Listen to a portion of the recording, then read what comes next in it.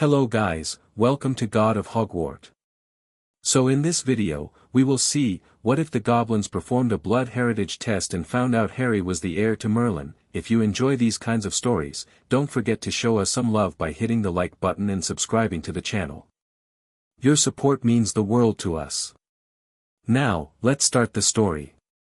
Chapter 1, The Blood Speaks. The goblin's blade was sharper than it looked. Harry watched his blood well up from the cut across his palm, darker than he expected, almost black in the torchlight of Greengrass. The wound stung, but pain had become something of a companion these past weeks. Physical pain was almost a relief compared to the hollow ache that had taken up residence in his chest since Sirius fell through the veil. 3 drops onto the parchment, the goblin said. Grip hook, Harry remembered. The same goblin who'd led him to his vault 5 years ago, back when he'd been a skinny 11-year-old who still flinched at raised voices. The inheritance will manifest within moments. Harry tilted his hand and let the blood fall. 1 drop. 2. 3. The parchment drank his blood like desert sand absorbing rain. For a moment, nothing happened. Then golden light began tracing lines across the surface, forming words in an elegant script that seemed to write itself from some invisible hand. Around the small inheritance chamber, the attending goblins shifted. Harry caught the movement in his peripheral vision, subtle repositioning, hands drifting toward weapons concealed beneath formal robes. The Weasleys sat to his left, Hermione between Ron and Ginny, all of them watching the parchment with varying degrees of curiosity. Remus Lupin stood near the door, looking older than his years, the full moon's approach already pulling at something behind his eyes. None of them noticed the goblin's tension. But Harry noticed. He'd learned to notice things like that, learned the hard way that survival often depended on reading a room before the room read you. The writing on the parchment was still appearing. That seemed wrong. When Neville had done his inheritance test the previous year, he told Harry it had taken perhaps 10 seconds. They were approaching 30 now, and the golden script showed no signs of stopping. Griphook made a sound. It might have been a gasp, but goblins didn't gasp. They snarled and sneered and occasionally chuckled with dark amusement, but gasping implied surprise, and goblins prided themselves on being surprised by nothing. What? Harry asked. What does it say? Instead of answering, Griphook reached out and snatched the parchment from the table. His dark eyes scanned the contents once, twice, 3 times. Then he looked at Harry with an expression that Harry had never seen on a goblin's face before. It took him a moment to identify it. Fear. Clear the room, Griphook said. His voice had changed, the usual sneering condescension replaced by something clipped and official. Now. Excuse me. Mrs. Weasley rose from her chair, her face flushing. We are here for the reading of Sirius Black's will. Harry is a minor under my care, and I won't have, Molly. Arthur Weasley put a hand on his wife's arm. He was watching the other goblins, and unlike his wife, he'd noticed their hands on their weapons. Perhaps we should, this is inheritance business, Griphook interrupted. Private inheritance business. Clan business. The wizard child will be returned to you when the matter is concluded. I'm not a child, Harry said quietly. The words fell into the room like stones into still water. Griphook turned to look at him, and something in the goblin's expression shifted. Reassessment. Calculation. No, Griphook said slowly. No, I don't suppose you are. Not anymore. The other goblins were already moving, herding the Weasleys and Hermione toward the door with efficient, non-threatening gestures that nonetheless made clear this wasn't a request. Remus caught Harry's eye, a silent question, and Harry gave a small shake of his head. Whatever this was, he'd handle it. He'd been handling things alone for most of his life. The door closed with a heavy thud. The torches seemed to dim. Follow me, Griphook said. The director will want to see this himself. Harry had never heard anyone mention a director. In all his visits to Gringotts, he dealt with tellers and account managers and the occasional inheritance clerk. The idea that there was someone above them all, some goblin authority that even Griphook seemed nervous to face, "What's on that parchment?" Harry asked. Griphook's laugh was sharp and humorless. "Everything, Mr. Potter. Everything and more." They walked. The public areas of Gringotts were impressive enough, all marble and gold and sneering authority designed to remind wizards that their money existed at goblin sufferance. But Griphook led Harry deeper, through doors that required blood to open and corridors that twisted in ways that made Harry's eyes water. The walls changed from marble to raw stone, then to something darker that seemed to drink the light from their torches. "Where are we?" Harry asked. "Old Gringotts," Griphook said. "The original fortress. Before we made peace with your kind. Before we let you believe we were bankers." There was weight in those words, implications Harry didn't have time to unpack. They'd arrived at a door, massive, iron-bound, carved with symbols that predated any language Harry had ever seen. Griphook knocked 3 times. The door swung open on silent hinges. The chamber beyond was circular, perhaps 50 feet across, with a ceiling lost in shadow. A single desk sat at its center, behind which was the oldest goblin Harry had ever seen. His skin had gone gray with age, thin enough to show the bones beneath. But his eyes were sharp and black and terribly alert, and when they fixed on Harry, he felt like something vast had just noticed his existence. "Director Ragnarok," Griphook said, dropping to one knee. "I bring the Potter heir." The inheritance test revealed, I know what it revealed. The director's voice was like gravel being crushed. I felt the resonance the moment his blood touched the parchment. "Leave us, Griphook. And speak of this to no one." Griphook retreated without protest. The door closed behind him, and Harry was alone with the most powerful goblin in Britain. For a long moment, neither spoke. Then Ragnarok rose from his desk and walked around it, approaching Harry with slow, deliberate steps. He was shorter than Harry by nearly a foot, but somehow that didn't make him less intimidating. If anything, it made him more so, like watching a coiled snake approach, knowing the size of its fangs. "Do you know who Merlin Emrys was?" Ragnarok asked. The name tickled something in Harry's memory. History of magic, perhaps, during one of Binza's endless droning lectures. "Merlin," he said after a moment. "That's Merlin's real name, isn't it? The Welsh version?" "Very good. Most wizards don't even know that much." Ragnarok circled Harry slowly, examining him from every angle. "Merlin Emrys. The architect. The binder. The first wizard to impose order on chaos and live. Your ancestor, Mr. Potter." Harry's brain stuttered. "That's not possible. I'm a half-blood. My mother was Muggle-born. Your mother was nothing of the sort." Ragnarok stopped in front of him, looking up with those ancient eyes. "Lily Evans was born to squibs who had forgotten their heritage. The magical blood of her line had thinned over generations until it finally manifested in her. But the blood remembers what the mind forgets. And your blood, Mr. Potter, remembers a great deal." He held out the inheritance parchment. Harry took it with numb fingers.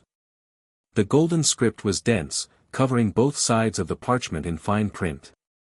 But 4 lines stood out, larger than the rest, underlined in what looked like dried blood: "Heir to the most ancient house of Potter, heir to the most ancient and noble house of Black, by blood adoption, heir to the most ancient and hallowed house of Peveril, by direct descent, heir to the primordial house of Emrys, by direct descent, blood dormant 847 years." Harry read the lines 3 times. They didn't change. "This is a mistake," he said. "There has to be some kind of error. I'm just Harry. You have never been just anything." Ragnarok returned to his desk and settled into his chair with a sigh that seemed to carry the weight of centuries. "The question, Mr. Potter, is whether you will rise to meet what you are, or whether you will cower from it like so many before you. Before me? Harry looked up from the parchment. There were others. Other heirs.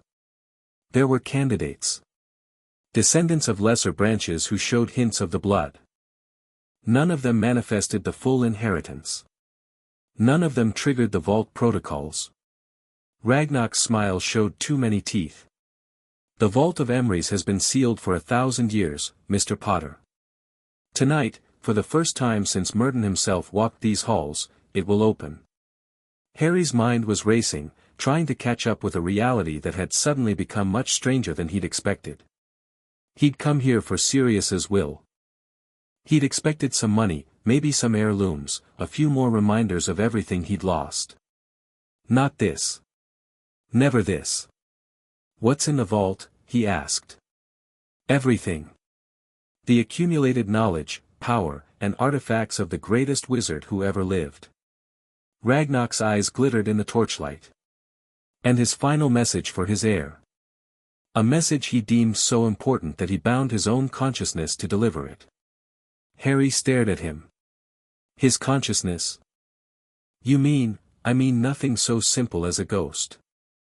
Merlin Emrys was not a man who did things simply. Ragnar rose again, gesturing toward a door that Harry would have sworn hadn't been there a moment ago. Come, Mr. Potter. Your inheritance awaits. And I suspect, he paused, something flickering across his ancient face. I suspect the world has grown rather more dangerous since you walked through our doors today. The path to the vault took them deeper still. Harry lost track of the turns after the first dozen. The air grew colder, then warmer, then heavy with a pressure that had nothing to do with physical depth. They passed through chambers where treasure glittered in the darkness, mountains of gold, weapons that hummed with contained power, artifacts that seemed to whisper as they passed. Greengrass is more than a bank, Ragnar said as they walked. Long before we managed wizard gold, we were guardians. Keepers of things too dangerous to exist in the wider world. Things that, if lost, would mean the end of everything you understand as reality. And you just, keep them here. Under London. Where else would we keep them? In your ministry's hands. Ragnar's laugh was not kind. Your people barely understand the magic you use. You've forgotten more than you've learned. The goblins remember. They stopped before a door unlike any Harry had seen. It was made of something that wasn't quite metal, wasn't quite stone. Silver gray and iridescent, it caught the torchlight and threw back colors that shouldn't have existed. There was no handle, no keyhole, no visible mechanism for opening it. Just a single symbol carved into its center, a sword wrapped in a serpent, crowned with lightning. The Emrys seal, Ragnar said. Only one of the blood can open this door. And only if the blood is recognized by what waits within. What happens if it doesn't recognize me? Then you die, and we dispose of your remains. Ragnar said it with the casualness of someone describing the weather. Place your hand on the seal, Mr. Potter. And pray that your ancestor deems you worthy. Harry almost laughed. Not at the danger, he'd grown unfortunately accustomed to mortal peril.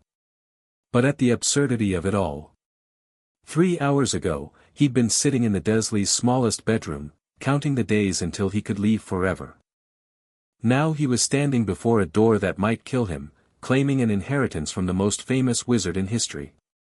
He thought of Sirius. Of the way his godfather had fought, right up until the end. Of the laugh that had echoed through the Department of Mysteries as Bellatrix's curse struck home. Sirius hadn't been afraid to die. He'd been afraid of living small. Harry put his hand on the seal. Cold. That was the first sensation, cold so intense it burned, shooting up his arm and into his chest like liquid ice. Then heat, just as sudden, as if his blood had caught fire in his veins. His scar blazed white-hot, and for an instant he was somewhere else entirely, standing on a cliff above a churning sea while lightning split the sky and a voice like thunder spoke words he almost understood. The door opened. Harry staggered forward, catching himself against the frame. His hand was unmarked, though it should have been burned or frozen or both. The seal on the door was glowing now, pulsing with a soft white light that seemed almost welcoming. "The blood recognizes blood," Ragnar said. There was something in his voice that might have been awe. "Enter, heir of Emrys. Enter and claim what is yours." Harry stepped through the door. The vault was not a vault. He'd expected a chamber, perhaps larger than usual, filled with treasure and artifacts. What he found was a world. The door closed behind him, and Harry found himself standing on a stone platform in the center of an endless space. Above him, stars wheeled slowly through a sky that had no sun. Below him, he looked down and immediately wished he hadn't. An abyss of swirling silver light stretched into infinity. The platform was perhaps 20 feet across, carved with symbols that matched those on the door, and at its center stood a single pedestal bearing a crystal orb that pulsed with inner light. "Hello." Harry's voice echoed strangely, as if the sound was being pulled in multiple directions at once. "Is anyone? You're shorter than I expected." Harry spun, his wand appearing in his hand before conscious thought could catch up. A man stood at the edge of the platform, hovered just past the edge, his feet inches above the void. He was older than Dumbledore, with a long beard that had gone past white into something like crystallized moonlight. But his eyes were young, sharp, filled with an intelligence that made Harry feel like an interesting specimen under glass. "Merlin Emrys," Harry said. It wasn't a question. "What's left of him?" The figure drifted closer, circling Harry with the same assessing look Ragnar had given him.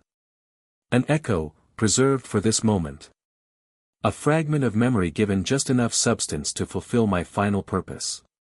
Which is to prepare you. The echo stopped in front of Harry, and despite knowing it wasn't real, Harry had to suppress the urge to step back. "You are the first of my line to fully manifest the blood in nearly 900 years. Do you have any idea what that means?" "That I've been very lucky," Harry offered. The echo's laugh was sharp and surprised. "Lucky? Yes, I suppose you would see it that way. The boy who lived, saved by his mother's love, surviving through chance and sacrifice and the occasional bit of brilliance."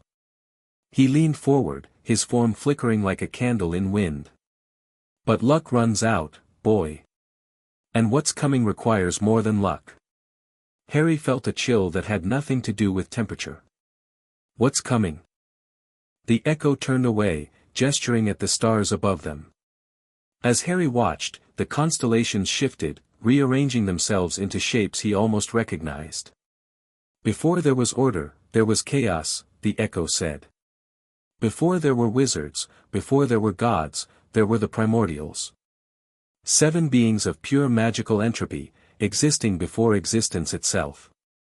They ruled for eons, and their rule was," he paused, searching for words. "Imagine a world where nothing is fixed. Where time runs backward and forward simultaneously. Where physical laws change with every breath. Where consciousness itself is just another form of matter to be consumed and reshaped." Harry's stomach turned. "That sounds like hell." "Hell is orderly compared to what they created." The echo's voice had gone cold. "When structured magic first emerged, when beings capable of imposing their will on reality appeared, the primordials saw it as a threat. And they were right. My gift, the gift that runs in your blood, is the ability to command magic itself. Not just to use it, but to tell it what to do.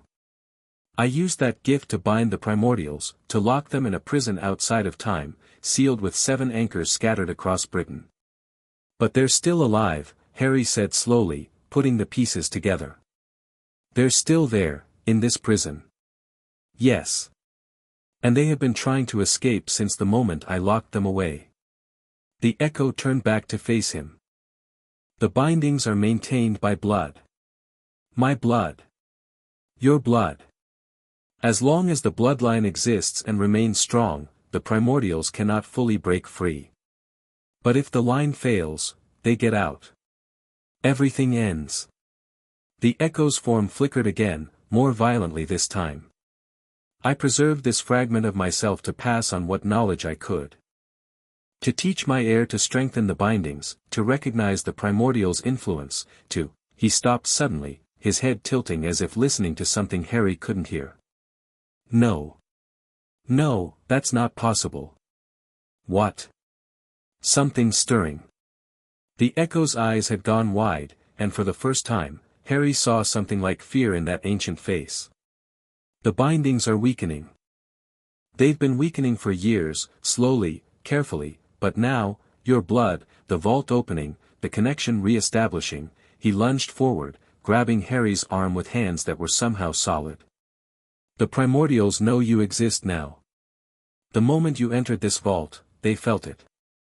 They know there's an heir, and they will do everything in their power to corrupt you or destroy you before you can restore the bindings fully. Harry's scar burned. Not the familiar pain of Voldemort's presence, but something deeper, older, a cold fire that spread through his skull and made his vision swim. "Hello, little heir." The voice came from everywhere and nowhere, a whisper that bypassed his ears entirely and spoke directly into his mind. It was ancient beyond measure, patient beyond comprehension, and utterly, terrifyingly amused. "We've been waiting for you. Don't listen." The Echo was shaking him, his form flickering rapidly now. "They will try to seduce you, to convince you that their freedom would be better for everyone. They lie. They always lie. You must." The crystal orb on the pedestal flared with sudden light. Images flooded Harry's mind, centuries of accumulated knowledge compressed into moments, techniques and spells and secrets that he couldn't possibly understand but somehow knew he would remember. It was too much, far too much. His head was splitting, his scar was screaming, and through it all that voice kept whispering, whispering, whispering, "Your ancestor chose poorly, little heir. He chose to cage us rather than join us. But you could be different. You could be so much more than a jailer. Get out of my head." Harry didn't know where the words came from, or the power behind them. One moment he was drowning in alien whispers and centuries of compressed memory, the next, something inside him surged upward like a wave crashing against a dam. The voice cut off mid-whisper. The torrent of images slowed to a manageable stream. And the Echo was staring at him with an expression of naked shock. "The authority," he breathed. "You channeled the authority instinctively. That should be impossible without training. That should be," he laughed, a sound of pure, disbelieving wonder. "Oh, you magnificent boy. You might actually be able to do this." Harry's legs gave out. He sat down hard on the stone platform, his head pounding, his body shaking with exhaustion that went far beyond physical. But his mind was clear. Clearer than it had ever been. "The voice," he said. "That was one of them. One of the primordials. The Weaver. The most cunning of the court, the most patient." The Echo knelt beside him, his form more solid now, as if Harry's display of power had given him something to draw from. "She has spent 1,000 years cultivating followers in the mortal world, whispering through dreams, corrupting those who would listen. If any of the 7 could have reached you this quickly, it would be her. What does she want? What they all want. Freedom. The return of chaos. The end of everything you know as reality." The Echo's eyes met Harry's, ancient wisdom looking into young determination. "And she believes, they all believe, that you are their best chance in a millennium. Because I can strengthen the bindings. Because you can do more than that." The Echo rose, gesturing at the void around them. "The authority isn't just power, boy. It's the ability to impose your will on the fundamental structure of magic itself. In my day, I used it to create the bindings. But it could also be used to undo them," Harry finished. "I could free the primordials if I chose to." "Yes." The word hung in the air between them. "That is why they will try everything to sway you. Not just violence, though there will be violence. They will offer you power, knowledge, anything you desire. They will find your weaknesses and exploit them. They will turn your allies against you and offer comfort when you are alone. The echo's voice softened. They are not evil, Harry. Not in the way you understand evil. They are simply other. And they will do whatever is necessary to return to what they consider the natural state of existence. Harry thought about Voldemort. About the Ministry's betrayals. About Dumbledore's manipulations and the Dursleys' cruelty and 1,000 small injustices that had shaped his life. He thought about how easy it would be, with the power he'd just felt, to burn it all down and start over. Then he thought about Ron's loyalty and Hermione's brilliance. About Sirius's love and the Weasleys' kindness. About every decent person he'd ever met, living their lives in blissful ignorance of the ancient horrors lurking at the edges of reality. How do I stop them? He asked. The echo smiled. It was a fierce thing, proud and predatory. Now you're asking the right questions. Stand up, heir of Emrys. Your education begins now. The hours that followed blurred together. The echo's teaching was unlike anything Harry had experienced at Hogwarts. There were no textbooks, no theory lessons, no essays. Instead, there was experience, direct transmission of knowledge from mind to mind, centuries of accumulated wisdom compressed into brutal, overwhelming chunks that his brain struggled to process. He learned the history of the primordials, not the sanitized version passed down through wizarding legend, but the truth. The War of Binding had lasted nearly a century, and Merlin hadn't won it alone. He'd led armies, forged alliances with every magical race, sacrificed friends and lovers and parts of his own soul. He learned about the 7 anchors scattered across Britain, physical locations where the binding was strongest, each one a prison for one of the primordials. The echo showed him their locations in his mind's eye: a cairn in Scotland, a standing stone in Wales, a cave in Cornwall, a monastery in York, a grove in the New Forest, a battlefield in Kent, and the 7th, the strongest, buried somewhere beneath London itself. He learned about the authority, that force he'd channeled instinctively to silence the Weaver's voice. It was less a spell than a state of being, a way of relating to magic that allowed him to give commands rather than requests.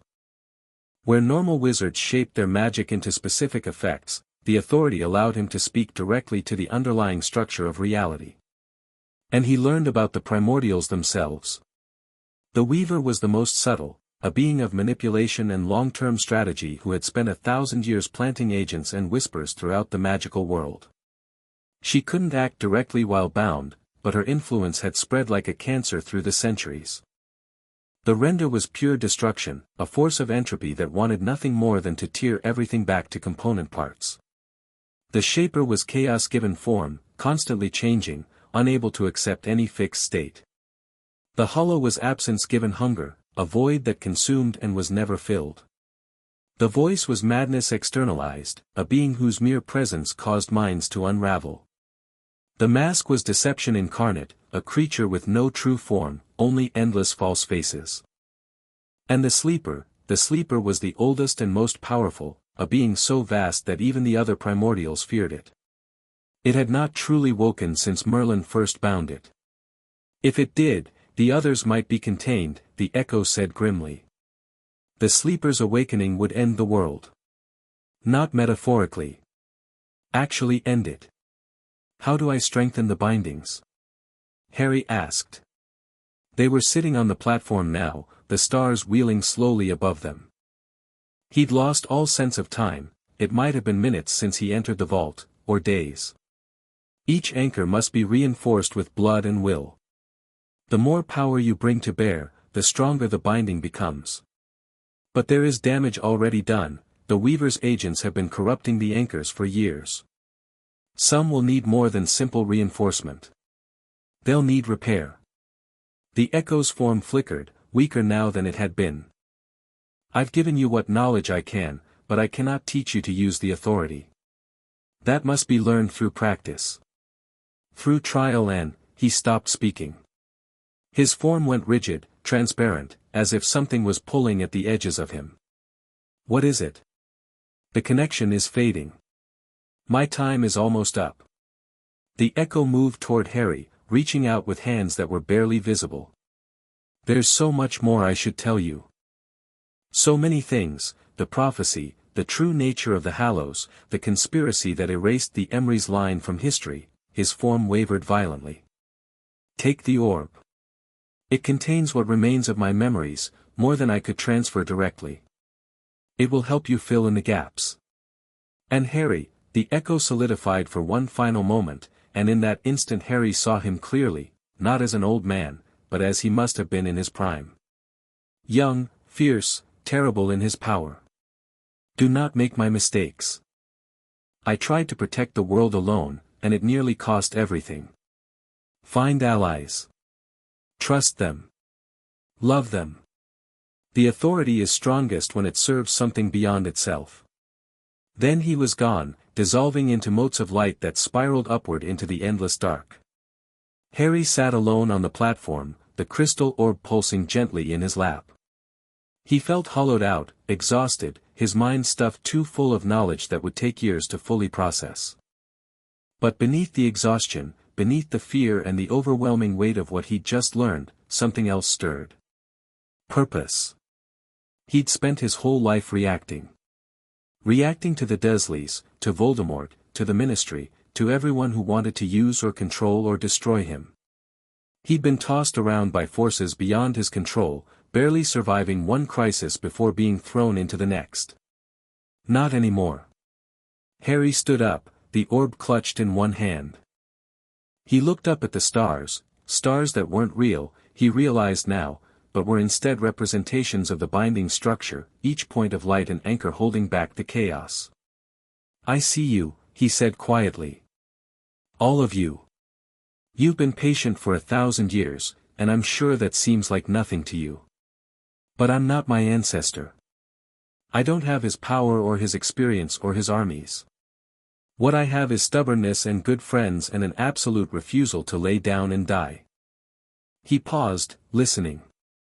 Somewhere, on the edge of perception, he thought he heard something that might have been laughter. "You want a war? Fine. But you're going to regret letting me know you exist." Harry turned away from the stars and walked toward where the door should be. It materialized before him, as if responding to his intent. When he emerged from the vault, Ragnarok was waiting for him. The old goblin took one look at Harry's face and nodded slowly. "How long?" Harry asked. 7 hours. It is nearly dawn. 7 hours. It had felt like days. Like years. The Weasleys. Waiting in our guest quarters. We told them the inheritance process was complex. They weren't happy, but they accepted it. Ragnarok studied Harry with those sharp dark eyes. "You spoke with the Echo." "Yes." "Then you know what you are. The heir of Emrys. The inheritor of the authority. The only thing standing between the world and 7 ancient horrors who want to unmake reality." Harry met Ragnarok's eyes steadily. "Yeah. I know." Ragnarok smiled, a real smile, with actual warmth in it. "Good. Then perhaps we can speak as equals." He gestured toward a side passage. "The Emrys treaties are older than Gringotts itself. They predate the Goblin rebellions, the Statute of Secrecy, every wizarding law ever written. By their terms, the Goblin nation owes service to the heir of Emrys in times of crisis." Harry's eyebrows rose. "Service? Military support. Access to Goblin-made weapons and armor. Use of our warrens and tunnels, which extend throughout Britain. Intelligence gathered over centuries of watching the wizarding world." Ragnarok's smile sharpened. "Did you think we spent the last 1,000 years counting gold, Mr. Potter? We've been waiting. Preparing. The goblins remember what the primordials were, and we have no intention of returning to that chaos." Something unclenched in Harry's chest. He'd walked into Gringotts alone and grieving, expecting nothing but an empty formality and another reminder of everything he'd lost. Instead, he'd found purpose. Knowledge. And apparently, an army. I need to think, he said. To process all of this. But director, he hesitated. Thank you. For telling me the truth. Ragnarok inclined his head. Truth is all we have to offer, heir of Emrys. Unlike your ministry, unlike your Dumbledore, goblins do not lie to our allies. His eyes glittered. We simply don't tell them everything at once. Despite everything, Harry laughed. Ragnarok led him through a different set of tunnels, these ones sloping upward toward the surface. Harry's mind churned with everything he'd learned, trying to prioritize, to plan. The bindings were weakening. The primordials were aware of him. The Weaver had already tried to contact him, which meant her agents would be coming. He needed to, Harry. Hermione's voice cut through his thoughts. They'd emerged into a comfortable sitting room where the Weasleys and Remus had been waiting, and Hermione was already on her feet, rushing toward him with worry written across her face. 7 hours, Harry. They wouldn't tell us anything, just that the inheritance was complicated, and, she stopped, looking at him more closely. You're different. Am I? You look. She trailed off, searching for words. Older. Steadier. What happened in there? Harry glanced at the others. Ron was standing behind Hermione, suspicion and concern warring on his face. Ginny looked curious. Mrs. Weasley was wringing her hands. Mr. Weasley was studying Harry with an unreadable expression. And Remus was sniffing the air subtly, his werewolf senses picking up on something that made his eyes widen. We need to talk, Harry said. All of us. But not here. Not, he looked at Ragnarok. Is there somewhere private? Truly private? The Emrys conference chamber is secure against all forms of magical surveillance. Ragnarok's voice was neutral, but Harry caught the gleam of approval in his eyes. I will have refreshments brought. The chamber was circular, lined with shelves bearing books in languages Harry didn't recognize. A round table stood at its center, large enough for all of them to sit comfortably. The moment the door closed behind them, Harry felt the weight of privacy settle over the room, a subtle pressure that told him whatever was said here would go no further. Before I start, Harry said, I need you all to know that what I'm about to tell you is dangerous. Knowing this will make you targets. If anyone wants to leave before I explain, I won't hold it against you. No one moved. Mrs. Weasley straightened in her chair. Harry Potter, we've followed you into a ministry trap and watched you face you-know-who himself. If you think we're going to abandon you now, this is bigger than Voldemort. The words fell into silence. Harry saw the shock on their faces, not at the information, but at the certainty in his voice. At the absolute lack of doubt. Tell us, Remus said quietly. Whatever it is, we can handle it. Harry told them. He told them about the inheritance test, about the 4 bloodlines. About Merlin, the real Merlin, not the legend, and the war he'd fought against beings of pure chaos. About the primordials and their prison. About the Weaver's voice in his head and the echo's warnings and the knowledge that had been poured into his mind like water into a cracked vessel. He told them everything. When he finished, the room was silent. Ron had gone pale. Hermione was staring at nothing, her mind clearly racing. Ginny's hands were clenched into fists. Mr. Weasley looked thoughtful. Mrs. Weasley was crying quietly. And Remus was nodding slowly. It makes sense, he said. The werewolf legends, the oldest ones, from before there were wizards, talk about an age of chaos. A time when everything was fluid, when predators and prey were the same thing, when the moon itself was still deciding what to be. He met Harry's eyes. We thought they were just stories. But stories have to come from somewhere. This is insane, Ron said.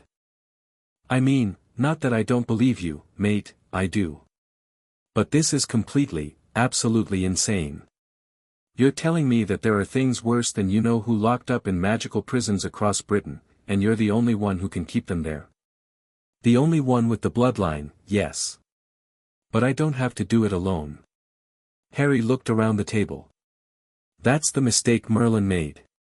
He tried to protect everyone by keeping them ignorant. It worked for a while, but secrets have a way of coming out. And when they do, people aren't prepared. So you're telling us? Hermione's voice was sharp, focused, she'd shifted into problem-solving mode. You're building a team. I'm asking for help. Harry's voice cracked slightly on the last word, and he cleared his throat. I'm not good at asking. But this is bigger than my pride. This is bigger than all of us. Oh, Harry. Mrs.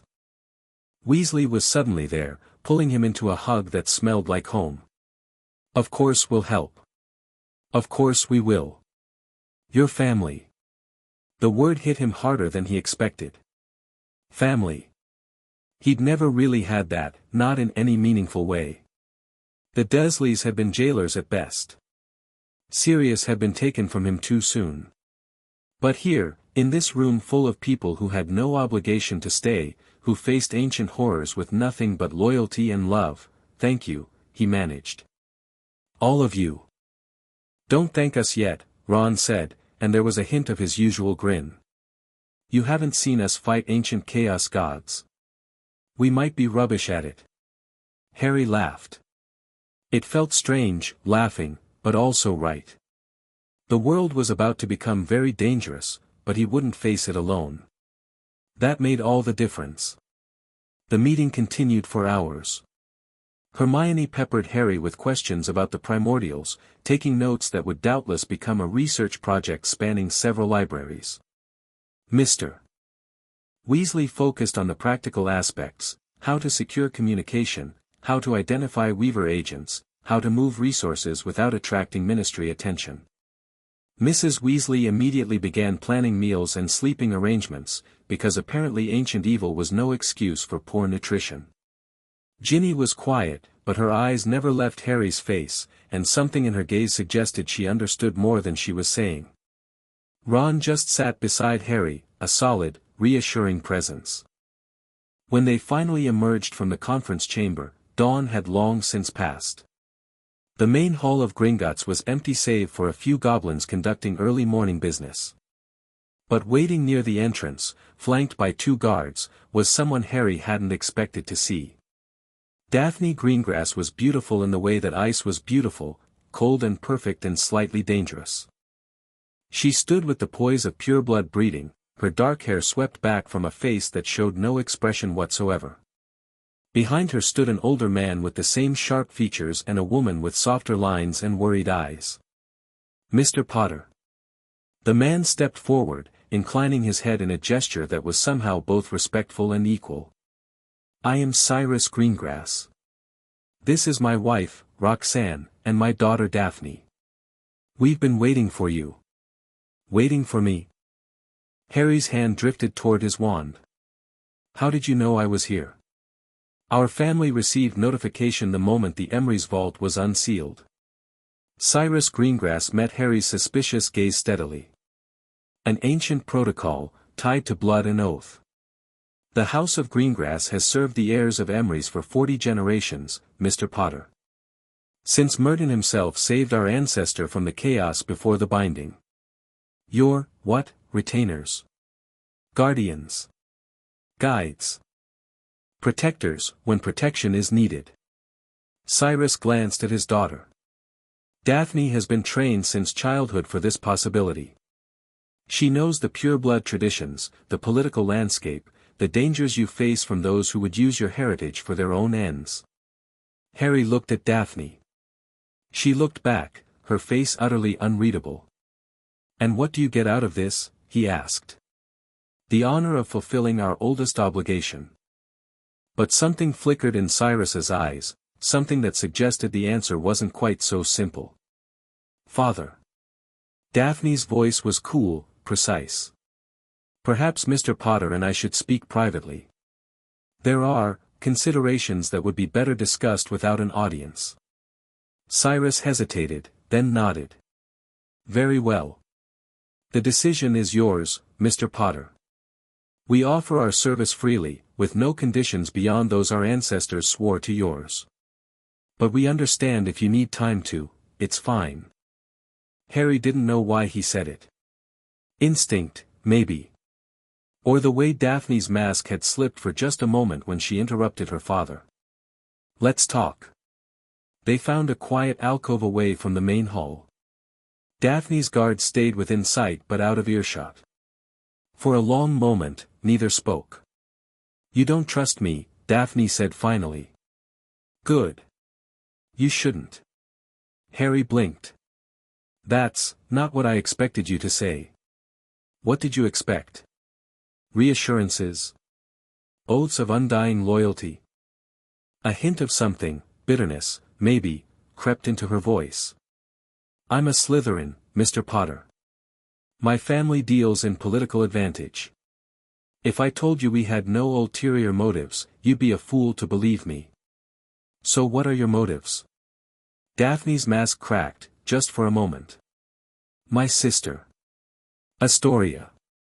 She's been sick since she was born. A blood curse, one the healers can't trace, can't cure, can barely even identify. Her jaw tightened. But my mother has seen the old texts. The descriptions match what the primordials did during the Chaos Age. And the Greengrass records, they mention that the Emery's bloodline could cure such curses. Could command the magic itself to release its grip. Understanding dawned. Your family's been waiting for an heir to appear. Because you need me to save your sister. Yes. Daphne met his eyes, and there was nothing cold about her now. Just a fierce, desperate love. I would have told you eventually. I don't believe in starting alliances with lies that will come out anyway. But yes. That's what my family wants. What I want. Harry studied her. The desperation beneath the poise. The loyalty to her sister that overrode her Slytherin caution. I can't promise anything, he said slowly. I don't even fully understand what the authority can do yet. But if there's a way to help your sister, I'll try. Something changed in Daphne's face.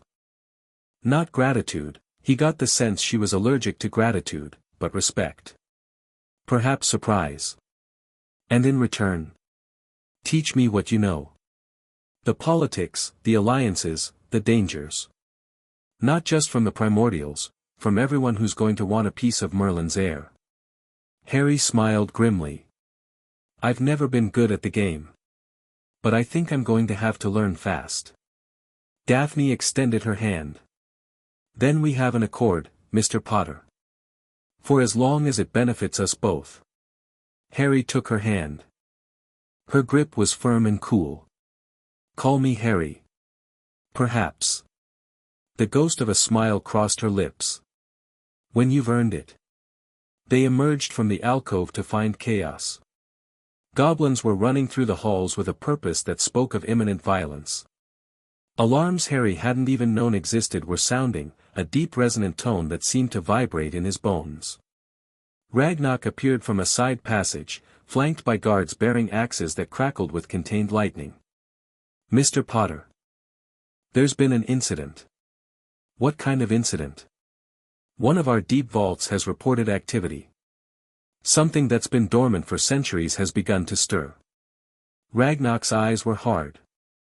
It started at the exact moment you opened the Emery's vault. At the exact moment your blood touched that seal. Harry felt cold. One of the primordials. No.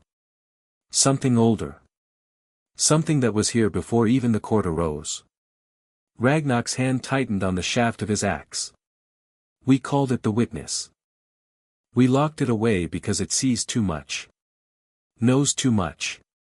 And now it is waking, and it is speaking. What is it saying? Ragnarok met Harry's eyes. Your name, Mr. Potter. Over and over again. It is speaking your name.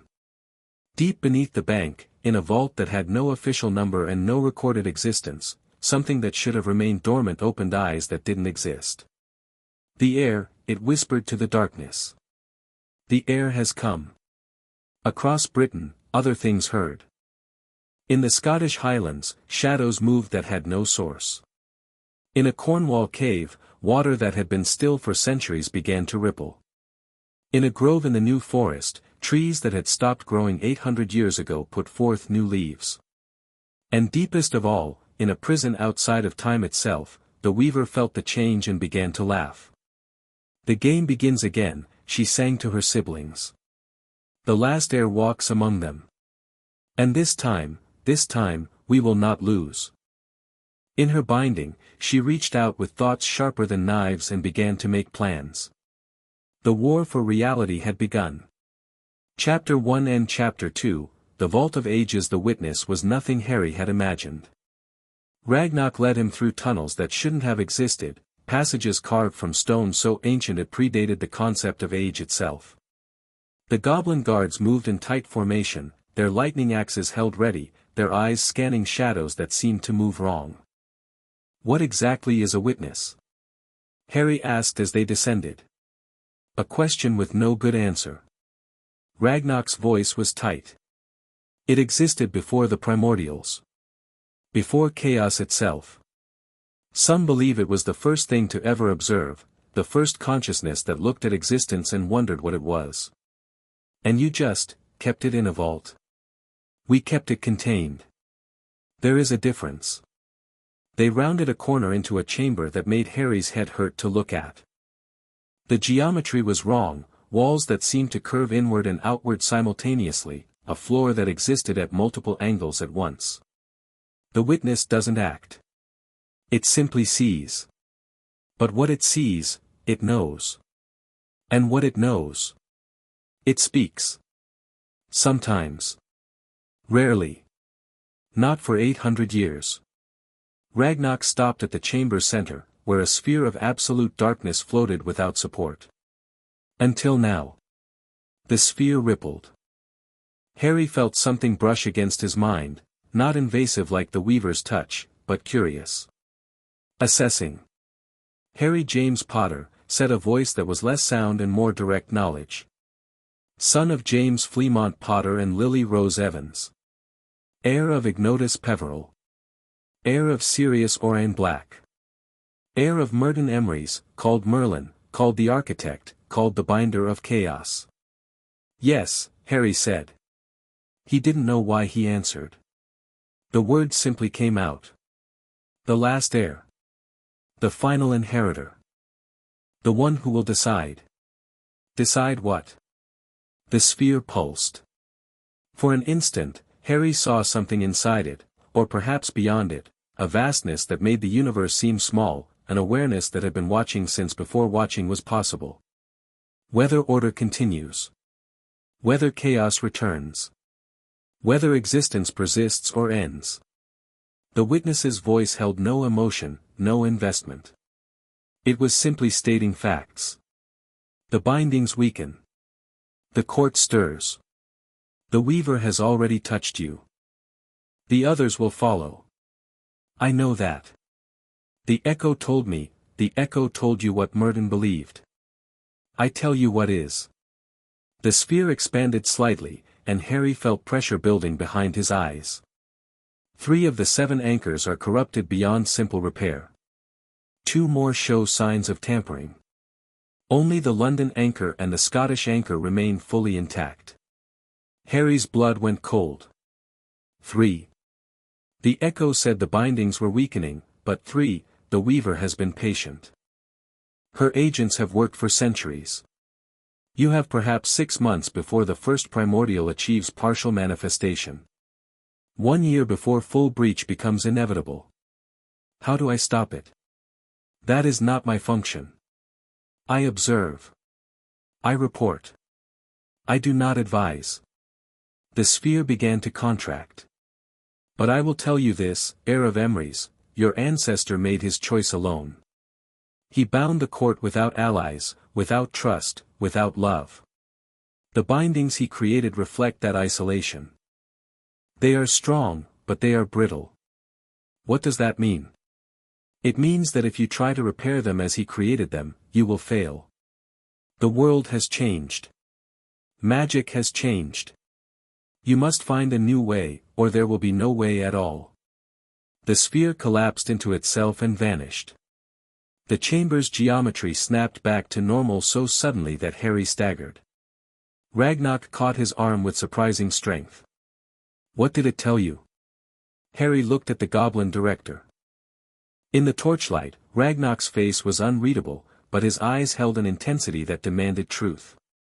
We have less time than I thought, Harry said. A lot less. They returned to the surface as dawn broke over London. The Weasleys had been moved to the Greengrass townhouse at Daphne's father's insistence. Gringotts was secure, but it wasn't comfortable for extended stays, and Cyrus Greengrass had pointed out that the heir of Emery shouldn't be sleeping on goblin cots. Harry had accepted mostly because he was too exhausted to argue. The townhouse was in a magical pocket of Kensington, hidden from Muggle eyes by wards that had been accumulating for centuries. It was elegant without being ostentatious, filled with dark wood and silver fixtures and portraits that watched visitors with polite suspicion. Harry found a bed and collapsed into it without bothering to undress. He dreamed of chaos. Not the metaphorical kind, actual chaos, raw and primordial, a state of existence where nothing held still long enough to be defined. He saw worlds form and dissolve in the same instant. He saw creatures that were simultaneously predator and prey, hunter and hunted, alive and dead and neither. He saw the primordial court in their glory, 7 beings of impossible vastness, reshaping reality with every thought. And he saw Merlin. Not the echo, not a memory, but the man himself, young and desperate and terrified, standing alone against 7 gods with nothing but stubborn will and a gift he barely understood. You can't win, the weaver whispered in the dream. Her voice was honey and poison and everything sweet that masked something rotten. Your ancestor barely won, and he had centuries to prepare. You have months. You are a child playing at power you cannot comprehend. Harry turned toward the voice. In the dream chaos, the weaver manifested as a woman woven from spider silk and starlight, beautiful and terrible and wrong in ways that made his soul itch. Or, she continued, you could listen. You could understand. The order your ancestor imposed is a prison for all magic, not just for us. Release us, and magic itself will thank you. Release us, and we will make you a god among mortals. No. So quick to refuse. So certain. Her laughter was wind chimes made of bone. But you haven't heard our full offer yet. Don't you want to know what we could give you? Your parents, restored. Your godfather, returned. Every loss healed, every wrong righted, I said no. Harry reached for the authority. It came sluggishly, he was dreaming, which made control difficult, but it came. He felt it surge through him, that strange commanding presence that made magic itself listen. Enough. The word wasn't spoken. It was imposed. The dream chaos rippled, and the weaver's form flickered. Impressive, she admitted. Raw, untrained, but impressive. You have more of your ancestors' gift than I expected. Her smile was a wound in reality. We will speak again, little heir. When you are more desperate. When you understand that you cannot win alone. She dissolved into the chaos, and Harry woke up. He was standing in the middle of his room, his wand in his hand, silver light pouring from his skin like he'd swallowed a star. The walls were cracked. The windows had shattered. And Daphne Greengrass was standing in the doorway, staring at him with something that might have been fear. What happened? Harry's voice was hoarse. He didn't remember getting out of bed, didn't remember drawing his wand. You happened. Daphne's composure reasserted itself, though her eyes remained wary. You were screaming in your sleep. Then the ward started fluctuating. Then, she gestured at the destruction around them. This. Harry looked down at his hands. The silver light was fading, but he could still feel the power thrumming beneath his skin, eager to be used, desperate to be directed. The weaver contacted me again. In my dream. I tried to use the authority to push her out, but you don't know how to control it yet. Daphne stepped into the room, glass crunching under her boots. Potter, you could have brought down the entire house. My sister's room is directly below yours. Guilt stabbed through him. I know you didn't mean to. That's the problem. Her voice was sharp, but not angry. Clinical. You've been given the magical equivalent of a dragon, and you're riding it with no reins and no training. Someone needs to teach you control before you accidentally kill everyone trying to protect them. The Echo gave me knowledge, but he said the authority has to be learned through practice, then we need to find someone to practice with. Daphne pulled her wand and began repairing the damage with quick, efficient movements. Someone who understands power at that level. Someone who can survive if you lose control again. You know someone like that? No. The windows reformed, glass flowing back into their frames like water. But I know someone who might. The goblins have been preparing for the heir's return for 1,000 years. Ragnarok must have some plan for training you. She finished the repairs and turned to face him. In the early morning light, she looked tired, dark circles under her eyes that suggested she hadn't slept either. Get dressed. We have work to do. Breakfast at the Greengrass townhouse was a formal affair. The family gathered in a dining room decorated with silver and green, served by house elves who moved with silent efficiency. Cyrus sat at the head of the table, Roxanne at the foot. Daphne had positioned herself beside Harry, which he suspected was strategic rather than friendly. The Weasleys clustered at the far end, looking uncomfortable among the elegant surroundings. And then there was Astoria. Harry had heard about Daphne's sister, but seeing her was different. She was 14, with the same dark hair as her sister, but where Daphne was sharp edges and cold composure, Astoria was softness slowly being eroded. She moved carefully, as if conserving energy. Her skin had a grayish cast that suggested chronic illness. And her magic, Harry could sense it now, with his newly awakened awareness, flickered like a candle in wind, struggling against something that was slowly smothering it. You're staring. Astoria's voice was light, amused. She caught Harry's eye and smiled. Sorry, Harry said. I was just trying to see the curse. Everyone does. She took a sip of tea, her movements precise despite their weakness. Don't worry, I won't break if you look at me too hard. Astoria, Daphne said warningly. Oh, relax, Daph. The heir of Emrys can handle a little dark humor. Astoria turned back to Harry. So you're the one who's supposed to save the world. You're shorter than I imagined. That seems to be a common observation, Harry said dryly. Well, it's accurate. She grinned, and for a moment Harry saw the healthy, vibrant girl she might have been without the curse.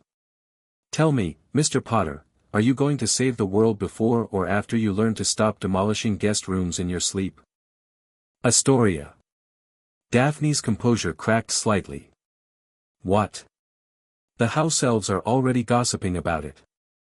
Young Master nearly brought down the 3rd floor with his wild magics. They're very dramatic. Astoria leaned toward Harry conspiratorially.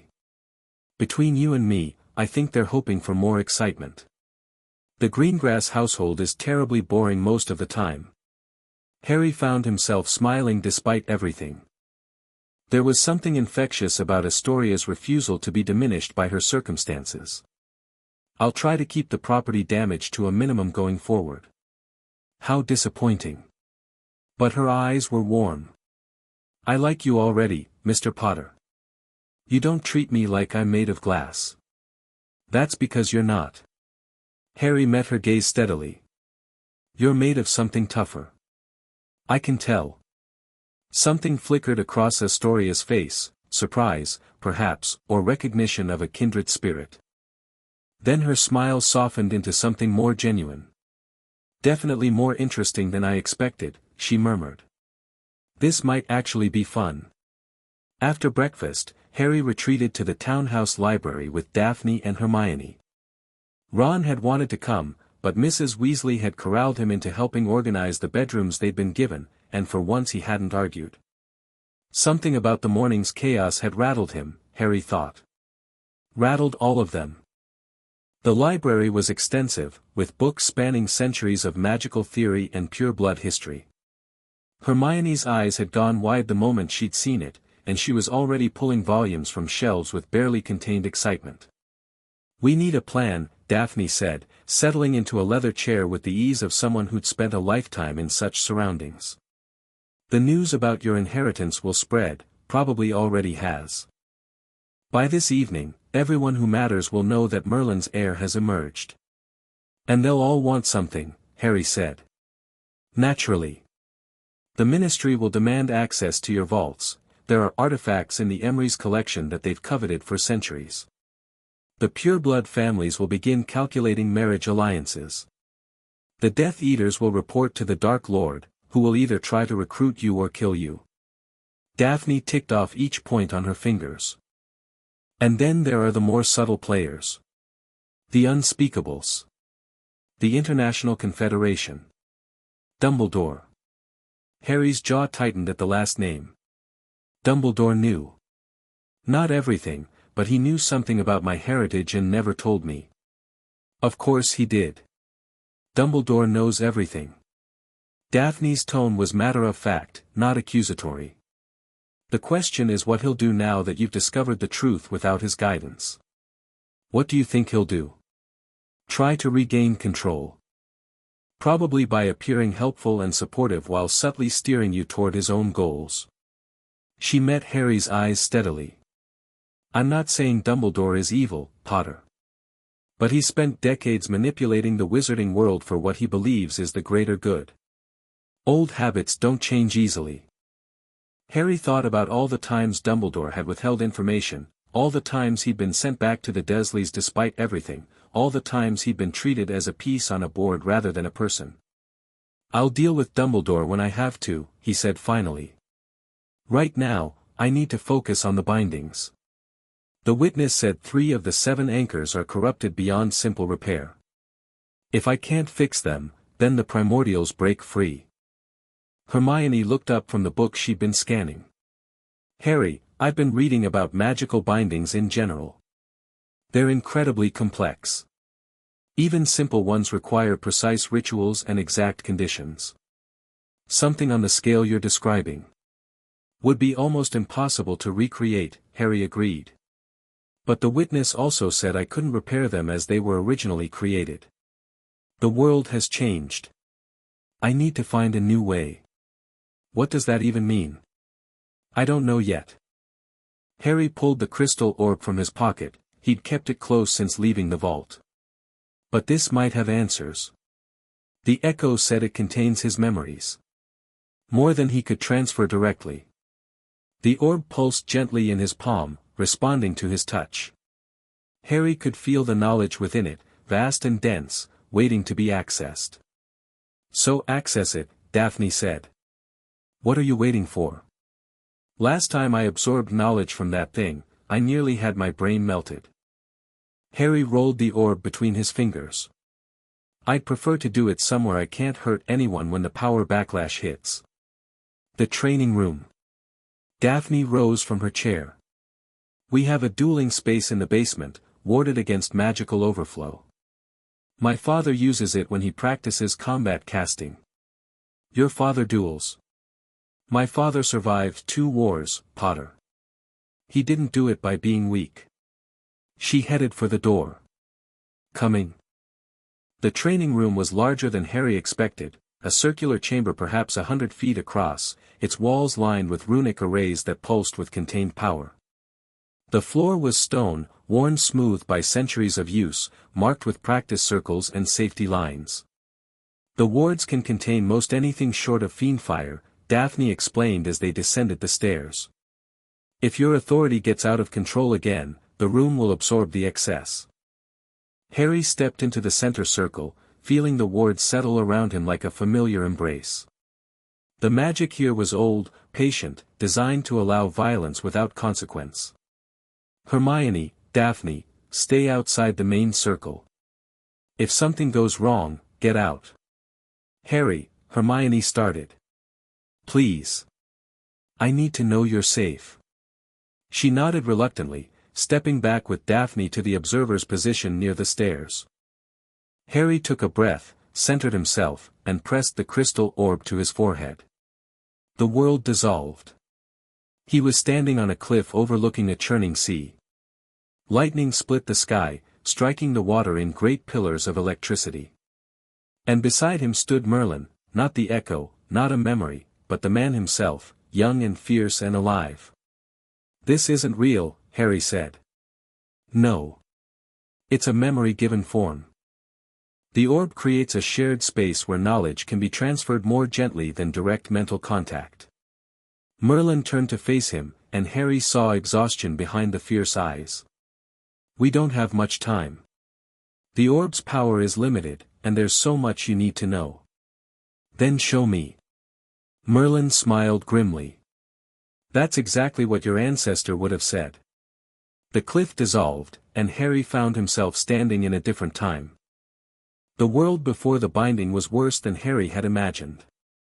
He saw villages where the laws of nature changed from moment to moment, where water flowed uphill and fire froze and people aged backward until they ceased to exist. He saw creatures that should have been impossible, hybrids of incompatible things, predators that consumed not just flesh but concept and memory. He saw the primordials themselves, 7 vast presences that reshaped reality by simply paying attention to it. They weren't malicious, Merlin said as they watched a town unmake itself. That's what people don't understand. They weren't trying to hurt anyone. They simply existed according to their nature, and their nature was chaos. Order was an aberration to them. Fixed laws were a cage. But order emerged anyway. Yes. Consciousness imposes order by its very existence. To observe something is to define it, to fix it in place. The primordials didn't understand why, but they felt their world changing. Solidifying. Becoming less than it was. The vision shifted. Harry saw the first gatherings of what would become wizard kind, not separate from muggles yet, just people who had more of the ordering force than others. People who could impose their will on chaos and make it stick. They tried to destroy us at first, Merlin continued. But we were too numerous, too spread out. And every time they killed us, the ordering effect spread further. They were fighting entropy, and entropy always wins in the end. So they changed tactics. The Weaver's idea. If they couldn't destroy the ordering consciousness, they would corrupt it. Turn it to their side. Make the order bringers serve chaos instead of opposing it. Harry saw what came next, the temptations, the offerings, the slow seduction of powerful minds. He saw wizards who accepted the primordials' gifts and became something other than human. He saw armies clash in battles where reality itself was a weapon. He saw the world bleeding. I found the authority by accident, Merlin admitted. I was dying, one of the render's servants had torn me open, and I was holding my guts in with one hand while trying to cast healing spells with the other. But the spells weren't working. The chaos was too strong. So I stopped trying to shape magic into specific effects. I just commanded it. Told it what I needed and let it figure out how. And it worked. It worked. Merlin's voice was haunted. Magic itself obeyed me. Not because I was powerful, there were many more powerful than me. But because I had the gift of command. The ability to speak to magic as if it were a servant rather than a tool. The vision changed again. Harry saw Merlin discovering the extent of his gift, saw him realize what it meant. Saw him begin to plan. The binding took me 70 years to design. I created the 7 anchors, each one a cage for one of the primordials. I built the ritual that would trap them, the wards that would hold them. And then I waited for the right moment. What was the right moment? When they trusted me. Merlin's smile was bitter. I spent decades pretending to be swayed. Letting them believe I would join them, open the doors of chaos, help them unmake the order that was imprisoning them. And when they finally gathered to receive my allegiance. Harry saw it, the betrayal, the trap springing shut, 7 beings of impossible power suddenly contained within structures they couldn't break. He felt their rage, their disbelief, their promise of vengeance. They swore they would escape, Merlin said. They swore they would corrupt my line, turn my descendants against me. They swore 1,000 years of patience would be nothing compared to eternity of chaos. And the Weaver's been working on that ever since. Yes. She can't act directly while bound, but she can whisper. Influence. Corrupt. She's had 1,000 years to plant agents, to weaken the anchors, to prepare for this moment. Merlin met Harry's eyes. She was always the most dangerous. The others are forces of nature, they destroy because destruction is what they are. But the Weaver thinks. Plans. Waits. How do I stop her? I don't know. The admission seemed to pain Merlin. My bindings were designed to last forever, but forever is a long time. The witness was right, the way I built them, they can't be simply repaired. The world has changed too much. Magic has changed too much. You need to find a new way to contain the court, or else. The memory began to fade. Harry felt himself being pulled back toward reality. Wait. He reached for Merlin's form, but his hand passed through. There's so much more I need to know. The orb will continue to provide knowledge, but slowly. Your mind can't handle more than this at once. Merlin's voice was fading. Remember what the witness said. I made my bindings alone, and they reflect that isolation. You have something I never had, friends, allies, people who will fight beside you. Use them. Trust them. Love them. But, and Harry. Merlin's face was barely visible now, just a ghost of a ghost. The Weaver will offer you everything you ever wanted. She will promise to bring back the dead, to heal the sick, to right every wrong. She will make you believe that releasing them is the right thing to do. I won't, of course you will consider it. You would be a fool not to. The question is whether you will have the wisdom to see through her lies. The last traces of Merlin dissolved. Goodbye, Heir. I hope you do better than I did. Harry opened his eyes. He was kneeling in the center of the training room, the orb clutched to his chest. Sweat soaked his clothes. His head pounded with a headache that felt like his skull was being squeezed in a vice. But he remembered. Not everything, the orb still held vast reservoirs of knowledge, but enough. The history, the context, the nature of what he faced. Harry. Hermione was at the edge of the circle, worry written across her face. You've been in there for 3 hours. We didn't want to interrupt, but, 3 hours. It had felt like days. Weeks, maybe. You were glowing. Daphne's voice was carefully neutral. Silver light, pulsing in waves. The wards were straining to contain it. Harry climbed to his feet, his legs unsteady. I know more now. About the primordials, about the binding, about what I have to do. He tucked the orb back into his pocket. But I also know we don't have much time. The Weaver's been working on this for centuries. She's already corrupted 3 of the 7 anchors. Then we need to move fast, Hermione said. Can you? A house elf appeared with a crack, interrupting her. It was trembling, its ears flattened against its head. Begging your pardon, young masters and mistresses, but Master Greengrass is requesting your presence immediately. There are peoples arriving. Ministry peoples. And they are not being polite. They found a delegation in the townhouse's receiving room. Cornelius Fudge was there, though he looked diminished somehow, his usual bluster replaced by nervous energy. Dolores Umbridge stood beside him, her toad-like face arranged in a smile that didn't reach her eyes. And behind them, a squad of aurors that Harry didn't recognize, hands resting on their wands.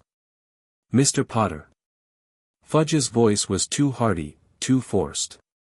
I hope you'll forgive the intrusion, but we received word of developments at Greengrass. Developments that concern the ministry greatly. Minister. Harry kept his voice flat. What brings you to the Greengrass residence? Hem. Umbridge stepped forward, her smile widening. The ministry has become aware of certain claims being made about your heritage, Mr. Potter. Claims that, if true, would have significant legal implications. Implications? The Emrys estate has been in ministry custodianship for nearly 600 years. Umbridge's eyes glittered.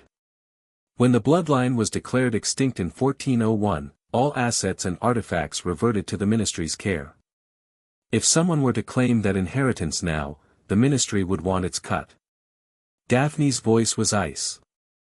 Or perhaps the ministry would prefer the inheritance remain extinct. Miss Greengrass. Fudge's bluster reasserted itself slightly. This is a legal matter between Mr. Potter and the ministry. Your family has no standing. The Greengrass family has served the Emrys line for 40 generations, Minister. Cyrus Greengrass appeared in the doorway, his wife behind him. We have standing that predates your ministry by several centuries. Fudge paled slightly. Now see here, no, Minister. You see here. Harry stepped forward, and the Auror's hands tightened on their wands. The inheritance was verified by Gringotts through blood confirmation. Whatever claims the ministry has made on the Emrys estate over the past 600 years, those claims are now void. The Wisingamot will have to, the Wisingamot can debate all it wants. It won't change the blood. Harry met Fudge's eyes, and something in his gaze made the minister take a step back. I am the heir of Emrys. My vaults, my artifacts, my legacy are mine by right.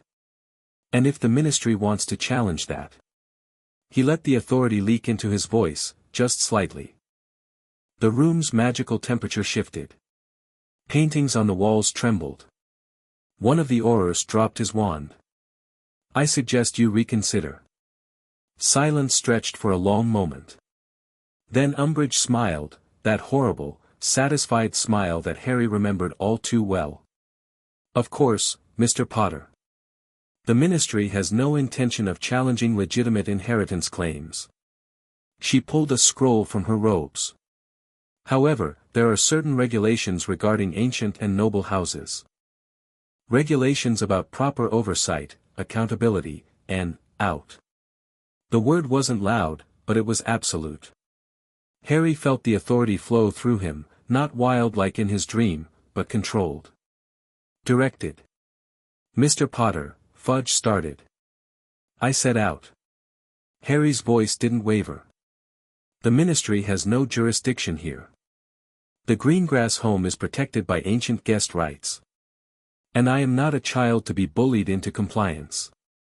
He took another step forward, and the Aurors actually retreated.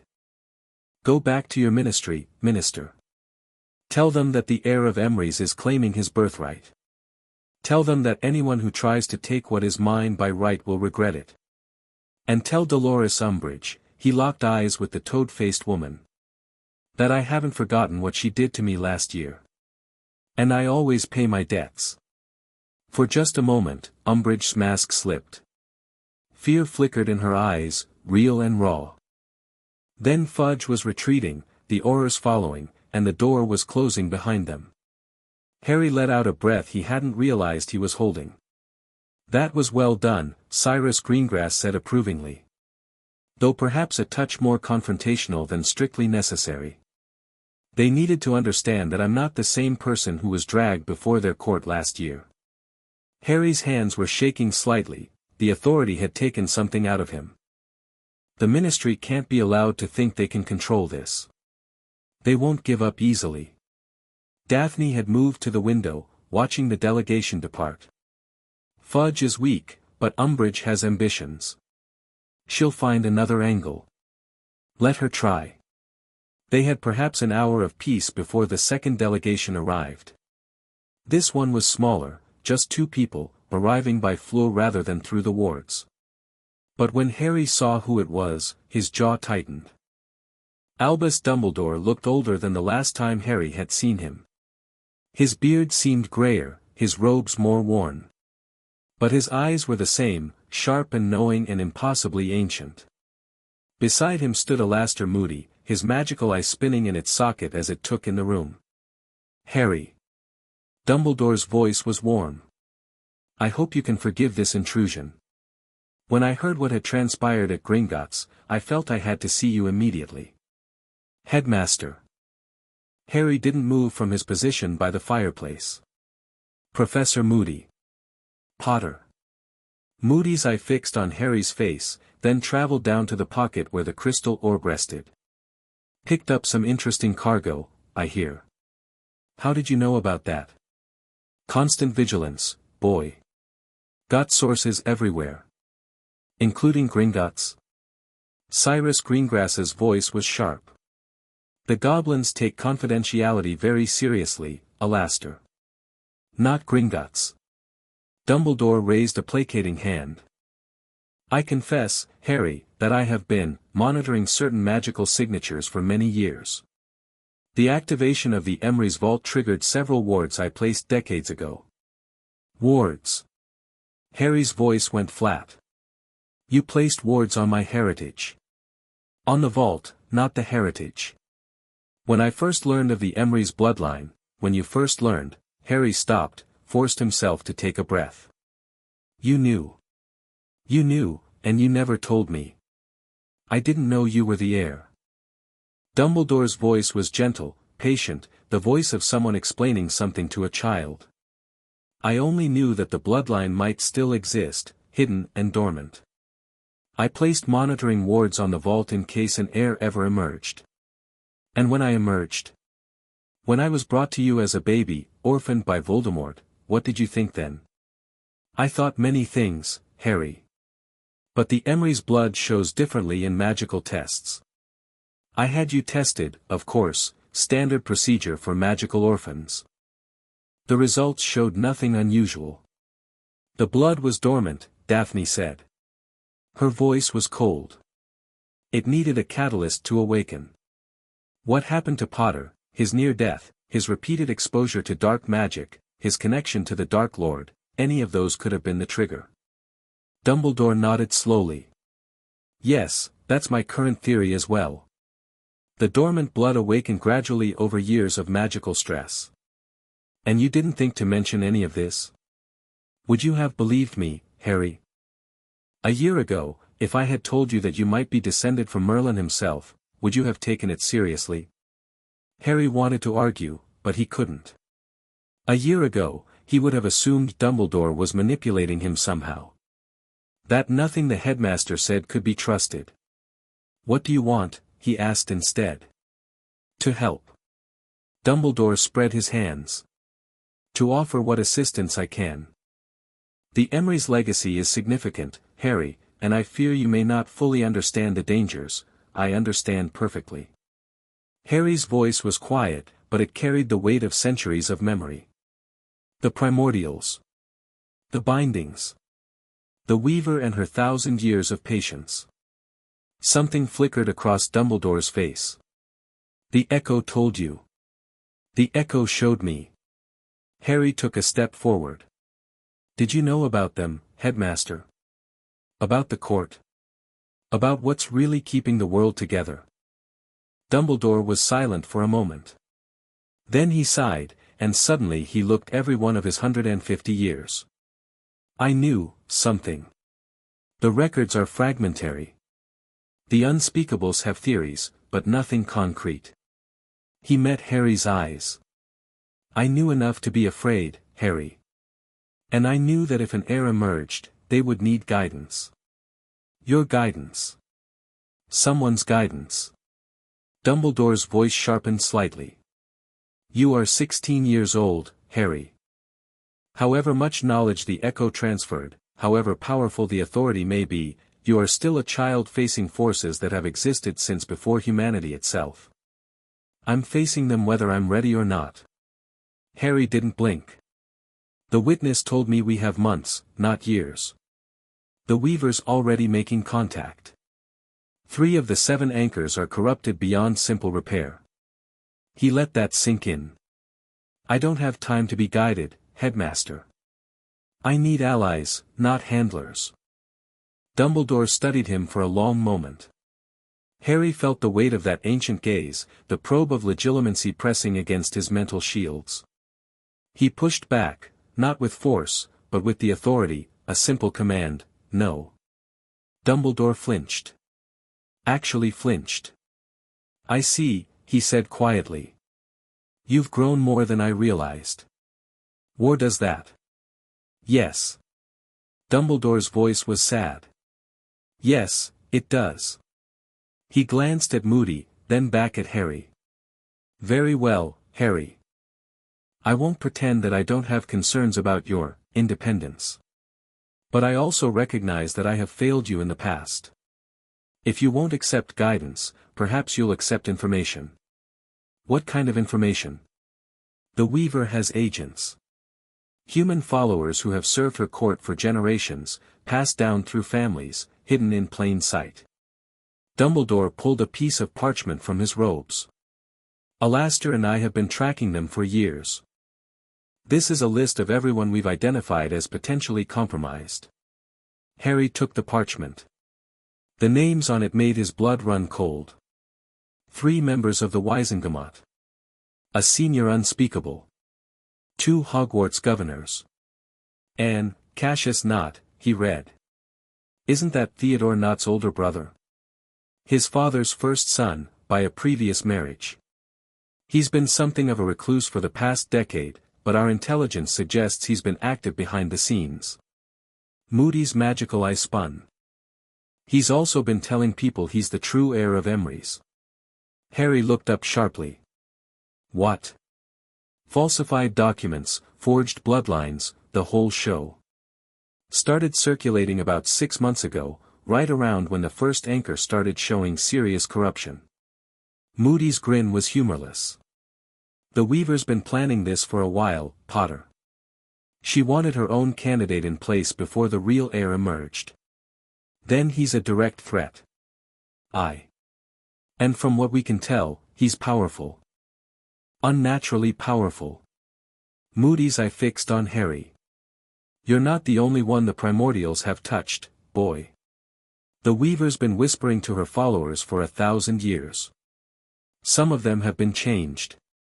Harry thought about the memory Merlin had shown him, wizards who had accepted the primordial's gifts and become something other than human. How changed? Don't know the full extent. But I'd be careful about assuming you're the biggest fish in this pond. They stayed for another hour, sharing what intelligence they had, discussing strategies and threats. It was the most honest conversation Harry had ever had with Dumbledore, perhaps because the headmaster finally understood that Harry wouldn't accept anything less. When they left, Harry sat down heavily in the nearest chair. That went better than I expected, Daphne observed. Dumbledore's adapting.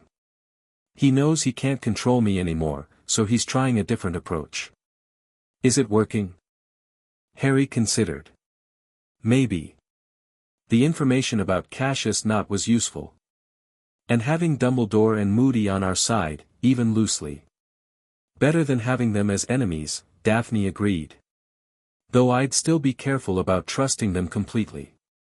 I trust no one completely. Harry looked at her. Present company possibly accepted.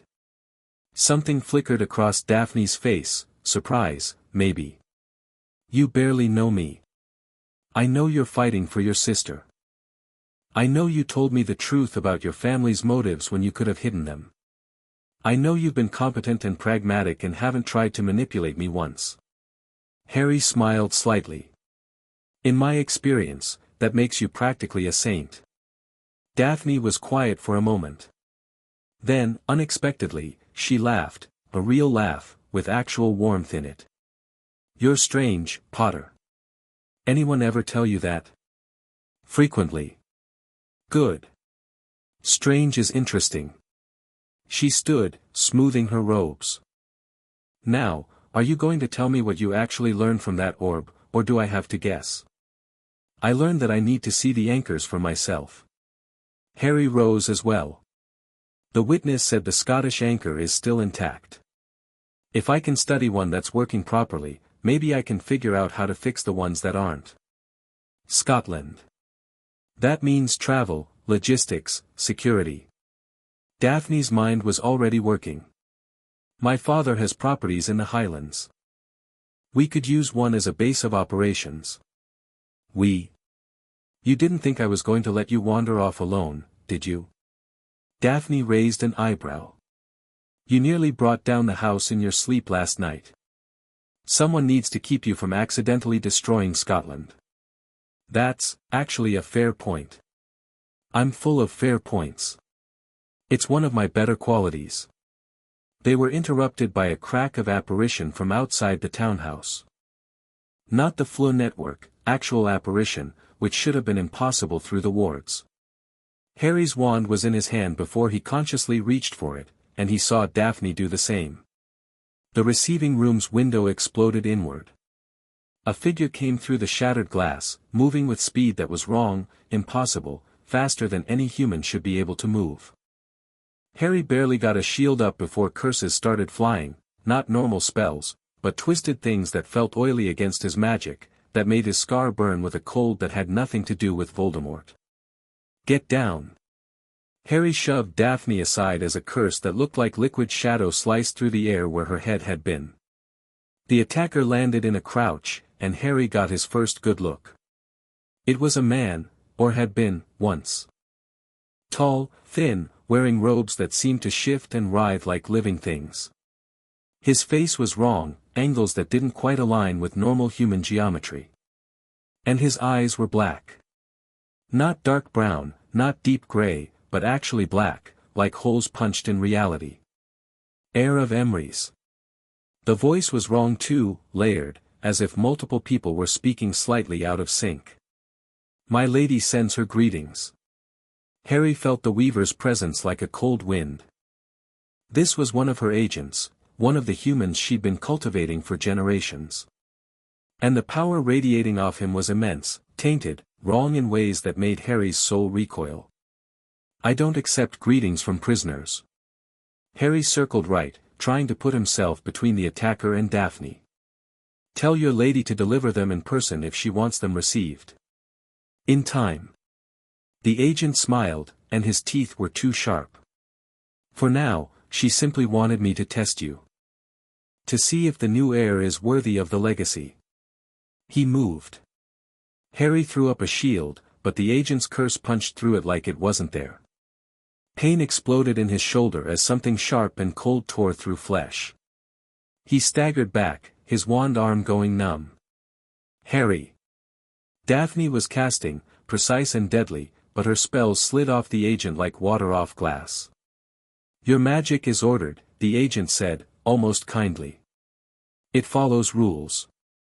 My lady's gifts are not bound by such limitations. He raised his hand, and darkness gathered in his palm. Harry felt the Weaver's whisper at the edge of his mind. See, little heir. This is what we offer. Power without constraint. Magic without chains. The darkness launched toward him. Harry reached for the authority. Not carefully, not with the control the echo had advised. There wasn't time. He simply reached into the core of himself and commanded. Stop. The darkness froze in midair. The agent's eyes widened. Interesting, he breathed. You actually can, disperse. The darkness shattered into 1,000 fragments that dissolved before they hit the ground. The agent staggered, and for just a moment, Harry saw something that might have been fear. Then the agent smiled. Yes. Yes, you'll do nicely.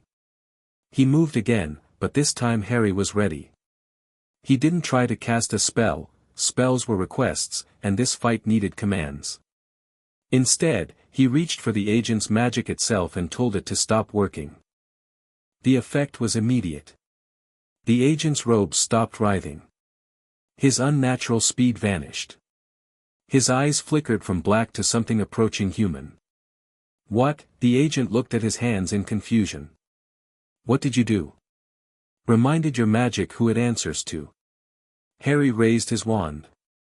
Stupefy. The spell hit dead center, but the agent didn't fall. He snarled, reaching for the chaotic power the Weaver had given him, and Harry clamped down harder. No. You don't get to use that. The authority wasn't about brute force. It was about command. And right now, Harry was commanding this man's magic to be normal, to follow the rules, to obey the ordered structure that Merlin had imposed 1,000 years ago. This is impossible, the agent gasped. No one can, I'm not no one. Harry stepped forward, his wand leveled at the agent's heart. I'm the heir of Emrys. And you're going to answer some questions. The agent's face twisted. My lady forbids it. Your lady isn't here. She's everywhere. The agent's smile returned, wrong and sharp. And she has a message for you, little heir. She says, look to your wards. Harry felt it then, a trembling in the townhouse's defensive magic. Not an attack from outside. A collapse from within. Daphne, get everyone out. Now. But, now. Daphne ran. Harry could hear her shouting, heard the pounding of feet as the household mobilized. But his attention was on the agent, who was laughing now, a sound like breaking glass. Did you think this was the attack, little heir? This was just the distraction. The wards shattered. The explosion threw Harry across the room. He hit the wall hard enough to crack the plaster, his vision going white with pain. Through the ringing in his ears, he heard screaming, heard curses flying, heard the distinctive crack of more apparition. More of them. More agents. Harry pushed himself to his feet. His shoulder was bleeding badly, his head was spinning, but the authority was still there, still burning in his core. The receiving room was chaos. At least 4 more agents had appeared, their black eyes gleaming as they moved through the townhouse with terrible purpose. He saw Cyrus Greengrass dueling 2 of them at once, his wand work precise and deadly. He saw Ron and Hermione back to back, shields overlapping as they defended against a third. He saw Astoria Greengrass in the grip of the 4th, her face pale with terror. Stop fighting, the original agent called out, or the girl dies. Everyone froze. The agent holding Astoria smiled. Better. Now, heir of Emrys, my lady makes you a new offer. Come with us willingly, and the girl lives. The household lives. Your friends live. And if I refuse? Then we take you anyway, and everyone here dies screaming. The agent's grip tightened on Astoria's throat. My lady has been patient for 1,000 years. She can afford to be generous. But her generosity has limits. Harry felt the Weaver's presence again, that cold whisper at the edge of thought. Accept, little heir. There's no shame in retreat. Come to me, and I will teach you things your ancestor never dreamed. He looked at Astoria's face. At Daphne, who had appeared in the doorway, her expression a mask of controlled terror. At Ron and Hermione, who were still ready to fight, still loyal, still his. You want me to come with you, he said slowly. Yes. Willingly.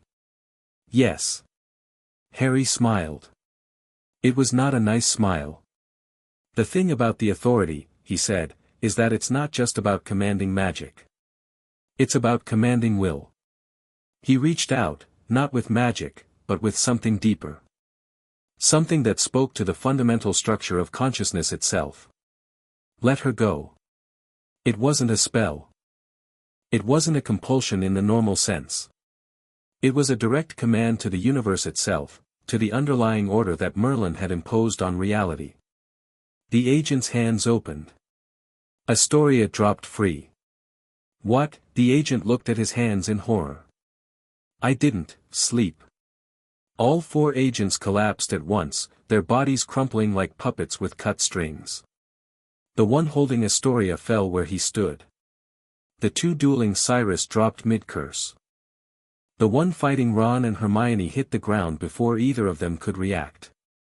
Silence fell over the ruined receiving room.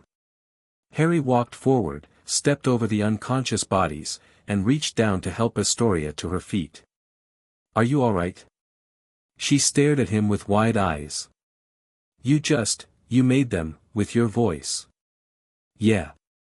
Harry steadied her as she swayed. "It's new for me too." Daphne was there suddenly, pulling her sister into a fierce embrace. "You impossible, reckless, brilliant." She looked at Harry over Astoria's shoulder, and there was something in her eyes he hadn't seen before. Gratitude. And maybe something else. "We need to go," Harry said. "The wards are down. More could be coming." "Go where?" Cyrus Greengrass had collected himself, though his hands were shaking. "They found us here. They can find us anywhere." "Not anywhere." Harry looked at the unconscious agents, already thinking ahead. "Gringotts. The goblin wards are older than the primordial's reach. And we need to interrogate these ones before the Weaver silences them. Can you get us there?" "All of us." Harry felt the authority thrumming in his veins. It was exhausting, using it this much. He could already feel the drain. But he could also feel its potential, vast and barely tapped. "Hold on to each other," he said. "And whatever happens, don't let go." He reached into the structure of space itself and commanded it to move. They vanished from the ruined townhouse in a flash of silver light. Behind them, the first of the unconscious agents began to laugh. Even in sleep, even in defeat, he was laughing.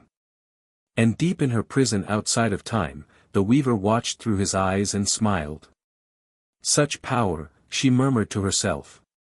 Such delicious potential. The test had been a failure, in the conventional sense. But the Weaver didn't measure success conventionally. She had seen what she needed to see. The boy was strong, stronger than she'd expected. The authority was manifesting faster than it had in his ancestor. But he was also emotional. Reactive. He'd saved the girl without thinking, used power he didn't fully understand because he couldn't stand to see the innocent suffer. That was a weakness. That was something she could use. "Prepare the next phase," she whispered to her remaining agents in the mortal world. "The heir has shown us his heart. Now we simply need to break it." In Gringotts, surrounded by goblin guards and ancient wards, Harry Potter collapsed from exhaustion, the crystal orb pulsing gently in his pocket. He dreamed of chaos and order, of choices yet to come, of a war that had only just begun. The Weaver watched his dreams and laughed. Chapter 2 and Chapter 3, The Old Alliances. The goblin healers worked in silence. Harry lay on a stone slab in the depths of Gringotts, his consciousness drifting somewhere between sleep and waking.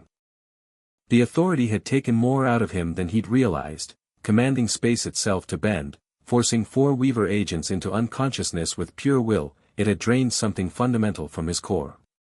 But even in his exhausted state, he could feel the others nearby. Daphne's cool presence, sharp with worry she wouldn't admit.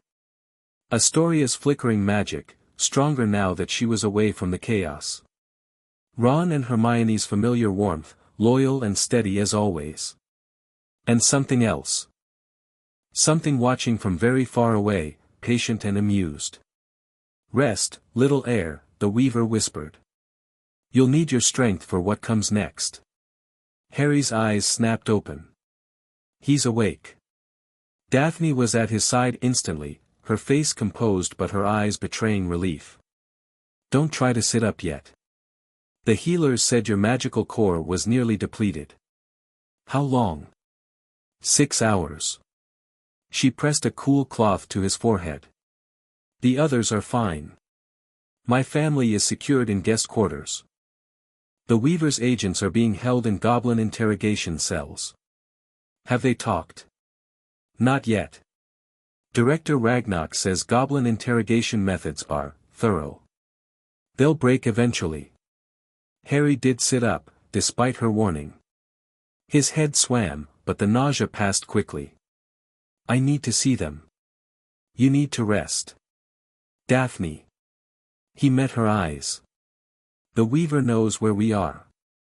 She knows what I can do. Every hour we wait is an hour she uses to plan her next move. Something shifted in Daphne's expression. You're different when you're like this. More certain. Is that a problem? No. A ghost of a smile crossed her lips. It's actually somewhat reassuring. The boy who demolished my guest room seemed considerably less in control.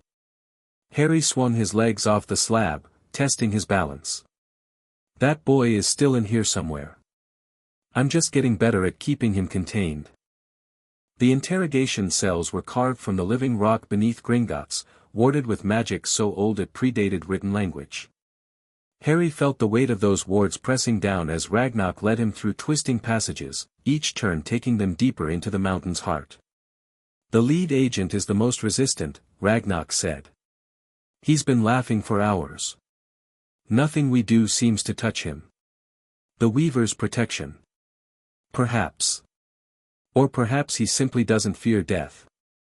Ragnar's eyes glittered in the torchlight. There are worse things than death, of course. We've been creative. They stopped before a heavy iron door. Through a small window, Harry could see the agent from the townhouse, the one who'd held Astoria, whose black eyes had promised violence with every glance. He was chained to a chair, his robes torn and bloody, but he was still smiling. Let me in, Harry said. He's dangerous. Even bound, so am I. Ragnar studied him for a moment, then nodded. The door swung open. The agent's smile widened as Harry entered. The heir himself. I'm honored. You shouldn't be. Harry pulled a chair from the corner and sat facing him, close enough to see the madness swimming in those black eyes. You're going to tell me everything you know about the Weaver's plans. Am I? The agent laughed. My lady's touch goes deeper than your authority, little heir. You might command magic, but you don't command faith. No. But I can command your body to stop lying. The agent's smile faltered slightly. Harry leaned forward. That's the thing about the authority. It's not just about magic. It's about order itself. Truth is order. Lies are chaos. He let the power flow into his voice, just a trickle. Tell me your name. The agent's jaw worked. Tendons stood out in his neck as he fought the compulsion. Sweat broke out across his forehead. Marcus, he gasped finally. Marcus Selwyn. Good. Now tell me how many agents the Weaver has in Britain. I don't. Marcus's teeth ground together. Dozens. Maybe more. We don't all know each other. Cells. We operate in cells. Who leads your cell? Cassius not. The words came faster now, as if once the dam broke, the flood couldn't be stopped. He's been preparing for years. Has documentation claiming he's the true heir. The ministry believes him, some of them, anyway. What's his next move? Marcus laughed, and there was genuine humor in it now. He's already moving. The Scottish anchor. He's going to corrupt it completely, like he did the others. Harry's blood went cold. The Scottish anchor is still intact. The witness said, the witness sees what is. Cassius changes what will be. Marcus's black eyes found Harry's. You're too late, little heir. By the time you reach the cairn, it'll be too far gone to save. And when the Scottish anchor falls, the render breaks free. The render. Pure destruction. Entropy given will. Marcus's smile returned. My lady is patient, but her siblings are not. The render has been screaming in its prison for 1,000 years. When it gets out, it will unmake everything it touches. Starting with you. Harry stood abruptly. Ragnar. I need transport to Scotland. Now. The vault carts can take you to our Edinburgh branch in under an hour. That's not fast enough. Then what do you suggest? Harry thought of the way he'd moved everyone from the townhouse, the way he'd commanded space itself to bend. It had nearly killed him. But if the alternative was letting the render break free. Get me a map of the anchor's location. And find Daphne. She's coming with me. Potter, you can barely stand, then I'll fall down when I get there. Harry was already moving toward the door. The witness said I have months. If Marcus is right, I have hours. We don't have time to be careful. The map showed the anchor's location in the Scottish Highlands, near a place called Cairn Tool. Harry had never heard of it, but Daphne's face went pale when she saw the coordinates. That's deep wilderness, she said. No magical settlements for 50 miles. Even muggles avoid the area, too many disappearances over the centuries. The anchor's influence, Harry guessed. Keeping people away. Or something worse. Daphne pulled on a traveling cloak, checking the wand holster at her wrist. If the anchor is corrupted, the magic in that whole region could be unstable. Creatures that shouldn't exist. Laws of nature breaking down. Sounds like fun. Your definition of fun concerns me. They weren't going alone. Ragnarok insisted on a goblin escort, for warriors in full battle gear, carrying axes enchanted with magic older than Hogwarts. Harry wanted to argue, but one look at Daphne's face told him it would be pointless. The Goblin nation has waited 1,000 years for the heir's return, Ragnarok said as they prepared to leave. We are not going to let him die in the Scottish wilderness because he was too proud to accept protection. I'm not proud. I'm in a hurry. Those are not mutually exclusive. Ragnarok handed him a small stone carved with runic symbols. Emergency port key. If everything goes wrong, activate it and it will bring you back to Greengrass. The wards will recognize you. Harry pocketed the stone. Thank you. Don't thank me yet. Thank me when you return alive. The vault cart ride to Edinburgh was a blur of darkness and speed. Harry spent the journey reviewing what he knew about the anchors, pulling fragments of Merlin's memories from the crystal orb in short, manageable bursts. Each anchor was unique, designed to contain a specific primordial.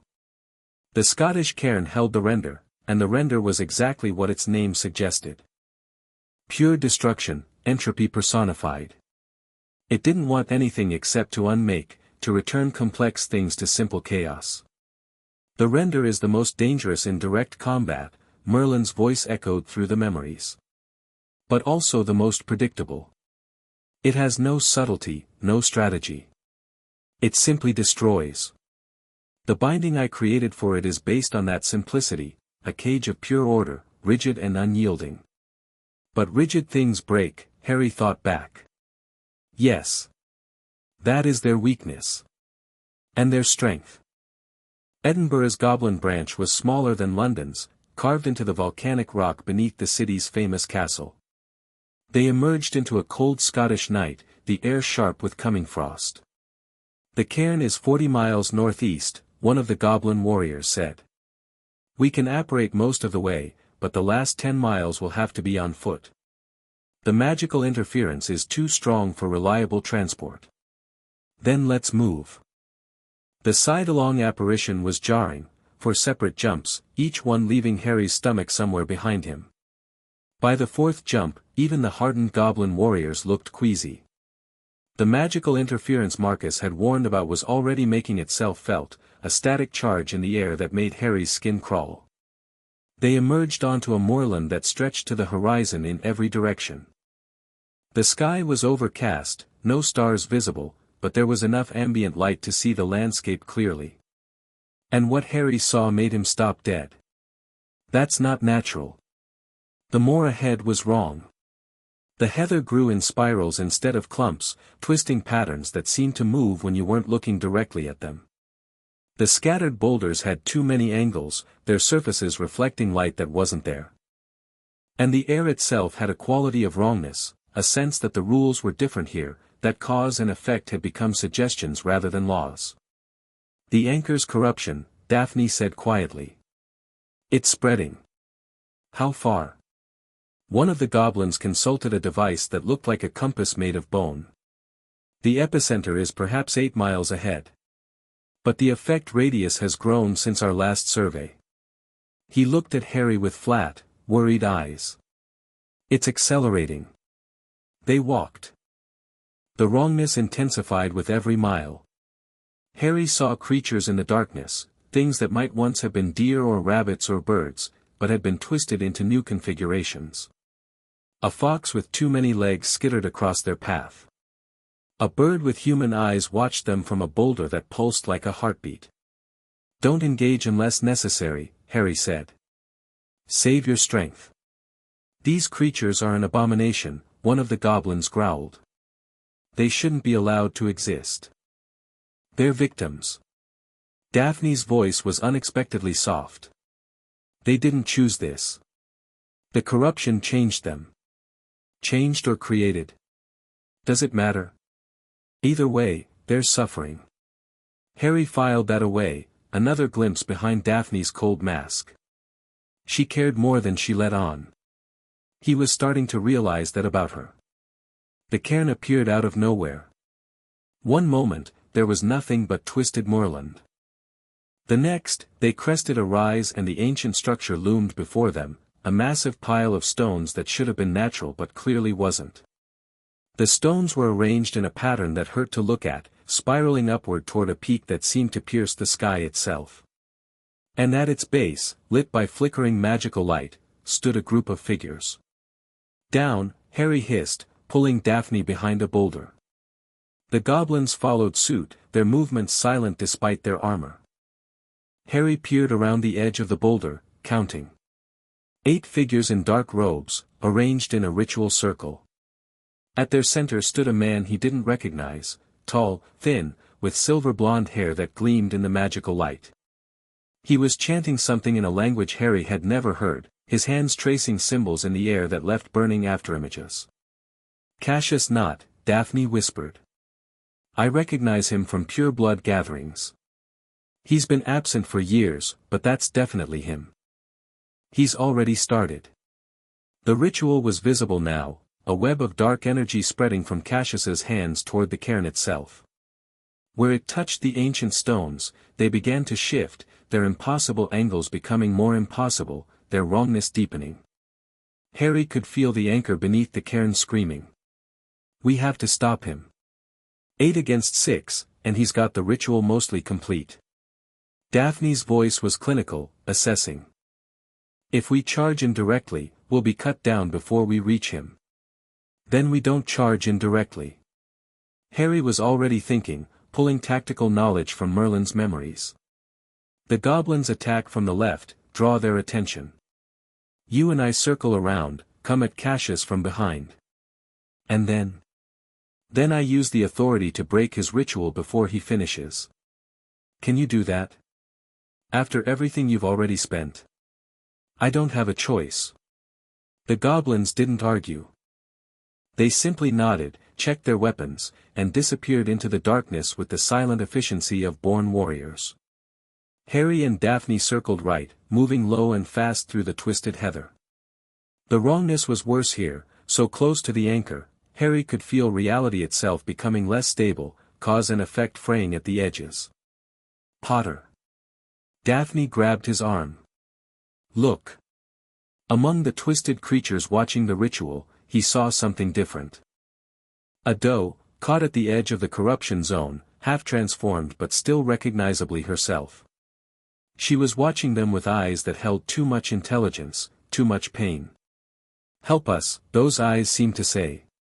Please. She's still in there, Daphne breathed. The original creature. Fighting the corruption. There could be others. There are definitely others. Some of these creatures, they were people once. Daphne's voice caught. I can see human faces in some of them. Twisted, but human. Harry's stomach turned. Cassius has been corrupting more than the anchor. He's been feeding the render. Sacrifices to speed the breakdown. Daphne's expression hardened. When we stop him, some of these creatures might be saved. Others will have to be put down. Yes. It was a horrible calculus, but Harry understood it. This was what the witness had meant about finding a new way. Merlin's bindings had been absolute, perfect order at any cost. But Harry couldn't accept that. There had to be a path that saved what could be saved, even if it meant accepting imperfection. The goblin attack came without warning, a flash of lightning from their enchanted axes, a roar of battle cries in the goblin tongue. Cassius's followers scattered, some drawing wands, others falling before they could react. Harry ran. He covered the ground between the boulder and the cairn in seconds, moving faster than he'd known he could. Daphne was right behind him, her wand already casting shields and deflection charms as stray curses flew their way. Cassius didn't stop his ritual. He didn't even turn around. "I wondered when you'd arrive," he said, his voice carrying clearly despite the chaos. "The great heir of Emrys, come to save the day. Step away from the anchor, not. Or what? You'll command me to stop?" Cassius laughed. "I've felt your authority, boy. It's impressive. But I've had decades to prepare for this moment. I've been touched by forces older than your ancestors' bindings." He finally turned, and Harry saw his eyes. They weren't black like the other agents. They were silver, the same silver as the corruption spreading through the moorland, the same silver as the twisted reality around them. "The Weaver gave me a gift," Cassius said. "A piece of herself, planted in my bloodline generations ago. I am her hand in this world, her will made flesh. And you?" He smiled. "You're just a boy who was born with the right blood. A boy who stopped 4 of your agents with a word. A boy who exhausted himself doing it." Cassius's smile widened. "I can feel how weak you are, Potter. Your core is barely holding together. One more major working and you'll collapse entirely. Then I'll make it count." Harry reached for the authority, and found almost nothing. It was like reaching for a sword and finding only the hilt. The power was there, he could feel it, but his reserves were so depleted that calling it would be like squeezing water from stone. Cassius saw his hesitation. There it is.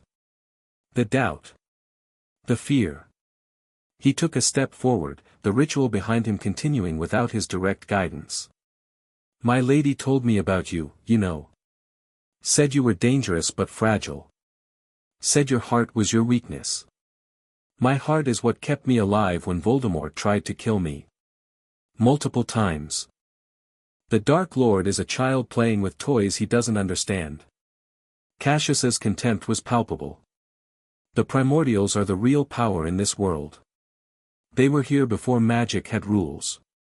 They'll be here after your precious order crumbles to dust. Is that what you want? For everything to crumble? I want freedom." Cassius's voice cracked with something like passion. "Do you have any idea what it's like, living in a world of cages? Rules that limit everything we can be, boundaries that constrain our potential? The primordials offer something different. They offer possibility. They offer chaos. Chaos is just order we don't understand yet." Cassius raised his hand, and Harry felt the gathered power, vast, hungry, wrong. "I'm going to give you a choice, Potter. The same choice my lady offered your ancestor. Join us, and we can reshape the world together. Refuse, and I break you." Harry's mind raced. He couldn't match Cassius in raw power, not in his current state. The authority needed reserves he didn't have. But Cassius had said something important, something that might be a weakness. The ritual is continuing without his direct guidance. Which meant it was self-sustaining. Automated. Following rules that Cassius had established earlier. And rules, Harry was starting to understand, were exactly what the authority was made to manipulate.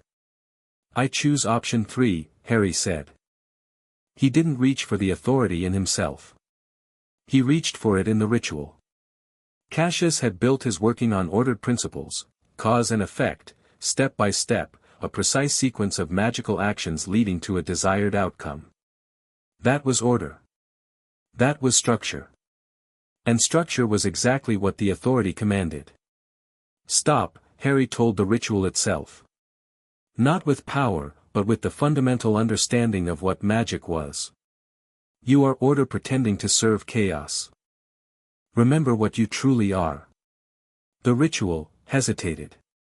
Cassius felt it immediately. What are you? That's not possible. You can't, you are magic, Harry continued, speaking directly to the working's core. And magic serves order. That is the truth Merlin established. That is the foundation of everything. The ritual began to unravel. No. Cassius lunged toward the cairn, trying to reassert control. But the damage was done. The carefully constructed sequence of magical actions was coming apart, each step suddenly uncertain about its relationship to the next. Harry felt the authority flowing through him now, not from his reserves, but from the ritual itself. Cassius had gathered enormous power for his working, and as it collapsed, that power was looking for somewhere to go. Harry offered himself as the vessel. The influx was agonizing. Power flooded into his depleted core like water into a cracked cup, too much, too fast, pushing against boundaries that were already strained. He felt something inside him beginning to tear. Potter. Daphne was there, her hand on his arm. You're burning up. You have to stop. Can't stop now. Harry's voice sounded distant to his own ears. Have to, finish it. He turned the power toward the anchor itself. The Render's prison was damaged, centuries of neglect and deliberate sabotage had weakened it nearly to the breaking point. Harry could feel the primordial pressing against its constraints, a vast and terrible pressure of pure destruction. Order, Harry commanded, pouring everything he had into the word. Hold. Contain. Endure. The anchor blazed with silver-white light. The corrupted stones began to shift, their impossible angles realigning towards something more stable. The wrongness in the air started to fade. But it wasn't enough. Harry could feel it, the anchor was too damaged, the corruption too deep. His command was holding, but it wouldn't last. The moment he stopped, everything would begin unraveling again. The world has changed, the witness had said. You must find a new way. Merlin's anchor had been perfect order, rigid, unyielding, accepting no compromise. And that rigidity was exactly what was failing. The world had changed, magic had evolved, and the old constraints no longer fit. But what if the anchor could change too? Harry reached deeper, past the authority's raw command, into the fundamental nature of what he was doing. He wasn't just imposing order, he was communicating with it. Asking it to be something specific. Adapt, he told the anchor. Evolve. Become what the world needs, not what Merlin thought it needed 1,000 years ago. The anchor shuddered. For one terrible moment, Harry thought he'd broken it completely. Then the light changed, from the cold silver white of pure order to something warmer, more golden, more alive. The cairn's stones stopped shifting. They didn't return to their original configuration, but they found a new one, strange but stable, wrong by the old standards but somehow right by standards that hadn't existed before. And the Render's pressure against its prison suddenly decreased. Not because the prison had strengthened, Harry realized. But because the prison had become something the Render didn't know how to fight. It was still contained, still bound, but the nature of its containment had shifted in ways the ancient primordial couldn't understand. Harry released his grip on the authority. His legs gave out immediately. Daphne caught him before he hit the ground, lowering him gently onto the heather. Her face swam in his vision, concerned and wondering in something else he couldn't identify. It worked, she breathed. The corruption is fading. I can feel it. Cassius. Gone. Disapparated when you started glowing like a small sun. Daphne's voice hardened. He'll be back. Let him come. Harry's eyes were closing despite his best efforts. Showed him, we can fight back. You showed him something, all right. Daphne's hand was cool against his forehead. You showed him that you're either the most powerful wizard in a millennium or completely insane. Maybe both. Definitely both. But there was warmth in her voice. Rest, Potter. The goblins are securing the area. We'll get you back to Gringotts. Harry tried to argue, but consciousness was slipping away. The last thing he heard was Daphne's voice, soft and thoughtful. You really are full of surprises, aren't you? He woke to sunlight and the smell of healing potions. Not Gringotts, the light was too natural, too warm. Harry opened his eyes and found himself in a bedroom he didn't recognize, all dark wood and silver fixtures. A fire crackled in a massive stone hearth. Through tall windows, he could see mountains. The Greengrass hunting lodge. Daphne's voice came from somewhere to his right. We couldn't move you all the way back to London. This was closer. Harry turned his head and found her sitting in a chair by the bed, a book open in her lap. She looked tired, dark circles under her eyes, her usually immaculate hair slightly disheveled. How long? 3 days. 3, Harry tried to sit up and immediately regretted it. Pain lanced through his chest, his arms, his head. What happened to me? You burned yourself out. Daphne set aside her book and moved to help him adjust his pillows. The goblin healers said they'd never seen anyone channel that much power and survive. Your magical core was cracked in several places. They've been patching it back together, but you're going to need weeks of rest before you're fully recovered. We don't have weeks. No, we don't. But we also don't have a choice. Daphne's voice was firm. You can't help anyone if you destroy yourself in the process. Harry wanted to argue, but she was right. He could feel the damage inside him, places where his magic flowed sluggishly, blocked by scar tissue that would take time to heal. The anchor, he said instead. Did it hold? Better than hold. The goblins have been monitoring it. The corruption is receding, not just stable. Whatever you did, it's actually healing the region. I told it to adapt. To become something new. Daphne was quiet for a moment. The healers examined the magical readings. They said the anchor's structure has changed fundamentally. It's not Merlin's binding anymore. It's something else entirely.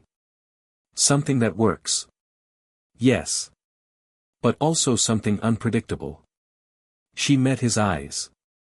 The render is still contained, but the goblins can't analyze the new binding.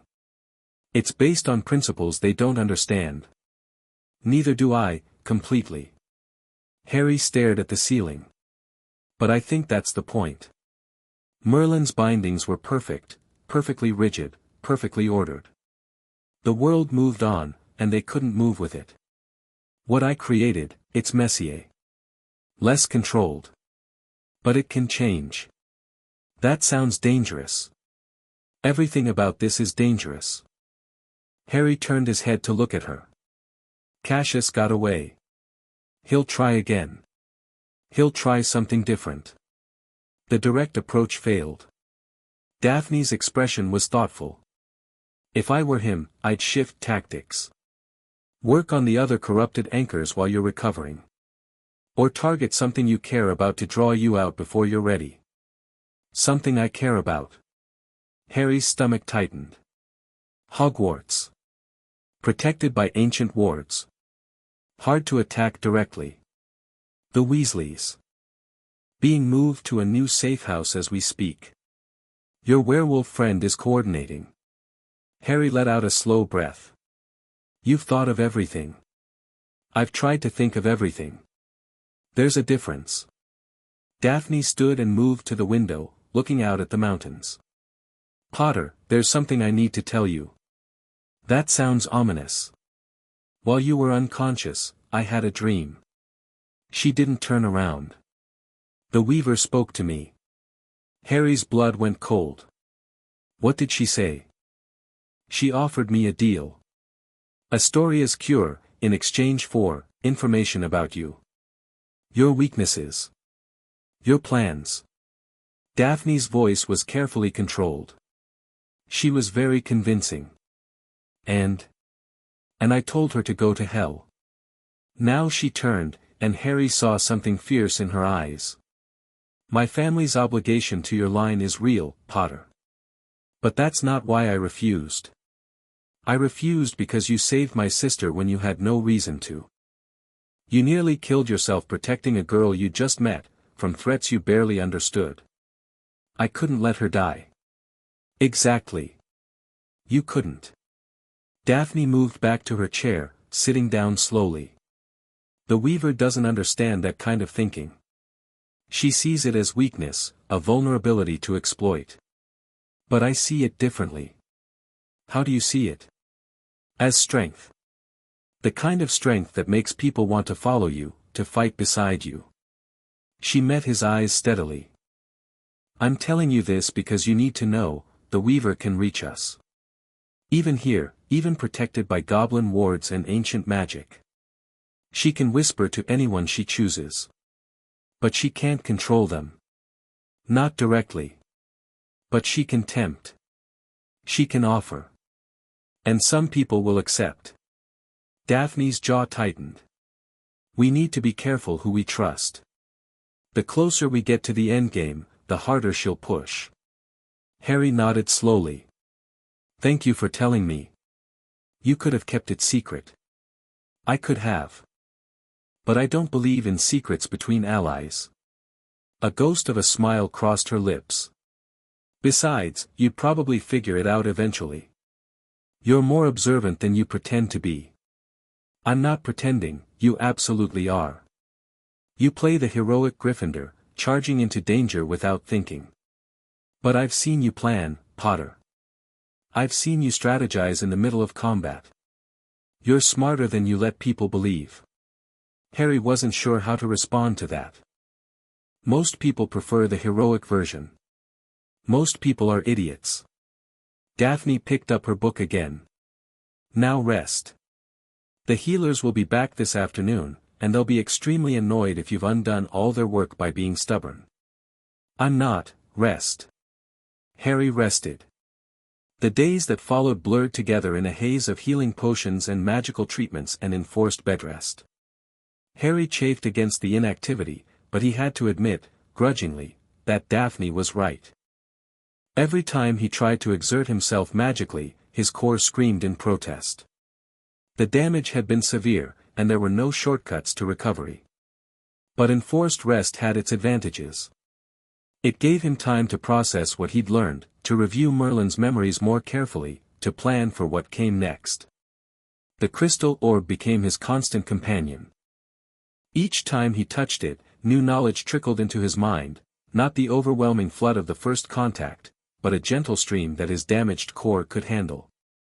He learned about the other primordials, their natures and weaknesses. He learned about the remaining anchors, their locations and conditions. He learned about Merlin's allies and enemies, the political landscape of 1,000 years ago. And he learned about the Greengrass family. Your ancestors were interesting people, Harry said one evening, when Daphne brought him dinner. According to Merlin's memories, they were scholars. Researchers. They studied the primordials academically, trying to understand them. Daphne paused in setting down the tray. That's not the family history I was taught. No, I imagine not. But it explains your family's gift for analysis, for seeing patterns others miss. Harry accepted the bowl of soup she offered. It also explains why the Weaver targeted your family specifically. What do you mean? The blood curse on Astoria. It's not random. It's designed to force your family into a position where you'd need the primordial's help. Harry met her eyes. The Weaver's been planning this for generations, Daphne. She planted that curse centuries ago, knowing that eventually an Emery's heir would emerge, and when he did, he'd need allies. Your family was supposed to be those allies, but corrupted, compromised, willing to do anything to save your sister. Daphne sat down slowly. So when I rejected her offer, you broke a plan that was hundreds of years in the making. Harry smiled grimly. She's probably furious. Good. Daphne's voice was cold. If she thinks she can use my family as pawns, she's badly mistaken. There might be a way to cure Astoria without the primordial's help. Harry had been thinking about this, turning it over in his mind. The curse is chaos magic, right? A fragment of the Weaver's power embedded in your bloodline. But I've been learning to command chaos, not just suppress it, but redirect it. You're suggesting you could remove the curse. I'm suggesting it might be possible. Not now, I'm too damaged. But when I recover. Harry looked at her steadily. I don't make promises I can't keep, Daphne. But if there's any way to help your sister, I'll find it. Something shifted in Daphne's expression. The careful mask she always wore cracked, just for a moment, and Harry saw the person beneath, the frightened sister, the desperate daughter, the girl who had been carrying an impossible burden for years. Why? She asked quietly. You owe us nothing. The obligation runs the other way. Because it's the right thing to do. Harry shrugged. And because I know what it's like to watch someone you love suffer. Daphne was silent for a long moment. Then she reached out and took his hand, squeezing briefly before releasing it. You really are different from what I expected, she said. Is that good or bad? I haven't decided yet. But she was almost smiling. Eat your soup before it gets cold. A week after he first woke, Harry was finally able to stand without assistance. His magical core was still damaged, he could feel the cracks, the places where power leaked instead of flowed, but the worst of the healing was done. He wouldn't be channeling the authority again anytime soon, but he could at least cast basic spells without collapsing. The news from the outside world was mixed. On the positive side, the Scottish anchor was holding beautifully. The new, adaptive binding Harry had created was actually strengthening, spreading its influence outward, pushing back the corruption that had spread across the region.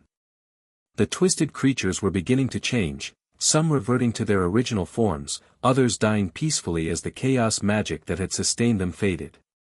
On the negative side, Cassius Knott had been busy. He's presented himself to the Wisingamat, Daphne reported, spreading documents across Harry's bed.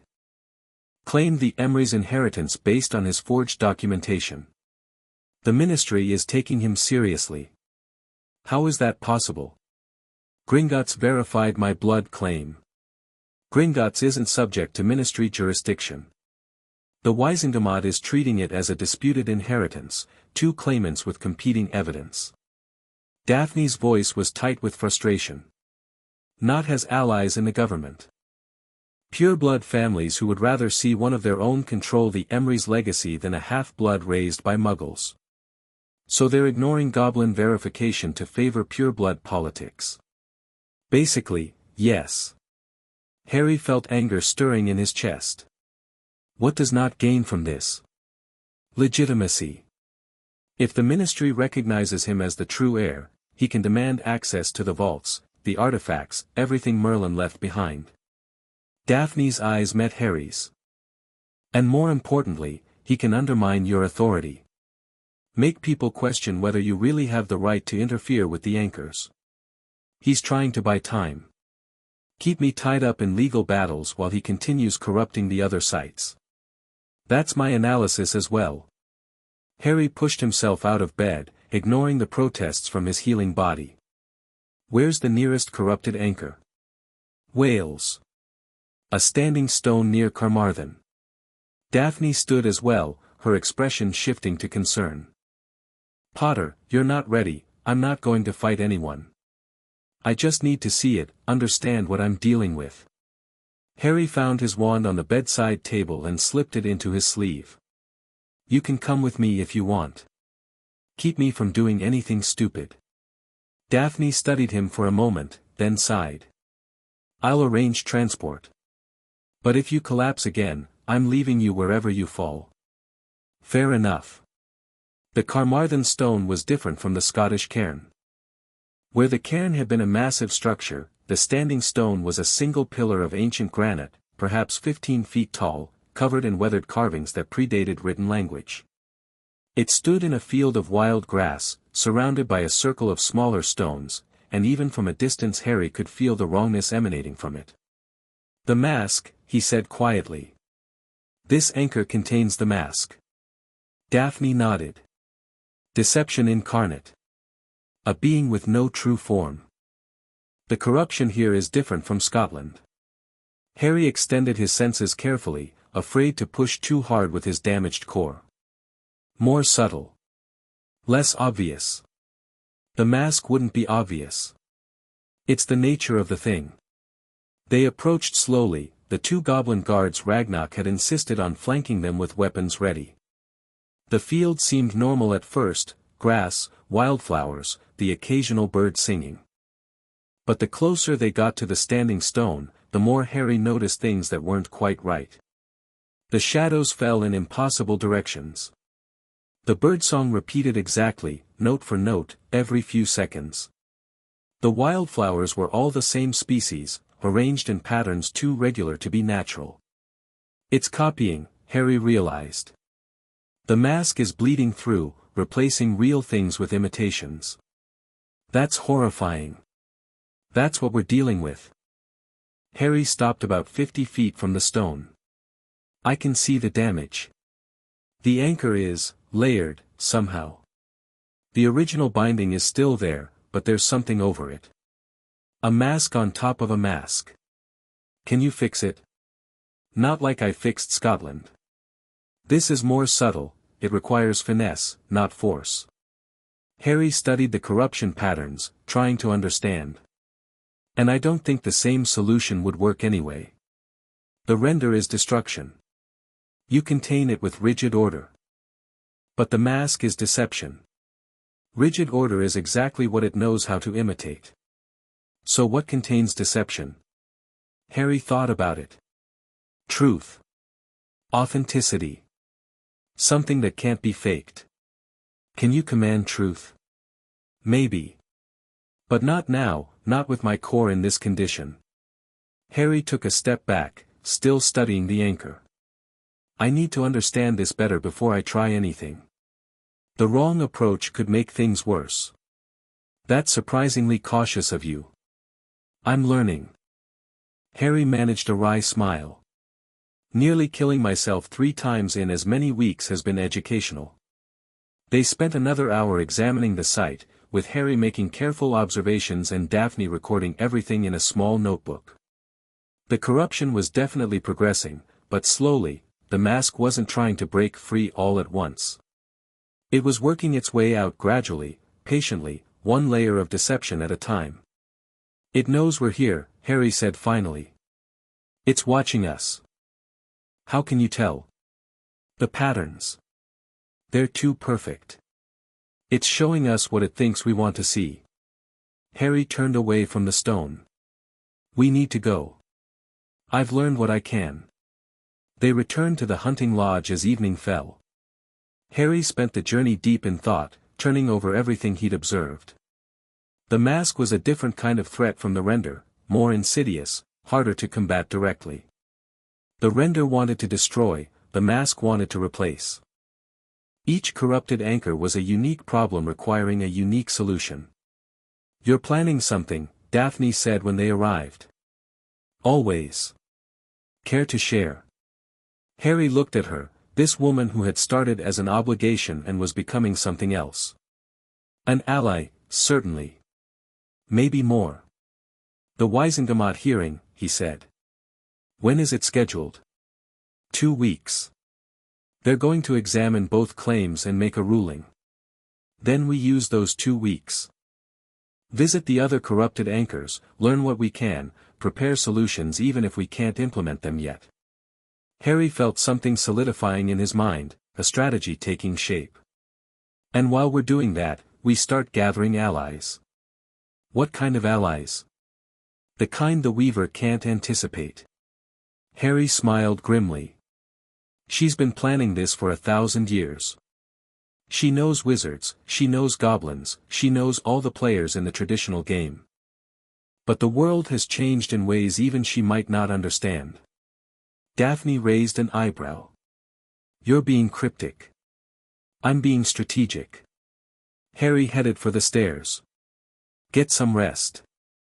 Tomorrow, we start building an army. He was halfway to his room when Daphne's voice stopped him. Potter. Harry turned. She stood at the base of the stairs, her expression unreadable in the dim lamplight. What you did in Scotland. Saving my sister, nearly destroying yourself in the process. I never properly thanked you. You don't need to, yes, I do. She climbed a few steps, closing the distance between them. I spent years preparing for the Emery's heir to appear. I expected someone like Merlin, cold, calculating, willing to sacrifice anything for the greater good. Instead I got you.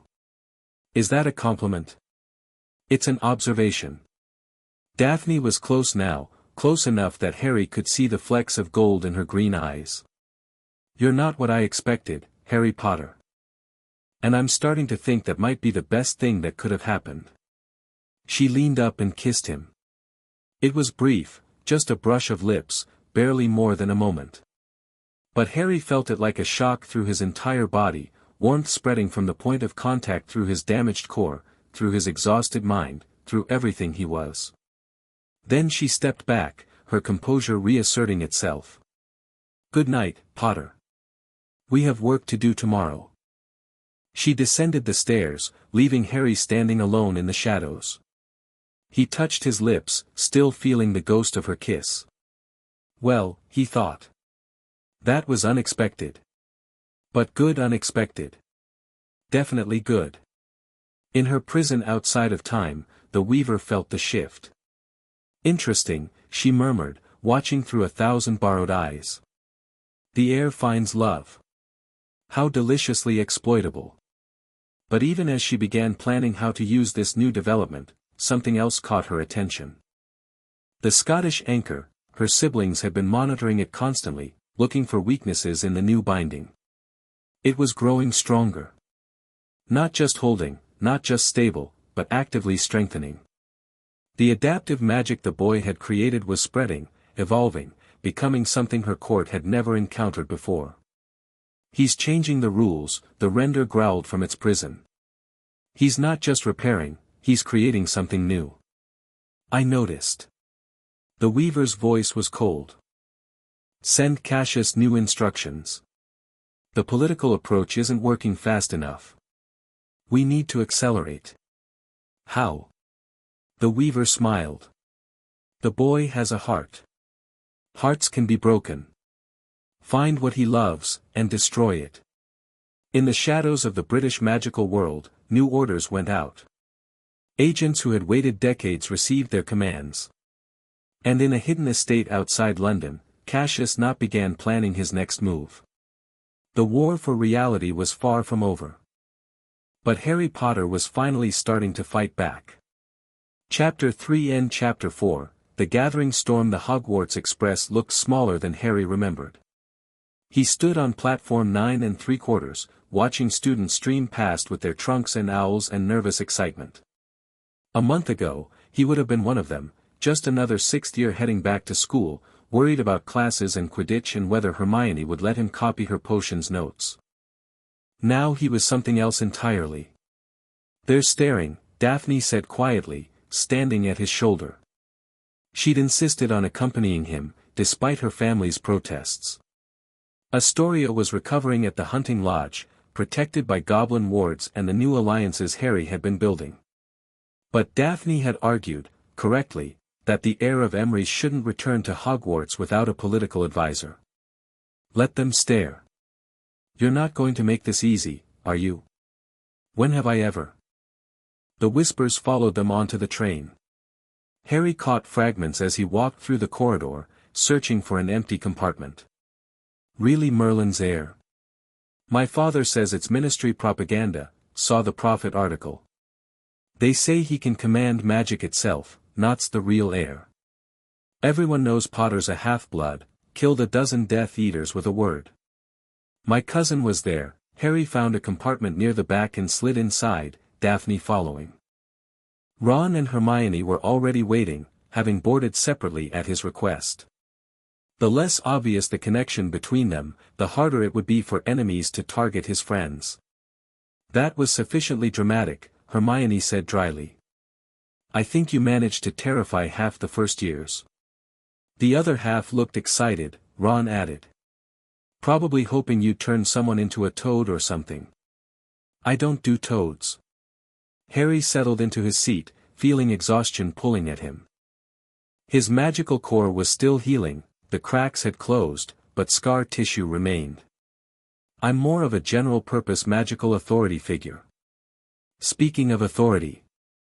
Daphne pulled a sheaf of papers from her bag. The Wisengamot hearing is in 9 days. We need to prepare your testimony. I thought we were building alliances, not preparing legal briefs. We're doing both. The political battle and the magical battle are connected. Daphne spread the papers across her lap. Cassius Knott has been busy while you were recovering. He's secured endorsements from 7 ancient and noble houses. The Malfoys, the Knotts obviously, the Parkinsons, the Averys, Death Eater families. Pure-blood supremacists, certainly. But they have votes in the Wisengamot, and those votes matter. Daphne met his eyes. If Knott wins the inheritance ruling, he gains access to the Emrys vaults. More importantly, he gains legitimacy. People will start believing he really is Merlin's heir. Even though he's not. Perception is reality in politics, Potter. You should know that by now. Harry did know it. He'd watched the Ministry turn the entire wizarding world against him with nothing but newspapers and innuendo. If they could do it once, they could do it again. What about our side? Who's backing us? The Goblins, obviously, though their endorsement carries limited weight with the Wisengamot.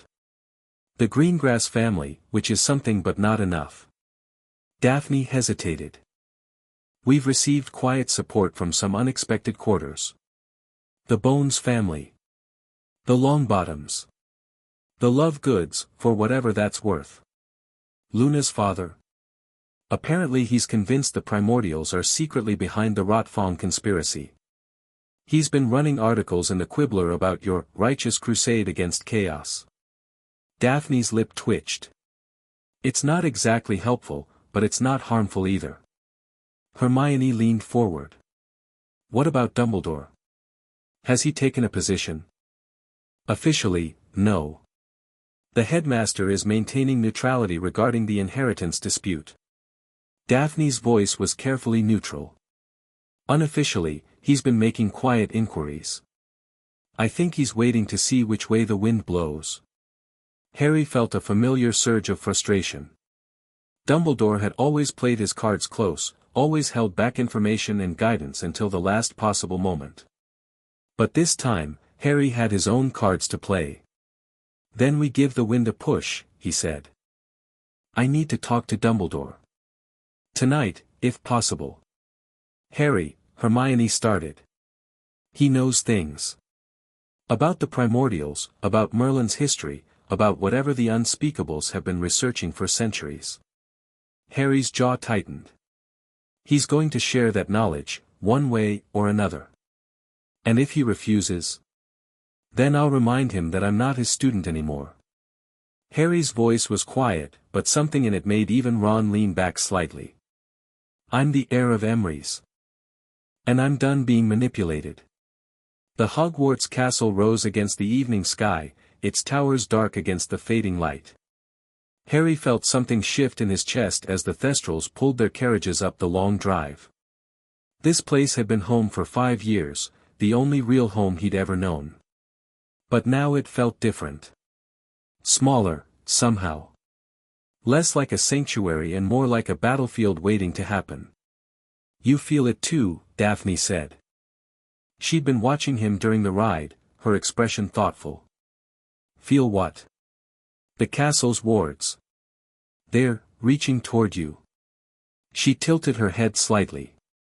The ancient magic here recognizes the Emery's bloodline. It's been waiting for you. Harry extended his senses carefully, probing the magical architecture of Hogwarts. She was right. The wards that had protected the castle for 1,000 years were responding to his presence, shifting subtly to accommodate him, to acknowledge his authority.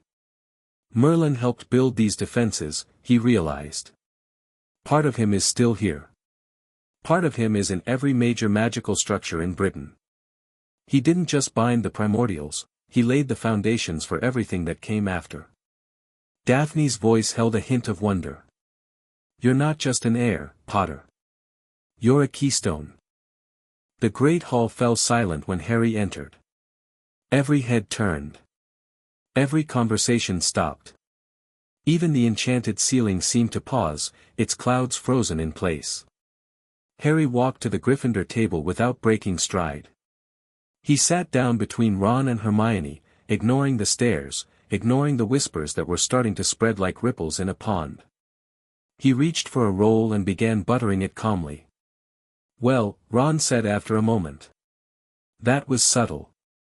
I'm not interested in subtle. Harry took a bite of his roll. Let them look. Let them wonder. Fear can be useful. Is that what you want? For people to fear you? Harry considered the question seriously. I want them to respect me enough to stay out of my way. If fear accomplishes that, I'll take it.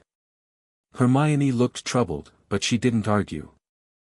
Across the hall, at the Slytherin table, Daphne had taken her seat beside her usual group, Tracy Davis, Blaise Zabini, a few other pure-blood students Harry had never paid much attention to. But he noticed how they deferred to her now, how they leaned in when she spoke, how their eyes flickered toward him with something that wasn't quite fear but wasn't quite comfort either. She was building her own network. Good. The sorting proceeded as usual, first years shuffling nervously to the stool while the hat deliberated. But Harry noticed that the hat seemed to pause when its brim turned toward him, as if it were sensing something it hadn't expected. When the sorting finished, Dumbledore rose to speak. Welcome, he said, and his voice carried that familiar warmth, that grandfatherly assurance that had comforted Harry for years. To another year at Hogwarts. Before we begin our feast, I have a few announcements. His eyes found Harry's across the crowded hall. Some of you may be aware that extraordinary events have transpired this summer. Events involving one of our students. Dumbledore paused, letting the silence build. I want to make clear that Harry Potter remains a student of this school, subject to its rules and expectations like any other. Whatever claims or titles may be attached to his name outside these walls, within them he is simply one of us. Harry felt anger stir in his chest, but he kept his face neutral. Of course, Dumbledore continued, exceptions may be necessary given the unique circumstances. Mr. Potter will be permitted certain liberties that other students cannot enjoy. I trust his judgment in exercising them wisely. It was a careful balance, acknowledging Harry's special status while trying to contain it. Classic Dumbledore. Now, let us eat. The feast appeared, and the hall erupted in the familiar chaos of hundreds of hungry students. But Harry barely tasted his food. His mind was already on the confrontation to come. He found Dumbledore in the headmaster's office after dinner. The gargoyle let him pass without a password, another sign of how the castle's magic was responding to his bloodline. Harry climbed the spiral staircase and knocked once before entering. Dumbledore sat behind his desk, Fawkes on his perch beside him. The phoenix trilled softly as Harry entered, a sound of greeting rather than warning. Harry. Dumbledore gestured to a chair. I've been expecting you. I'm sure you have. Harry didn't sit. You've been expecting a lot of things, haven't you? For years. Decades, maybe. I'm not certain I take your meaning. Don't. Harry's voice was sharp. Don't pretend you don't understand. You've known about the Emery's bloodline since before I was born. You placed monitoring wards on the vault. You tested me as an infant for magical heritage. And you never said a word. Dumbledore's expression shifted, something weary entering his ancient eyes. I tested you for many things, Harry. The Emery's heritage was only one possibility among many. But you suspected. I considered it a possibility. Dumbledore steepled his fingers. Your mother's unusual power, your father's ancient lineage, the way prophecies seemed to circle around you, yes, I wondered if you might be more than you appeared. So you watched. You waited. You manipulated me into position for whatever destiny you had planned. Harry felt the authority stirring, responding to his anger. Did you know about the primordials? I knew something. Fragments, legends, hints gathered over decades of research. Dumbledore's voice was quiet. The unspeakables have theories, as I told you before. But the truth has been buried deep, Harry. Even Merlin's own records were largely destroyed or hidden. And yet you still decided to guide my life without telling me what I was. Would you have believed me? Dumbledore met his eyes directly. If I had told you, at 11, that you were descended from Merlin himself and destined to face ancient horrors older than humanity, would you have believed? Or would you have assumed I was mad, or manipulating you for some unknown purpose? Harry wanted to argue, but he couldn't. He remembered himself at 11, overwhelmed by the magical world, desperate for acceptance, completely unprepared for anything resembling cosmic responsibility. That doesn't excuse keeping it from me later. After Sirius died. After the prophecy. No. Dumbledore's admission was quiet. No, it doesn't. I made many mistakes with you, Harry. I treated you as a piece on a board when I should have treated you as a partner. I kept secrets that weren't mine to keep. His voice grew heavy.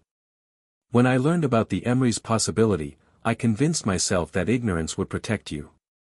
That if you didn't know about the primordials, they couldn't reach you. They reached me anyway. Yes.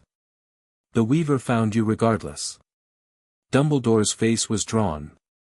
I was wrong. I've been wrong about many things. The admission should have satisfied Harry. For years, he'd wanted Dumbledore to acknowledge his mistakes, to treat him as an equal rather than a pawn. Instead, he just felt tired. What do you know about the anchors? Harry asked. The ones Merlin created. The ones that are failing. Dumbledore reached into his desk and withdrew a rolled parchment. I've been researching since your emergence. The unspeakables were resistant to sharing their knowledge, but I can be persuasive when necessary. He spread the parchment across his desk. It showed a map of Britain, marked with 7 points of light. Scotland, you've already addressed. Wales contains the mask. Cornwall holds the shaper. The monastery in York binds the voice. The New Forest Grove imprisons the hollow. The battlefield in Kent contains the render's secondary binding, a backup Merlin created after he feared the primary might fail. And the 7th? London. Dumbledore's finger traced a point beneath the city. The strongest anchor, holding the sleeper itself. It's buried beneath what is now the Ministry of Magic. Harry stared at the map. The ministry was built on top of the sleeper's prison. Not intentionally. The site has always been a center of magical power, that's why the ministry located there originally. They didn't know what lay beneath. Dumbledore's voice grew grave. The sleeper is the most powerful of the primordials, Harry. If it wakes fully, even the other 6 could not stop it. Merlin believed that keeping it near the center of magical governance would ensure it was always watched, always protected. Instead, the ministry's been weakening the anchor for centuries without realizing it. Magical construction, ward adjustments, experimental spellwork in the Department of Mysteries, yes, each change has degraded the binding slightly. Dumbledore rolled up the map. The London anchor is holding, but it's under tremendous strain. If the other anchors fail, all that pressure will transfer to the final binding. And it will break. Eventually. Perhaps within your lifetime. Perhaps within months. Dumbledore's eyes found Harry's. That is why the Weaver is so desperate to corrupt you, Harry. She doesn't need to break all the anchors herself. She only needs to prevent you from fixing them. Time will do the rest. Harry absorbed this, fitting it into the framework of knowledge he'd been building. What about Cassius Knott? What do you know about him? Less than I would like. He was educated privately, avoided public attention, then disappeared entirely for nearly a decade. When he resurfaced, he was changed. Dumbledore's expression darkened. I've seen the magical signature he carries now. It's not human, Harry. Whatever the Weaver did to him, it altered his fundamental nature. He's becoming one of them. A primordial in human form. Perhaps. Or perhaps he's simply their tool, given enough power to be useful. Dumbledore stood, moving to the window to gaze out at the darkened grounds. Harry, I know I've lost your trust. I know I may never fully regain it. But I want you to understand, the primordials are a threat beyond anything you've faced. Beyond Voldemort, beyond the Ministry, beyond any enemy you can imagine. I know what they are. Do you?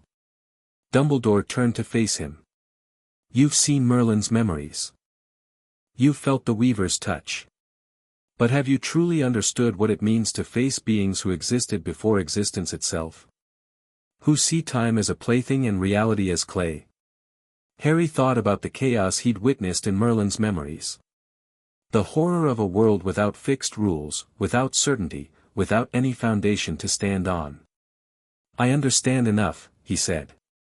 And I'm going to stop them anyway. Dumbledore studied him for a long moment. Then, unexpectedly, he smiled.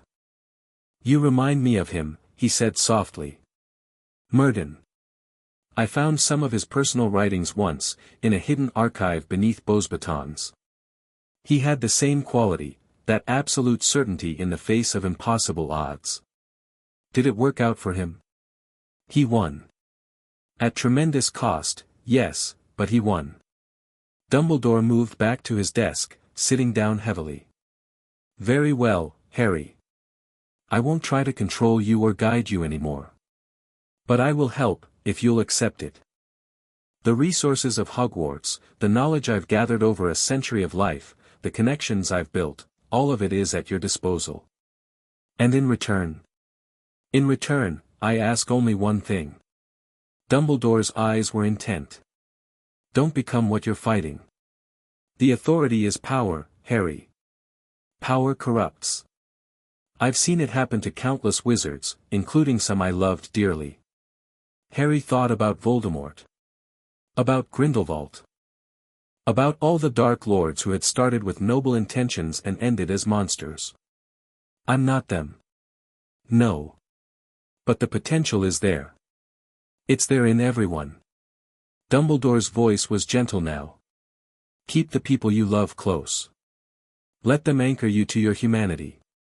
That's how you win this war, not by becoming a weapon, but by remaining a person. For the first time since entering the office, Harry felt some of his anger fade. Thank you, he said. For finally being honest. It's long overdue. Dumbledore looked suddenly old, all his years weighing on him visibly. Now go. Rest. The challenges ahead will require everything you have.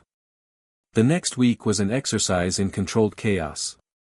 Harry attended classes, maintaining the appearance of normalcy while spending every free moment preparing for the confrontations ahead.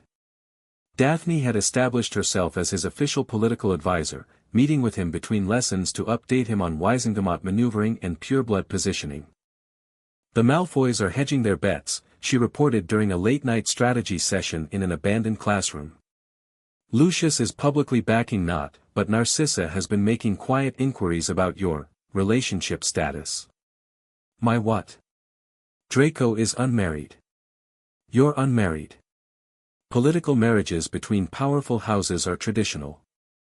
Daphne's voice was carefully neutral. She's exploring the possibility of an alliance through matrimony. Harry stared at her. She wants me to marry Draco. She wants to know if it's an option worth considering. The Emery's inheritance would elevate the Malfoy family considerably. Daphne paused. I told her representative that you were not currently entertaining marriage proposals. Thank you for that. You're welcome. Something flickered in Daphne's eyes, amusement, maybe, or something warmer. Though you might want to consider what kind of alliance you are entertaining. Harry met her gaze. Since the kiss at the hunting lodge, they hadn't discussed what was developing between them. There hadn't been time, or perhaps they'd both been avoiding the conversation, aware of how complicated it would make everything. Daphne, don't. She held up a hand. Not now. We have a war to fight and a political battle to win. Personal matters can wait until we're not in immediate danger of catastrophic reality collapse. You know how to set a mood. I'm practical. But she was almost smiling. Focus, Potter. We need to discuss the Wisengamot hearing. The hearing was in 3 days.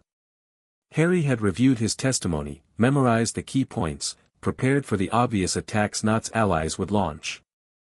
But something else was nagging at him, a growing certainty that the political battle was a distraction. Knott doesn't actually care about winning the inheritance ruling, he said suddenly. Daphne looked up from her notes. Explain. The Weaver's been planning this for centuries. She doesn't think in terms of courtroom victories. This whole inheritance dispute, it's not the real play. Then what is? Harry stood, pacing the room. She wants to keep me occupied. Tied up in legal procedures and political maneuvering while her real plans advance. The hearing isn't meant to win, it's meant to delay. Delay what? Whatever Cassius is doing right now. Harry stopped, turning to face her. When's the last time anyone saw him? Daphne's expression shifted. He testified before the Wisengamot 5 days ago. Since then, he's been preparing his case, according to his representatives. 5 days.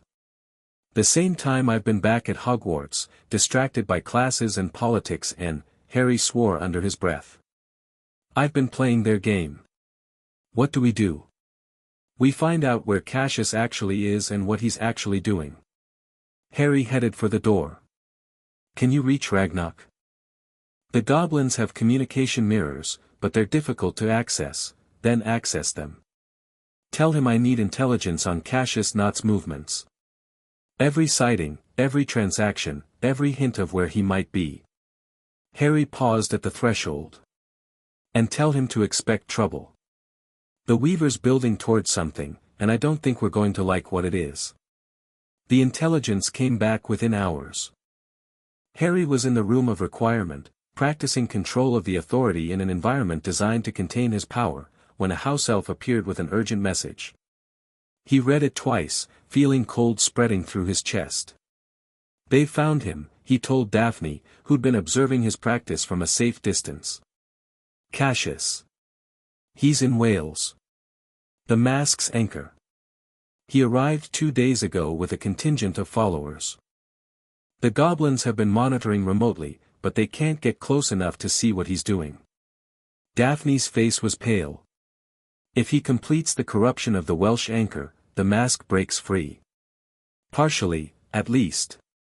Harry rolled up the message. Deception incarnate, loose in the world. Every face you see could be a lie. Every word you hear could be false. We have to stop him. I know. But it's not just Cassius we need to worry about. Harry pulled out a second message, this one delivered by Owl just minutes before. The Ministry just announced that Voldemort's forces are massing near Hogsmeade.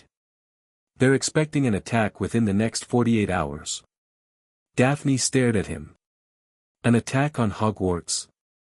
Maybe. Or maybe just a distraction, like the Wisengamot hearing. Harry's mind was racing. The Weaver's coordinating.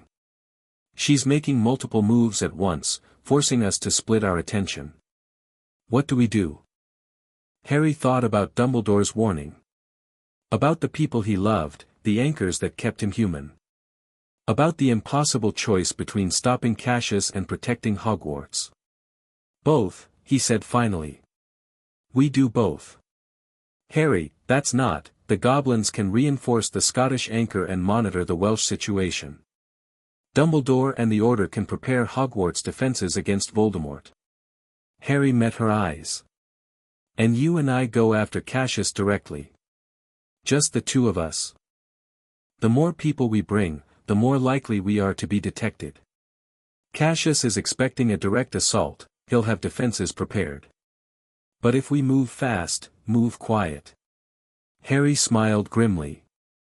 He's not expecting me to be stupid enough to attack with just two people. He might be right about that. Probably. But stupid has worked for me before.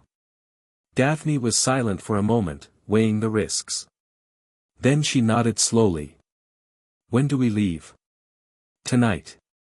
After curfew. Harry started gathering his things. Get whatever supplies you need. Healing potions, emergency port keys, anything that might help in a fight. And what will you be doing? Talking to Dumbledore. If this goes wrong, someone needs to know what we're walking into. Dumbledore listened to the plan without interruption. When Harry finished, the old wizard was silent for a long moment, his fingers steepled beneath his chin. You're asking me to let you walk into a trap, he said finally. I'm telling you what I'm going to do. Harry's voice was calm. I'm not asking permission. No. I suppose you're not. Dumbledore sighed. Harry, I understand the urgency, but this is exactly the kind of reckless action that gets heroes killed. It's also the kind of action that wins wars. Harry moved to the window, looking out at the darkened grounds. The Weaver thinks she has me figured out. She thinks I'll do the expected thing, defend Hogwarts, let Cassius complete his ritual, react instead of act. But she's wrong. What makes you so certain? Because she's been planning this for 1,000 years. That's her weakness. Harry turned back to face Dumbledore. She's stuck in patterns, playing the same game Merlin played. But the world has changed. I've changed. And I'm not going to fight her the way she expects. Dumbledore studied him for a long moment. You've grown, Harry. More than I realized. I've had to. Yes. I suppose you have. Dumbledore rose from his chair. Very well. I won't try to stop you. But I want you to take something.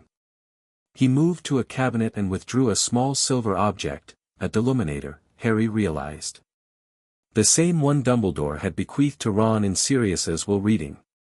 This isn't just a light catcher, Dumbledore said, pressing it into Harry's hand.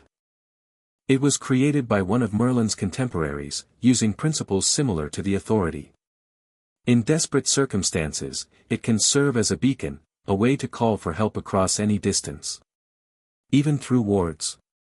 Even through wards. It speaks to the fundamental structure of light itself. Dumbledore's eyes were intent. If everything goes wrong, if you're trapped, overwhelmed, facing death, use it. I'll come. Harry pocketed the deluminator. Thank you. Don't thank me yet. Thank me when you return alive. Dumbledore paused at the door. And Harry? Miss Greengrass is a good choice. She'll keep you honest. Harry felt heat rise in his cheeks. We're not, of course you're not. Yet. Dumbledore's smile was knowing. But you will be. Some things are written in the stars. Harry found Daphne waiting in the room of requirement, her traveling cloak already fastened, a small pack at her feet. I've brought healing potions, 2 emergency port keys, and enough firepower to level a small building, she reported. The Goblins are on alert. Dumbledore knows our plan. Is there anything else? Just one thing. Harry crossed the room and kissed her. It was nothing like the brief brush of lips at the hunting lodge. This was deliberate, intentional, a claim and a promise wrapped into one. Daphne made a small sound of surprise, then her hands came up to grip his shoulders and she was kissing him back with an intensity that made his head spin. When they finally broke apart, both of them were breathing hard. That was. Daphne's voice was slightly unsteady. Unexpected. I know. But I needed you to know, before we walk into whatever's waiting, I needed you to know that this isn't just strategy for me. It's not politics or obligation. Harry met her eyes. It's you. Just you. Daphne was quiet for a moment. Then she reached up and touched his face, her fingers cool against his skin. I've been trained my whole life to view everything as transaction, she said softly. Every relationship, every alliance, every gesture, there's always supposed to be a price, a benefit, an angle. And then you come along, and you save my sister without expecting anything, and you nearly die 3 times in as many weeks for people you barely know, and you look at me like. Like what? Like I matter. Not for what I can do or who my family is. Just, like I matter.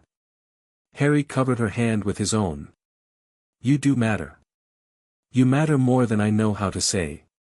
She kissed him again, softer this time, almost tender. If we survive tonight, she said against his lips, we're going to have a very long conversation about the future. Is that a threat? It's a promise.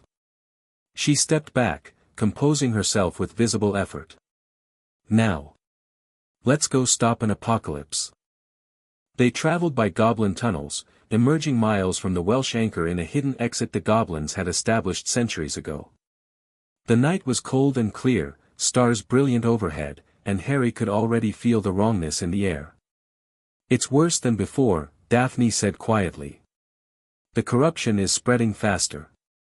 Cassius has had 2 days. He's probably accelerated the ritual. Harry extended his senses, probing the magical landscape ahead. I can feel the mask. It's pushing at its prison, testing the boundaries. Can you stop it? I don't know yet. Harry started forward, moving low and quiet. Let's find out what we're dealing with. They approached the standing stone from the south, using the terrain for cover.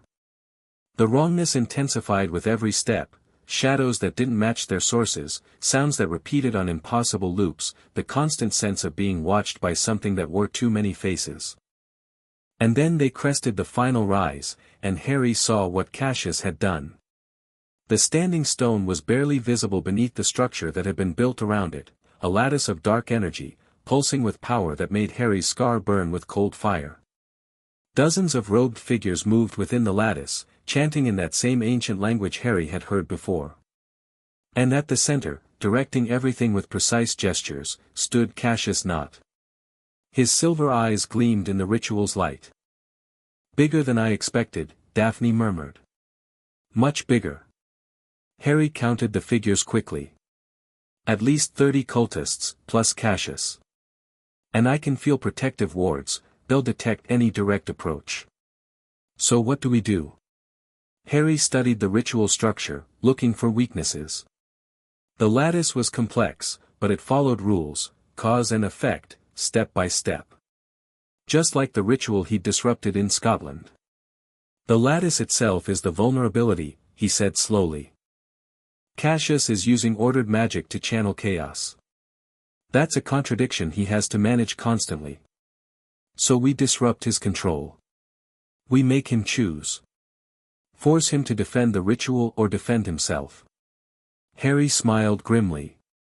And while he's choosing, I go after the anchor directly. That sounds like a terrible plan. It is. But I don't have a better one. They split up. Daphne circled west, preparing to strike from an unexpected angle. Harry moved north, putting himself in position for a direct assault on Cassius. The seconds stretched like hours. Harry could feel the mask pressing against its prison, eager, hungry, ready to burst free and drown the world in endless deception. He could feel the Weaver's distant attention, watching through borrowed eyes. Come to fight, little heir. Her voice slithered through his mind. How delightfully predictable. Harry pushed her out and struck. His first volley wasn't aimed at the cultists or at Cassius. It was aimed at the lattice itself, precise cutting curses designed to sever the connections between key nodes. The dark energy structure shuddered, and several cultists stumbled as the power flow disrupted. "He's here," someone shouted. "The Potter brat is." Daphne's attack came from the west, a barrage of combat magic that caught the defenders off guard. 3 cultists went down before the others could react, and suddenly the carefully organized ritual space was chaos. Cassius didn't panic. His silver eyes found Harry's across the confusion, and he smiled. "I wondered when you'd come," he called out. "The Weaver said you would, but I had my doubts. You've exceeded my expectations. Happy to disappoint." Harry advanced through the chaos, deflecting curses almost absently. "Step away from the anchor, not." "Why would I do that? I'm so close to finishing." Cassius spread his arms. "Can't you feel it? The mask is ready to break free. All those beautiful lies, all that gorgeous deception, soon it will spread across the entire world. I stopped the render. I'll stop this too. The render is a brute. The mask is an artist." Cassius's smile widened. "And you can't stop what's already begun." He made a gesture, and the lattice pulsed with sudden intensity. Harry felt the anchor beneath the standing stone scream as the corruption surged forward. "Now!" Harry shouted, and lunged for the stone itself. Cassius intercepted him. The impact was like hitting a wall. Cassius's magic was wrong, twisted, powered by something that didn't follow normal rules. Harry's shields buckled under the assault, and for one terrible moment he thought he'd miscalculated completely. Then the authority rose within him. Not deliberately summoned, not carefully controlled. It responded to the threat automatically, surging up through Harry's damaged core like a wave crashing against rocks. Power poured into his shields, reinforcing them, transforming them into something the chaos magic couldn't penetrate. "There it is," Cassius breathed. "The real power. I was wondering when you'd show it." Harry didn't answer. He reached past the immediate conflict, past Cassius's attack, and spoke directly to the anchor. "Hold," he commanded. "Resist. Remember what you are." The anchor responded. Unlike Scotland, where the binding had been damaged beyond simple repair, this anchor was still mostly intact. The corruption was advanced, but the core remained. Harry could feel it, a fragment of Merlin's original working, still trying to contain the thing it held. "Adapt," he told it. "Like your sister in the north. Become what you need to be." The corruption fought back. The mask's influence was subtle, insidious. It didn't try to break the anchor's resolve, it tried to convince it that breaking was the right thing to do. Lies wrapped in truth, deception wearing the face of wisdom. But Harry wasn't relying on the anchor alone. "Daphne," he shouted. "Now!" She'd been waiting for the signal. While Harry and Cassius battled, while the authority wrestled with the mask's influence, Daphne had been preparing something different. Not combat magic, not defensive wards, a purification ritual, old magic that her family had preserved for exactly this purpose. The ritual activated with a flash of golden light. Truth magic, her ancestors had called it. The antithesis of deception. The mask recoiled.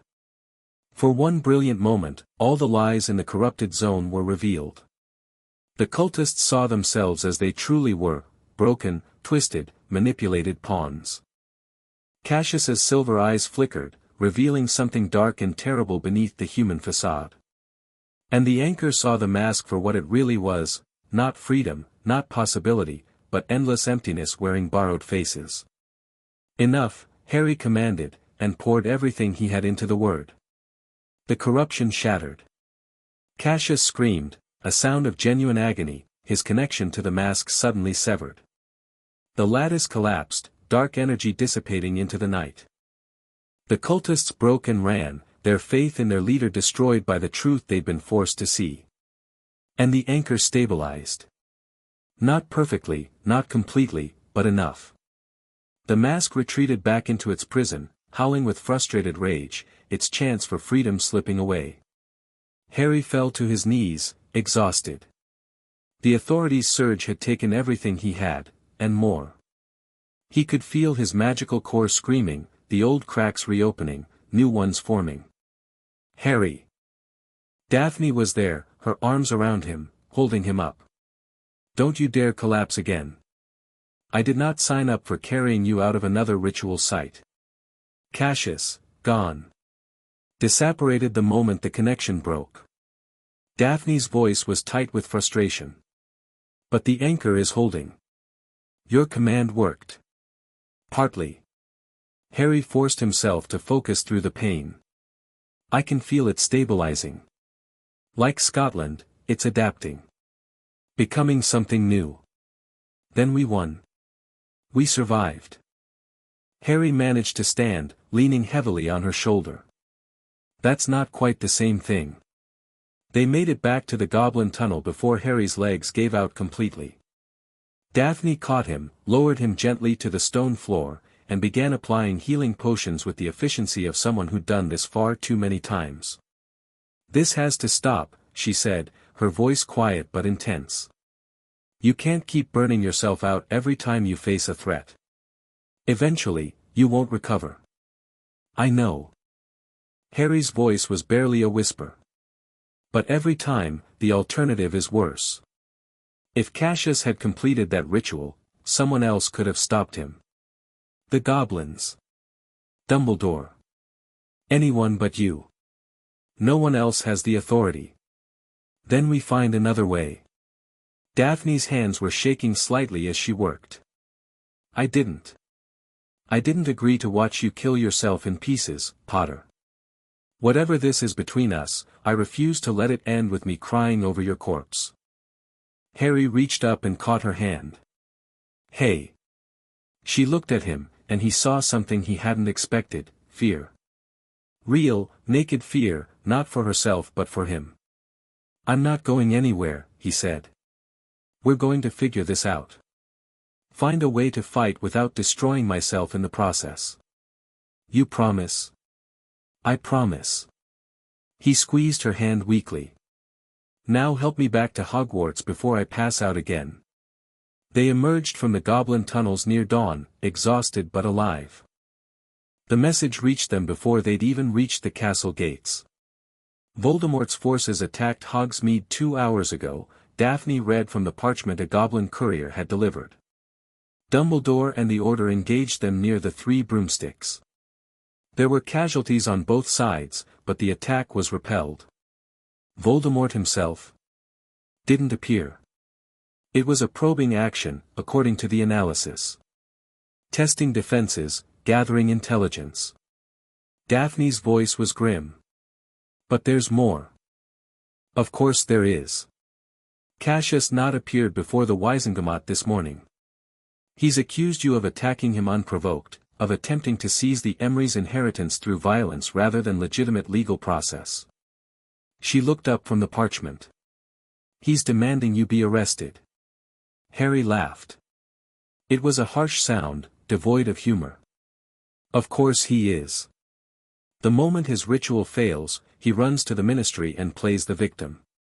Harry shook his head. The Weaver's nothing if not thorough. What do we do?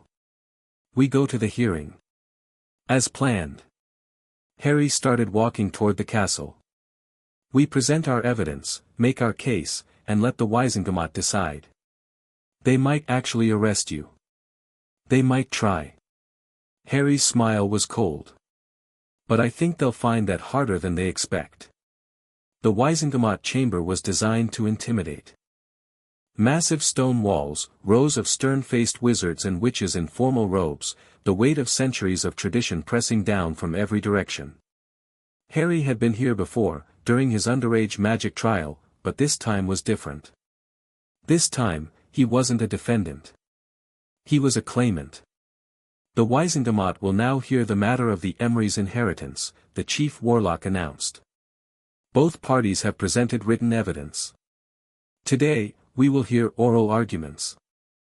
Cassius Not rose from his seat, immaculate in silver-trimmed robes, his expression carefully composed. The silver in his eyes had faded, hidden, Harry realized. The truth magic had revealed too much, so now he was concealing his nature more carefully. Honorable members of the Wizengamot, Cassius began, his voice smooth and confident. I stand before you as the last legitimate heir of Merlin Emery's, a claim supported by centuries of documented lineage, magical testing, and the testimony of respected pureblood families. He continued, laying out his case with the practiced ease of someone who had prepared extensively. Harry listened with half an ear, noting the lies woven seamlessly with truth, the manipulations disguised as facts. When it was his turn, Harry stood slowly. I could argue lineage, he said. I could present the Goblin verification, the blood confirmation, the testimony of Merlin's own preserved consciousness. All of that is in the record. He looked around the chamber, meeting eyes that held fear, suspicion, calculation. But we all know that's not what this is really about. Murmurs rippled through the chamber. This isn't an inheritance dispute. It's a war. Harry's voice carried clearly. The primordial court is breaking free. The bindings that have protected our world for 1,000 years are failing.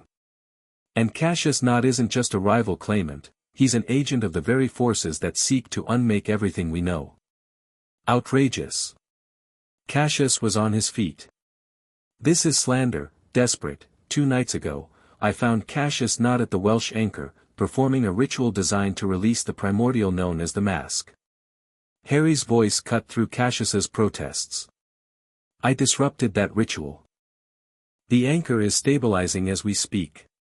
But if I hadn't intervened, the mask would have broken free, and every word anyone in this room ever spoke would become suspect. Lies. Cassius's composure was cracking. He attacked me without provocation. I have witnesses.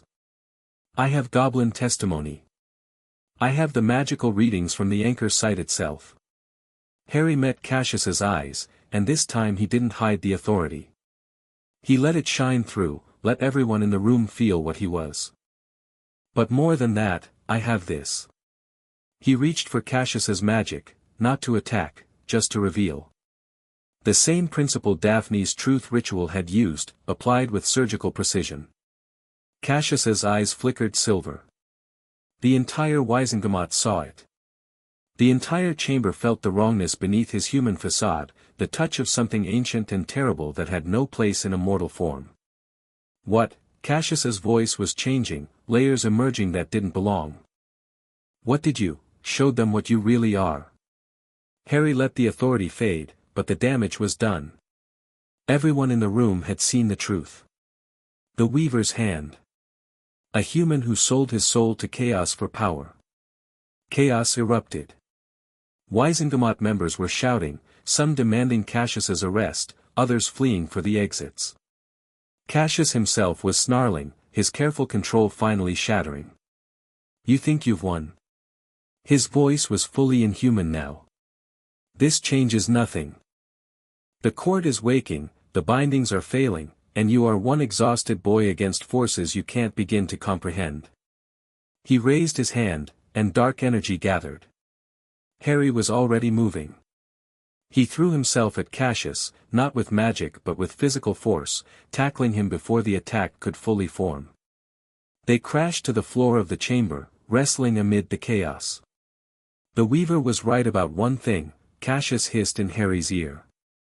Your heart is your weakness. Everyone you love will die screaming, and you'll watch, helpless, because you don't have what it takes to truly use the power you've been given. Harry slammed his forehead into Cassius's nose. The crack was satisfying. Cassius reeled back, dark blood streaming from his face, and Harry pinned him down with a knee to the chest. You're under arrest, Harry said. For conspiracy against the magical world.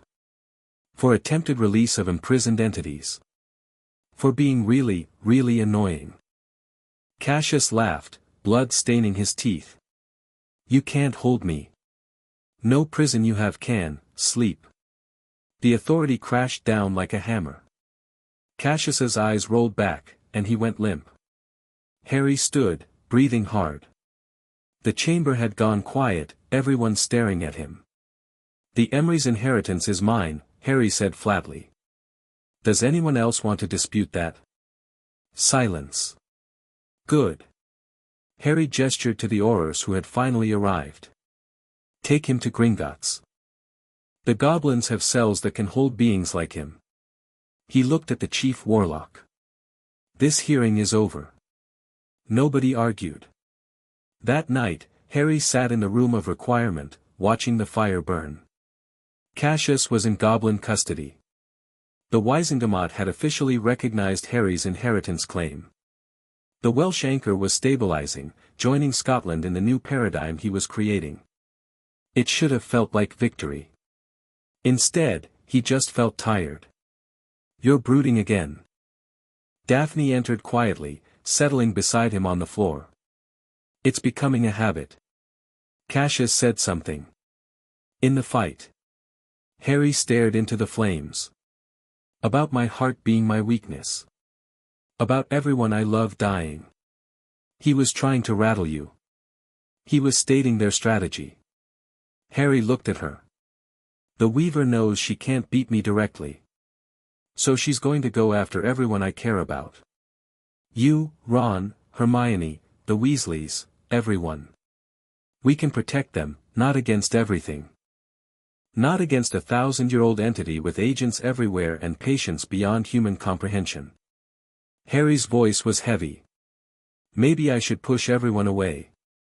Keep you all safe by keeping you at a distance. Daphne was quiet for a moment. Then she reached out and turned his face toward hers. That, she said firmly, is the stupidest thing I've ever heard you say. Daphne, no. Listen to me. Her eyes were fierce. The Weaver wants you isolated. She wants you alone, trying to bear an impossible burden without support. That's how she broke your ancestors' line in the first place. They kept withdrawing, kept hiding, kept pushing people away until they had no one.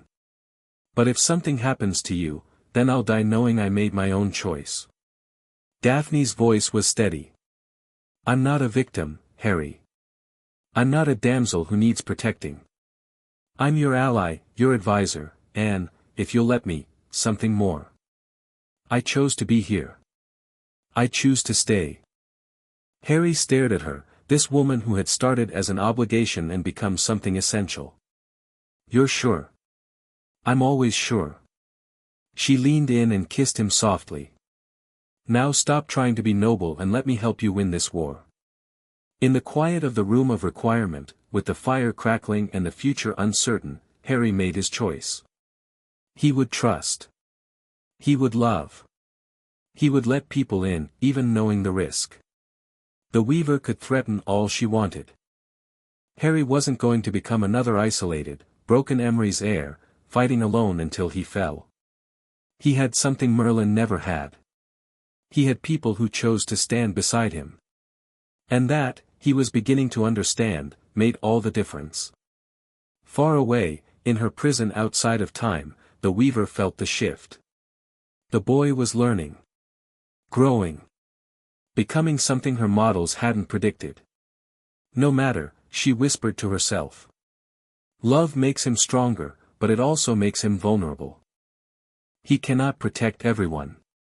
And when he fails. She reached out with threads of thought, touching agents she hadn't activated in decades. The political battle was lost. The direct assaults had failed. Time for a different approach. The chess piece she moved was one Harry would never expect. Let the games continue, the Weaver smiled. We have so much more to play. Chapter 4 and Chapter 5, The Primordial War. The nightmares started 3 days after the Wizengamot hearing. Harry woke to screaming. Not his own, he'd long since learned to suffer in silence, but from somewhere else in Gryffindor Tower. He was out of bed and moving before conscious thought caught up, his wand in his hand, the authority humming at the edges of his awareness. He found Neville Longbottom thrashing in his bed, his face contorted in terror, sounds coming from his throat that didn't quite form words. Around him, other boys were stirring, their own sleep troubled by shadows they couldn't name. Neville. Harry gripped his shoulder. Neville, wake up. Neville's eyes snapped open, and for one horrible moment, they weren't his eyes. Something else looked out from behind them, something vast and hungry and utterly without humanity. Then he blinked, and he was Neville again, trembling and pale and slicked with cold sweat. Harry. His voice was a ragged whisper. I saw, there were things in the dark, and they were speaking, and I understood them, and I didn't want to understand. It's okay. You're awake now. You're safe. But even as Harry said the words, he knew they weren't true. The nightmares spread through Hogwarts like a plague. By morning, Madame Pomfrey's hospital wing was overflowing with students who couldn't, or wouldn't, sleep. Their descriptions varied, but the core remained the same: darkness, whispers, shapes that wore too many faces, a creeping certainty that reality itself was coming undone. It's the primordials, Harry told Dumbledore, meeting him in the headmaster's office as dawn broke over the castle. They're bleeding through. The partial manifestations are affecting people's dreams. The voice and the hollow. Dumbledore's face was grave. According to the Goblin reports, both anchors showed significant deterioration overnight. They haven't broken free, but they've achieved enough presence to touch minds across Britain. Can we stop it? Short of repairing the anchors themselves? I don't know. Dumbledore moved to his window, watching the sun rise over mountains that looked somehow less solid than they should. The mask's corruption was contained before it spread this far. These others have been building pressure for days. Then I need to get to those anchors. Harry, you nearly killed yourself dealing with whales. Your core is still damaged, I know. Harry's voice was flat. But if I don't do something, the damage will be worse. For everyone. Daphne found him in the room of requirement an hour later, packing supplies with mechanical efficiency. You're not leaving without me. I'm not leaving at all. Not yet. Harry continued packing. I need to gather allies first. Real allies, not just political support. What do you mean?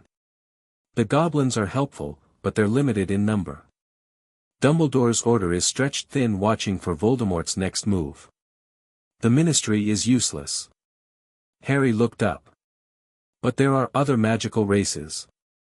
Ones that remember what the world was like before Merlin's binding. You want to approach the centaurs? The werewolves? Them. And others. Harry slung the pack over his shoulder. Your family's records mentioned ancient alliances, agreements Merlin made with beings who helped him in the original war. If those alliances still hold. That was 1,000 years ago. Magical creatures have long memories. Harry headed for the door. Coming. The forbidden forest was darker than Harry remembered. Not just the absence of light, the trees themselves seemed to press closer, their branches reaching toward each other like conspiring fingers. The normal sounds of wildlife were muted, replaced by an uneasy silence that made every footstep echo. The centaurs sense what's happening, Daphne murmured. They'll have seen it in the stars. That's what I'm counting on. They walked for nearly an hour before the centaurs found them. It wasn't an ambush, Harry would have felt the threat. Instead, they simply emerged from the shadows, a dozen horse-bodied figures with human torsos and ancient, knowing eyes. At their head stood Firenze, the centaur Harry had met years ago, but he looked different now. Older, somehow, though centaurs aged slowly. Tired. Harry Potter. Firenze's voice was grave. We have been expecting you. Then you know why I'm here. The stars have told us much. They spoke of the heir's emergence, of the court stirring, of the war that comes.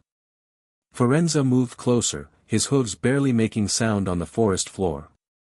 We also saw what you did in Scotland and Wales. You are remaking the bindings. I'm trying to save them. You are doing more than that. Another centaur stepped forward, Bane, Harry recalled, who had always been hostile to humans. But there was no hostility in his face now. Only a wary respect. You are creating something new. The old bindings were chains. What you build are partnerships. I don't understand. The original anchors commanded the primordials to sleep. Your anchors negotiate with them. Firenze's eyes were intent. It is dangerous, what you do. But it may also be the only path forward. Harry thought about what he'd done in Scotland, telling the anchor to adapt, to become what the world needed. He'd thought of it as improvisation, desperation. But maybe it was something more. Will you help me? The centaurs exchanged glances, communicating in ways humans couldn't perceive. The centaur nation has watched and waited for 10 centuries, Firenze said finally. We knew this day would come. We knew the bindings would fail, the court would stir, and someone would have to make a choice. He stepped forward and placed a hand on Harry's shoulder, a gesture of profound significance among centaurs. We choose to stand with you, heir of Emrys. Our bows are yours. Our knowledge is yours. Until the stars fall or the war ends. Bane nodded, and behind him, every centaur present bowed their heads. Harry felt something shift in the magical atmosphere, an alliance forming, ancient agreements reawakening. The authority thrummed in his chest, recognizing the connection. Thank you, he said. I hope I'm worthy of your trust. So do we all, Bane replied, and there might have been humor in his voice. Now come. There are others who wish to speak with you. The centaurs led them deeper into the forest, to places Harry had never seen. They passed through groves where the trees were older than Hogwarts, past streams that flowed uphill, around clearings where strange lights danced with no apparent source. The wrongness in the air grew stronger, but so did something else, a sense of ancient, watchful presence. The forest remembers, Daphne said quietly. Before Merlin, before wizards, before humans. It remembers the chaos. And it doesn't want it to return. Would you? They emerged into a vast clearing, and Harry stopped in his tracks. He'd expected more centaurs. Maybe some unicorns, or the odd thestral. What he found instead was a gathering unlike anything he could have imagined. Werewolves in human form, their eyes gleaming amber in the moonlight. Vampires draped in shadow, their pale faces turned toward him with ancient hunger and older wisdom. House elves, dozens of them, standing with a dignity that their wizard-bound kin had long forgotten. Mere people in great glass tanks filled with lake water, their alien features studying him with cold intelligence.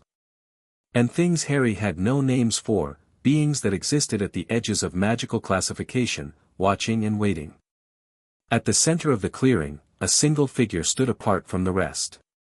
She was old, old in a way that made Dumbledore seem like a child. Her skin was bark, her hair was moss, her eyes were pools of green light that held the memories of forests long since fallen. When she spoke, her voice was the whisper of wind through ancient leaves.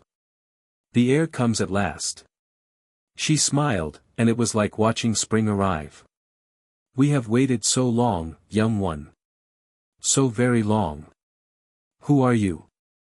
I am what remains of the old ones.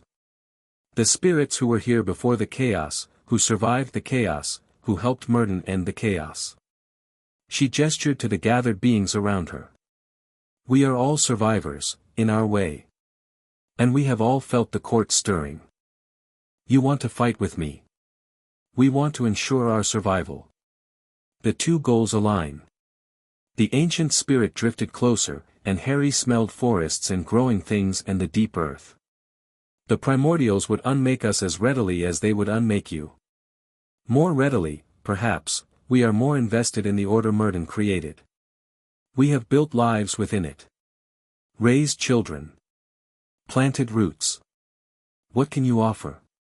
Knowledge. Power. Numbers. The spirit's smile sharpened.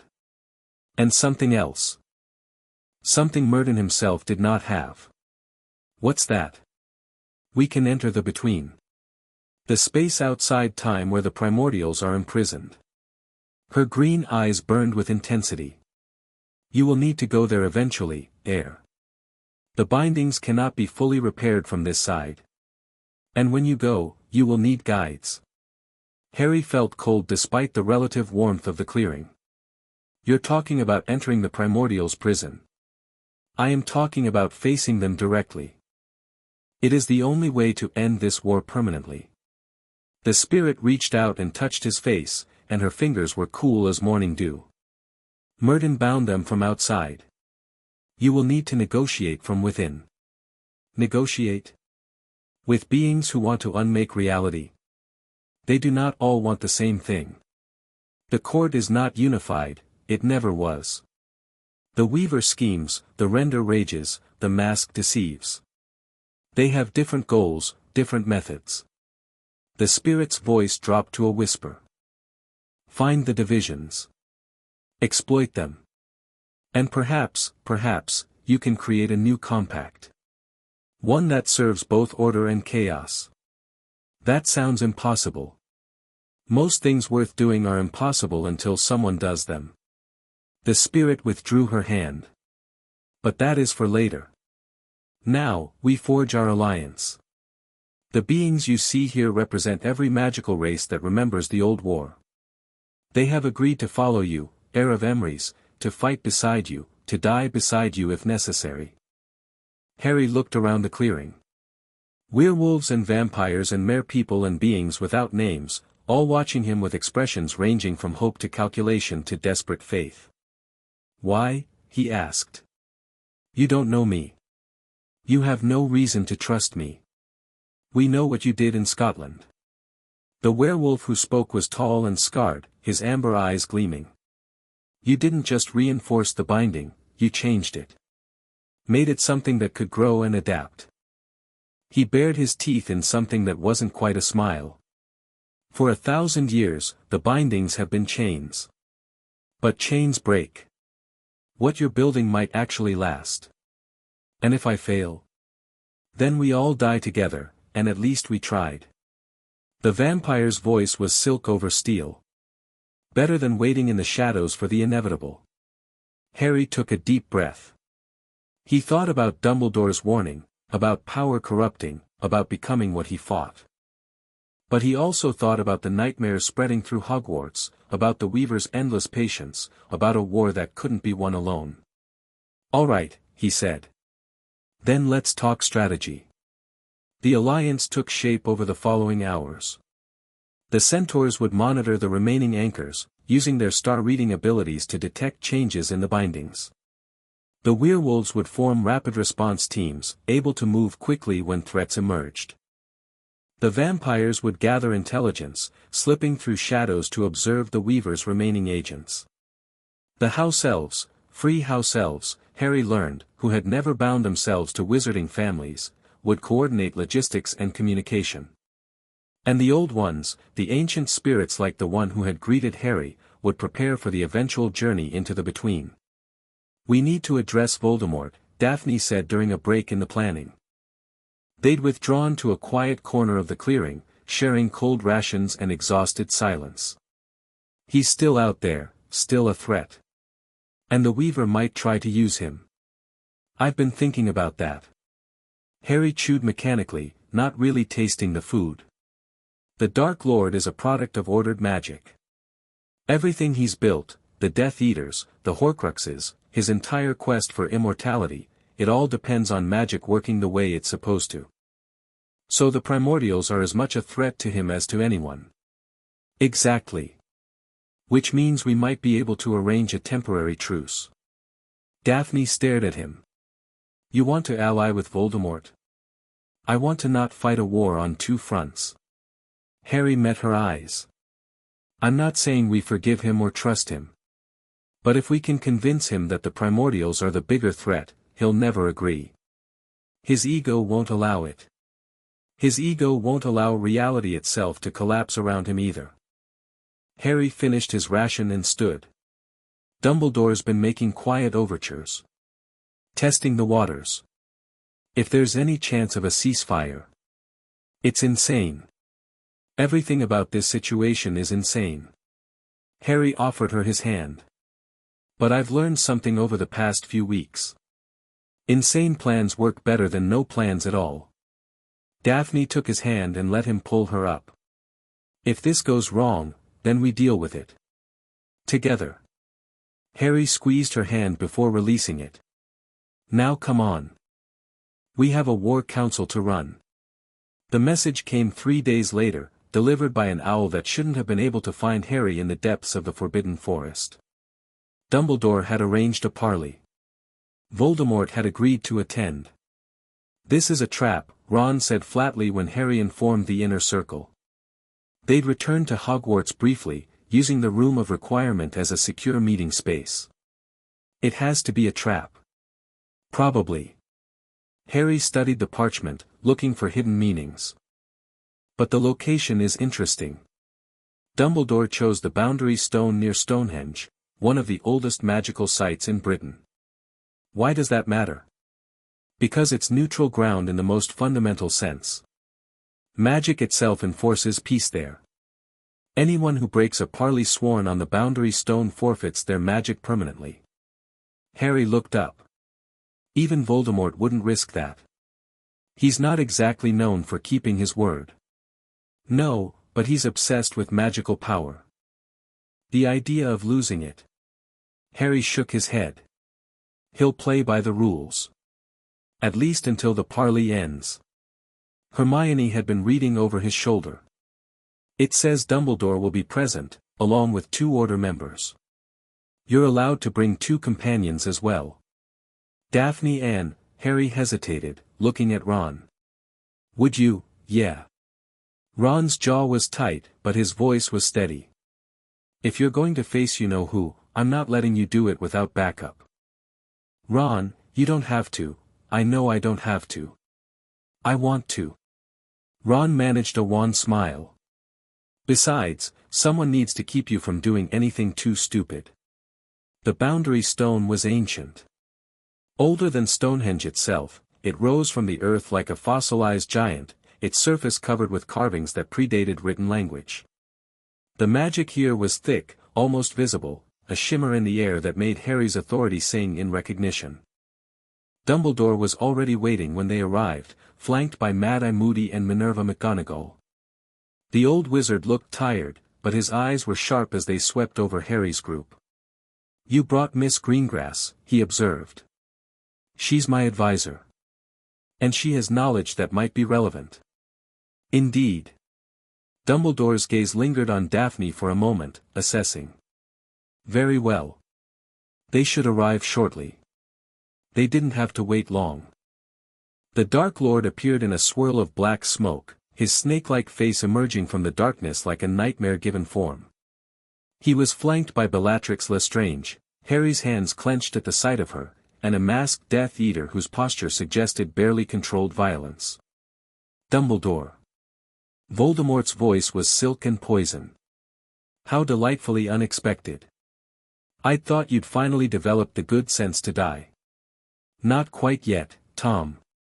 I wanted to see how this particular story ends. Don't call me that. As you wish. Dumbledore gestured to the Boundary Stone. Shall we begin? The parley rituals were ancient and complex. Wands were surrendered to the stone's keeping. Oaths were sworn, binding, magical oaths that neither side could break without consequence. And finally, when the preliminaries were complete, both parties stood facing each other across the ancient marker. You requested this meeting, Voldemort said, his red eyes fixed on Dumbledore. Explain. I believe young Harry can explain better than I. Dumbledore stepped aside, and Harry moved forward. Voldemort's gaze shifted to him, and Harry felt the familiar cold of the Dark Lord's attention. But there was something else there now, curiosity, perhaps. Or calculation. Potter. I've heard interesting things about you lately. Claims of ancient bloodlines. Displays of power beyond what a 6th year should possess. Voldemort's lipless mouth curved. Tell me, is it true? Are you Merlin's heir? Yes. Fascinating. Voldemort circled slowly, examining Harry from every angle. And the primordials? The cosmic horrors supposedly locked away by your esteemed ancestor. Are they real as well? You already know they are. The nightmares your followers have been having. The wrongness in the air. The creatures appearing in places they shouldn't be. Harry met Voldemort's eyes without flinching. You felt it, haven't you? The world becoming less stable. Magic itself becoming harder to predict. Something flickered in Voldemort's expression. I've noticed anomalies. Those anomalies are going to get worse. A lot worse. Harry forced himself to stay calm, to speak as an equal rather than a victim. The primordials are breaking free, and when they do, they're going to unmake everything. Including you. You expect me to believe that I'm threatened by beings I've never seen? I expect you to use that brilliant mind of yours and actually think. Harry's voice sharpened. You've spent decades trying to conquer the wizarding world. To rule it. To reshape it according to your vision. But the primordials don't want to rule, they want to return everything to chaos. They'll destroy your Death Eaters, your ministry puppets, your carefully laid plans. They'll destroy you, and they won't even notice they're doing it. Voldemort was silent for a long moment. Assuming I believe you, he said finally, what are you proposing? A truce. Temporary, limited, focused entirely on the primordial threat. Harry kept his voice level. We stop fighting each other until the court is contained. Then we can go back to trying to kill each other. Bellatrix laughed, a mad, cackling sound. My lord, you can't seriously be considering. Silence, Bella. Voldemort didn't look away from Harry. What do you gain from this arrangement? I don't have to watch my back for Death Eater attacks while I'm trying to save the world. My allies can focus on the actual threat instead of fighting your forces. Harry paused. And I get access to something you have. Oh. Your knowledge of soul magic. Harry saw the surprise flicker across Voldemort's face. The Horcruxes. You understand how to anchor consciousness outside the body. That knowledge might be useful in dealing with beings that exist outside normal reality. You want me to teach you the secrets of immortality? I want to understand the principles. The mechanics. Harry smiled grimly. I'm not interested in living forever. But I might be interested in binding things that can't be killed by conventional means. Another long silence. Voldemort's eyes never left Harry's face, searching for deception, for weakness, for any sign that this was a trap. You've changed, Potter, he said finally. You're not the frightened child I faced in the graveyard. I've had to grow up quickly. Yes. I can see that. Voldemort turned away, walking slowly around the boundary stone. I accept your terms. A temporary truce, focused on the primordial threat. My forces will not attack yours, and in return, I receive immunity from prosecution during the ceasefire period. Agreed. Harry had expected this demand, it was reasonable, from Voldemort's perspective. And when the crisis is resolved? We renegotiate. Or we go back to war. Harry shrugged. That's a problem for later. Voldemort laughed, a cold, mirthless sound. Very well, heir of Emrys. We have a bargain. He extended his hand, pale, skeletal, barely human. Shall we seal it properly? Harry took the hand. The magic of the boundary stone flared, binding them both to their oaths. Harry felt it wrap around his very being, a constraint he couldn't break even if he wanted to. When he released Voldemort's hand, the Dark Lord was smiling. This should be interesting, Voldemort murmured. I look forward to seeing what you become, Potter. Assuming either of us survives. He vanished in another swirl of black smoke, his followers disappearing with him. Harry let out a breath he hadn't realized he was holding. Well, Dumbledore said quietly. That went better than I expected. Did it? Ron's voice was strained. We just made a deal with the most evil wizard in history. We bought time. Harry turned away from the boundary stone. And we got information. Did you see Voldemort's face when I mentioned the nightmares? He's scared. He won't admit it, but he's scared. Fear can make people dangerous. It can also make them useful. Harry started walking back toward the apparition point. Come on. We have work to do. The news of the truce spread quickly through the magical world.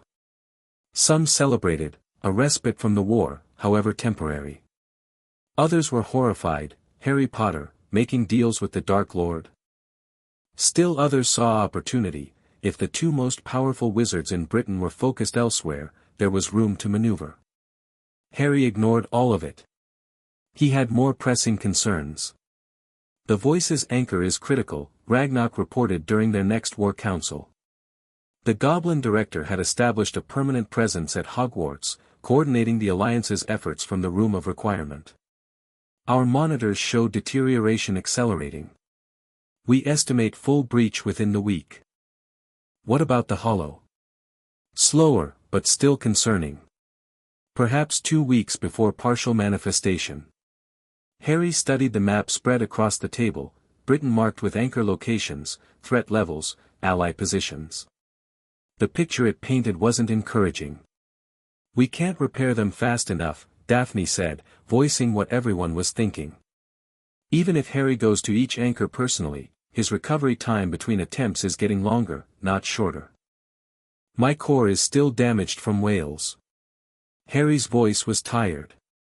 Every time I use the authority at full strength, it takes more out of me. Then we need another approach. The Centaur representative, a young female named Stargazer, stepped forward. The old spirit spoke of entering the between. Facing the primordials directly. That's suicide. It may be our only option. Stargazer's eyes were sad but resolute. The bindings are failing from this side because they were never meant to be permanent. Merlin knew this, his writings speak of a final solution that would require confronting the court in their own realm. A final solution he never implemented. Because he died before he could. The strain of the original binding aged him rapidly, he was barely 50 when his body gave out. Stargazer looked at Harry. But you are young. Strong. And you have allies he never had. You're suggesting I go into the between and, what? Negotiate a new compact. Or fight. Or both. The ancient spirit from the forest materialized at the edge of the room. Harry still wasn't used to how she could appear and disappear at will. The court is not unified, as I told you. The Weaver schemes, but her siblings resent her dominance. The Render simply wants to destroy, it doesn't care about subtle plans. The mask's only loyalty is to deception itself. So I play them against each other. You find which ones can be reasoned with and which must be defeated. Then you act accordingly. The spirit's green eyes gleamed. It is dangerous. Many who enter the between never return. But it is also the only path to permanent resolution. Harry was quiet for a long moment, feeling the weight of the decision pressing down on him. There's something else, Daphne said suddenly. Her voice was strained in a way Harry had rarely heard. Something I should have told you before. Everyone turned to look at her. My sister's curse. Daphne's hands were clenched at her sides. I've been researching it more deeply since we learned about the primordials. The magical signature, it matches the Weaver. We knew that. We knew it was primordial in origin. We didn't know, Daphne's voice caught. The curse isn't just draining Astoria's magic. It's using her as an anchor. A partial connection between the between and our world.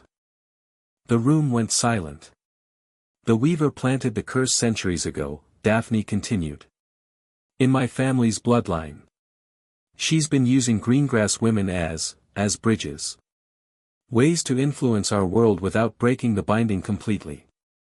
That's why she targeted your family. Harry's mind was racing. That's why the Greengrass obligation to Merlin's line was so important to her. She wanted us close to the heir. Wanted us in position to influence or betray. Daphne's laugh was bitter.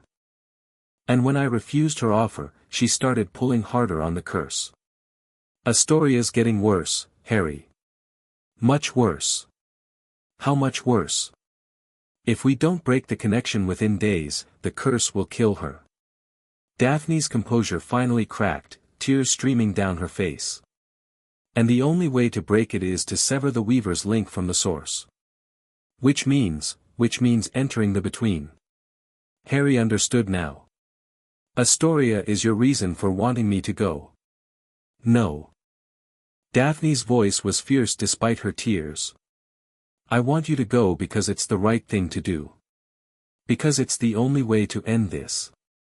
But yes, I also want to save my sister. And I won't apologize for that. Harry crossed the room and took her hands. You don't have to apologize, he said quietly. We're going to save Astoria. And we're going to end this war. Both. How can you be so sure? Because I refuse to accept any other outcome. Harry turned to face the council. Prepare for the journey into the between. We leave as soon as possible. The preparations took 2 days. The ancient spirit provided guidance on what they would need, not weapons or supplies in the conventional sense, but mental preparation. Ways to maintain identity in a realm where identity was fluid. Techniques for navigating space that didn't follow normal rules. Harry spent hours in meditation, strengthening his connection to the authority, reinforcing the core of who he was against the chaos he would face. Daphne worked beside him, her own preparations focused on the truth magic her family had preserved for generations. I'm coming with you, she said during a brief break. Non-negotiable. I know. Harry didn't argue, he'd given up trying to protect her from herself. But understand what we're walking into. The between isn't just dangerous, it's fundamentally alien. Even with the old spirits guiding us, we might not come back. I understand. Daphne's hand found his. I understand, and I'm still coming. Because of Astoria. Because of you. She met his eyes steadily. We started this together. We're going to finish it together. Harry pulled her close, holding her tightly. She fit perfectly against him, and for a moment he let himself forget about primordials and cosmic horror and the fate of reality itself. I love you, he said quietly. I should have said it earlier. You're saying it now. She pulled back slightly, looking up at him. And I love you too. For whatever that's worth. It's worth everything. They held each other in silence, two people against impossible odds, finding strength in each other's presence. Now, Daphne said finally, stepping back and composing herself. Let's go save the world. The morning they were supposed to enter the between, Cassius not escaped. The message came just before dawn, panicked goblin messengers, reports of a prison breach, descriptions of magic that shouldn't have been possible. He had help from inside, Ragnarok reported, his voice tight with fury. One of our own guards, corrupted by the Weaver's influence. He released not from his containment cell and then, melted. Dissolved into shadows. Cassius can't have gotten far, he's not running. Ragnarok's expression was grim. Our scouts report he's heading for the London anchor. The one beneath the ministry. Harry's blood went cold. The sleeper. If he corrupts that anchor, if he wakes the sleeper, everything ends. Harry was already moving. Change of plans. We stop Cassius first, then we enter the between. Harry, we can't delay, Daphne started. We won't have a world to save if the sleeper wakes. Harry grabbed his wand, his mind racing. Contact everyone. The Alliance, the Order, anyone who can fight. We're going to need everything we have. The battle for London began at noon. Cassius Knott had fortified himself in the Ministry's lower levels, surrounded by cultists and creatures the Weaver had been holding in reserve. The building itself was being twisted by his presence, walls shifting, doors leading to impossible places, the very architecture becoming hostile. Harry led the assault personally. The Alliance forces poured into the Ministry through every entrance, goblins and werewolves and vampires and things without names, all fighting side by side for the first time in centuries. The Order came as well, Dumbledore himself at their head, and even a contingent of Death Eaters under Voldemort's direct command, honoring the terms of the truce. "This is insane," Ron gasped as they fought their way through the atrium. "We're fighting next to Death Eaters. Today we are. Tomorrow," Harry deflected a curse that had come from somewhere impossible. "Tomorrow can take care of itself." They descended through chaos. Each level of the Ministry was worse than the last. The Weaver's influence was strongest here, where she could draw on the partially corrupted Anchor's power. Reality itself seemed uncertain, flickering between states, solid objects becoming fluid and reforming into hostile shapes. Harry used the authority constantly, burning through reserves he couldn't afford to spend. But there was no choice. Without his commands imposing order on the chaos, his allies would have been overwhelmed in minutes. "Cassius is in the Department of Mysteries," Daphne reported. She'd been coordinating with the Goblin intelligence network, tracking the enemy's movements. "He started the corruption ritual. We have maybe 10 minutes before the damage becomes irreversible. Then we move faster." They hit the Department of Mysteries like a storm. The chamber where the sleeper was bound was vast, far larger than it should have been, extending into dimensions that human eyes weren't meant to perceive. At its center, a pillar of absolute darkness rose from the floor, pulsing with a rhythm that was almost like breathing.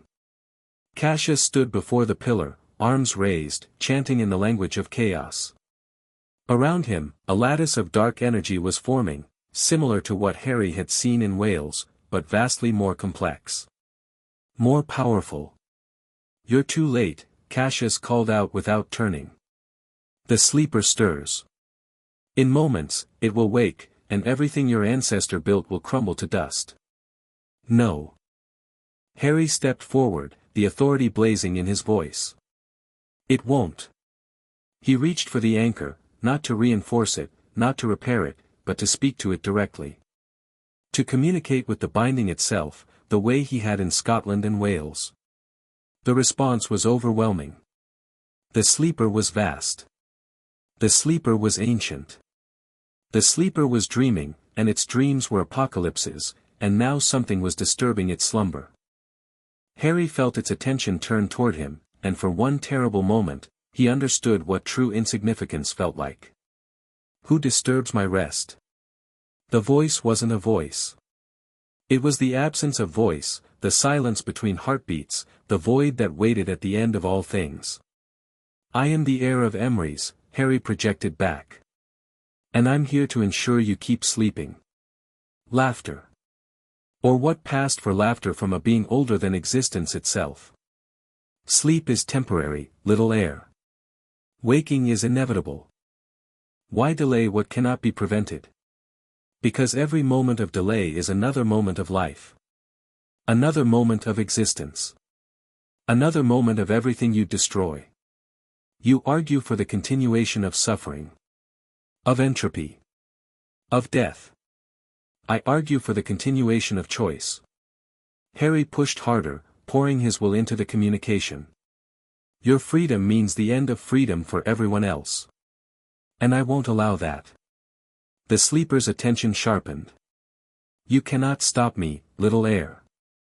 Your ancestor barely contained me, and he had power you cannot imagine.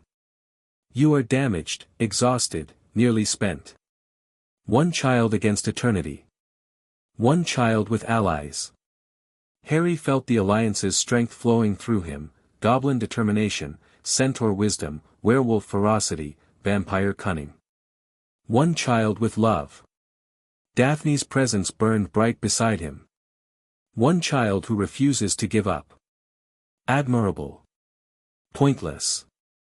But admirable. The sleeper's attention began to turn away, back toward Cassius's ritual. I'm not finished. Harry reached deeper than he ever had before. Past the authority, past his magical core, into something more fundamental. The connection he'd felt when he first entered Merlin's vault. The inheritance that ran in his blood, that had shaped reality itself for 1,000 years. You will sleep, he commanded. Not with power, but with absolute certainty. You will sleep because I say so. Because the heir of Emrys tells you to. Because this is my world, my reality, my inheritance, and you are not welcome here.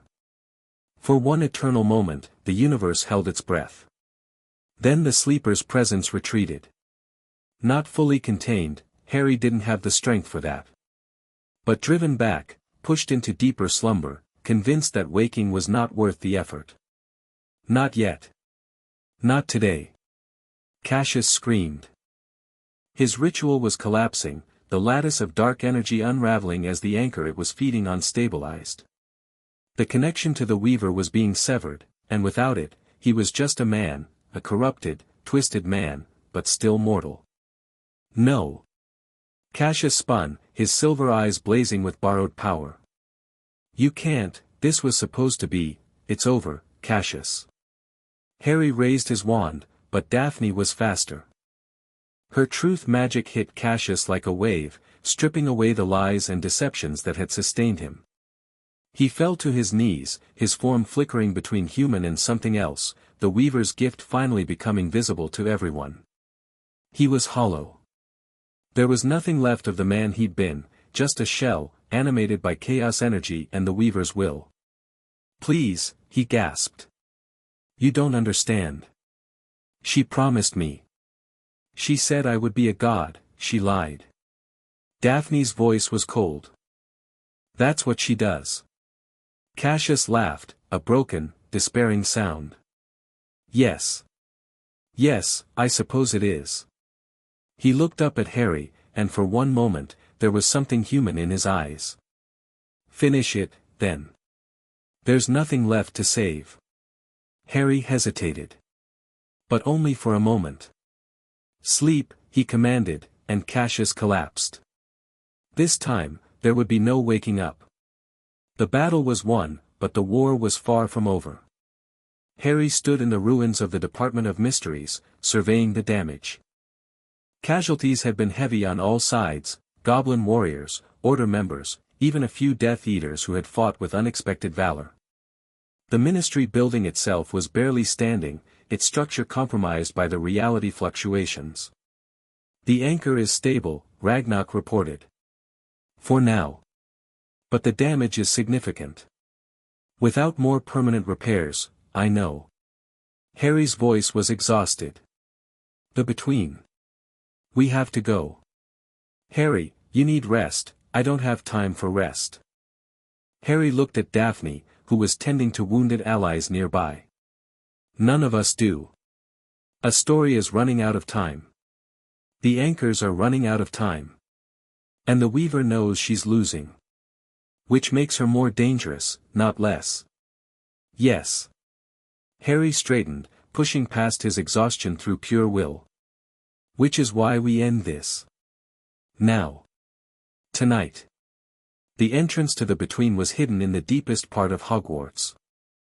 Not in the Chamber of Secrets, not in the Room of Requirement, but somewhere older still, a chamber that predated the Founders, carved from living rock by hands that weren't quite human.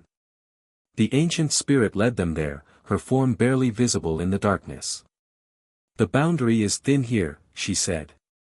Thin enough to pass through, if you have the will and the knowledge.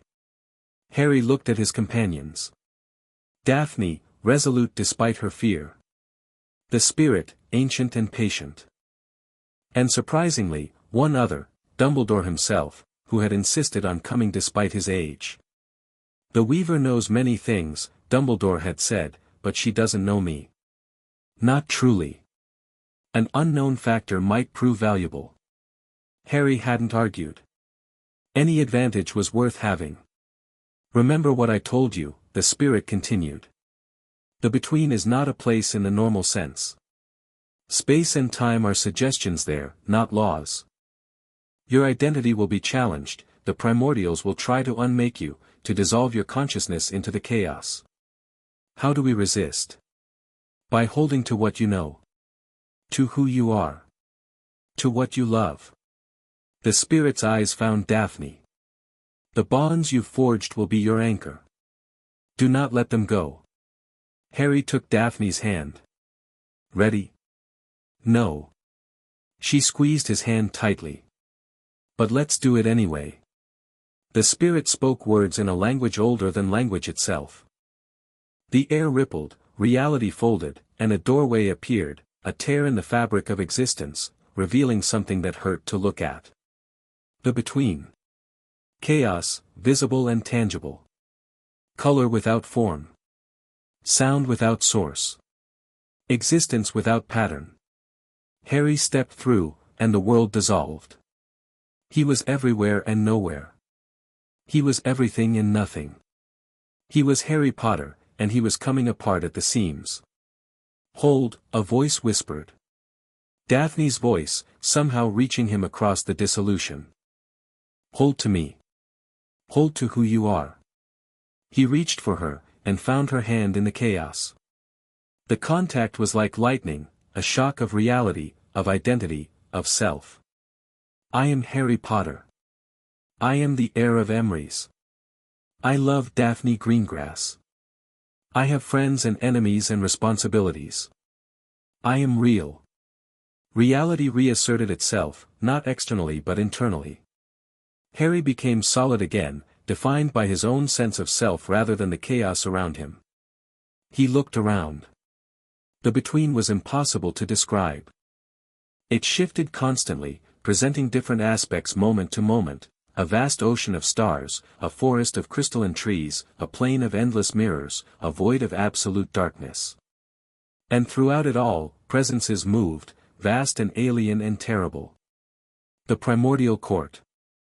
Welcome, little heir. The weaver's voice came from everywhere at once. Welcome to our home. We have so much to discuss. She manifested before him, and Harry finally saw her true form. She was vast. She was beautiful. She was absolutely horrifying. A woman woven from threads of light and shadow, her form constantly shifting, her eyes containing depths that no mortal was meant to perceive. She smiled, and her smile held 1,000 promises and 1,000,000 lies. At last, she said, and now her voice came from her lips rather than from everywhere. At last, we meet properly. No barriers, no bindings, no limitations. Just you and me and the truth. I'm not here for conversation. No. Then why are you here, little heir? To fight? She laughed, and the sound was wind chimes and screaming and every beautiful terrible thing. You can barely stand. Your companions are drowning in chaos. Your power is nearly spent. Harry looked to his side. Daphne was visible, but struggling, her form flickering, her grip on reality tenuous. Dumbledore was worse, his ancient mind more vulnerable to the dissolution. Only the spirit seemed stable, anchored to the between by her own nature. I'm here to negotiate. The weaver's smile widened. Now that is interesting. She gestured, and the chaos around them solidified into something almost like a room, a space where conversation was possible. Speak, then, heir of Emrys. Tell me what terms you offer. Harry took a breath. This was the moment everything had been building toward. Every alliance, every battle, every lesson, it all came down to this. You want freedom, he said. Not just to be unbound, but to exist in the mortal world again. To influence and create and do whatever it is that beings like you do. That is our nature. We were here before your order existed. We have the right to exist still. And I can't give you full freedom. If I did, reality would collapse. Everything I've fought for, everything Merlin fought for, it would all be destroyed. Then we have no common ground. I'm not finished. Harry stepped forward, meeting the weaver's impossible eyes. Full freedom is impossible. But limited existence. The ability to interact with the mortal world in controlled ways, through agreed-upon channels. That might be negotiable. The weaver was silent for a moment. You offer us cages, she said finally. More comfortable cages, perhaps, but cages nonetheless. I offer you a choice that isn't extinction. Harry's voice was steady. The bindings are adapting. You felt it, Scotland, Wales, even London just now. The new structure isn't Merlin's rigid order. It's something more flexible. Something that could include you, if you were willing to be included. Include us how? I don't know yet. That's what negotiations are for. Harry spread his hands. I'm not my ancestor. I don't claim to have all the answers. But I'm willing to find them, with your cooperation. And without our cooperation? Then I strengthen the bindings until none of you can move. I pour everything I have into maintaining Merlin's order, and we spend another 1,000 years playing the same game, you trying to escape, us trying to contain you, reality suffering in between. Harry's voice hardened. I don't want that. But I'll do it if I have to. The weaver studied him, her impossible eyes searching for deception, for weakness. You truly mean it, she said finally. You would negotiate with chaos itself, risk everything on the chance of a better outcome. I've been risking everything since I was 11. This is just the latest bet. The others will not agree easily. The render lives for destruction. The hollow knows only hunger. The sleeper went back to sleep when I asked. I think even it is tired of this war. Harry took another step forward. You're the weaver. You scheme, you plan, you manipulate. But all your schemes have led to this, another heir, another confrontation, another stalemate. Wouldn't you rather try something different? The weaver was silent for a long time. Then, slowly, she smiled. Yes, she said.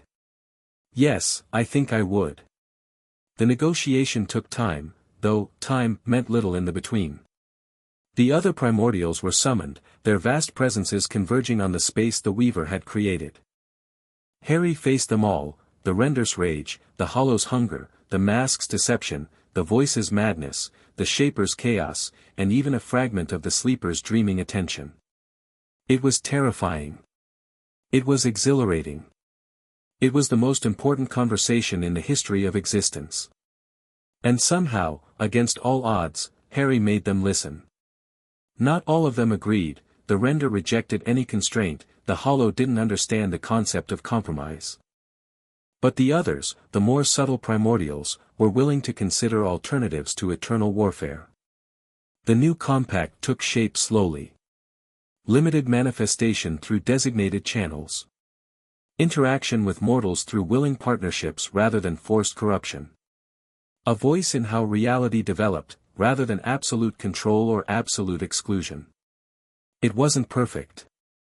It was messy and complicated and would require constant maintenance. But it was better than what came before. One final condition, the weaver said when the terms were nearly complete.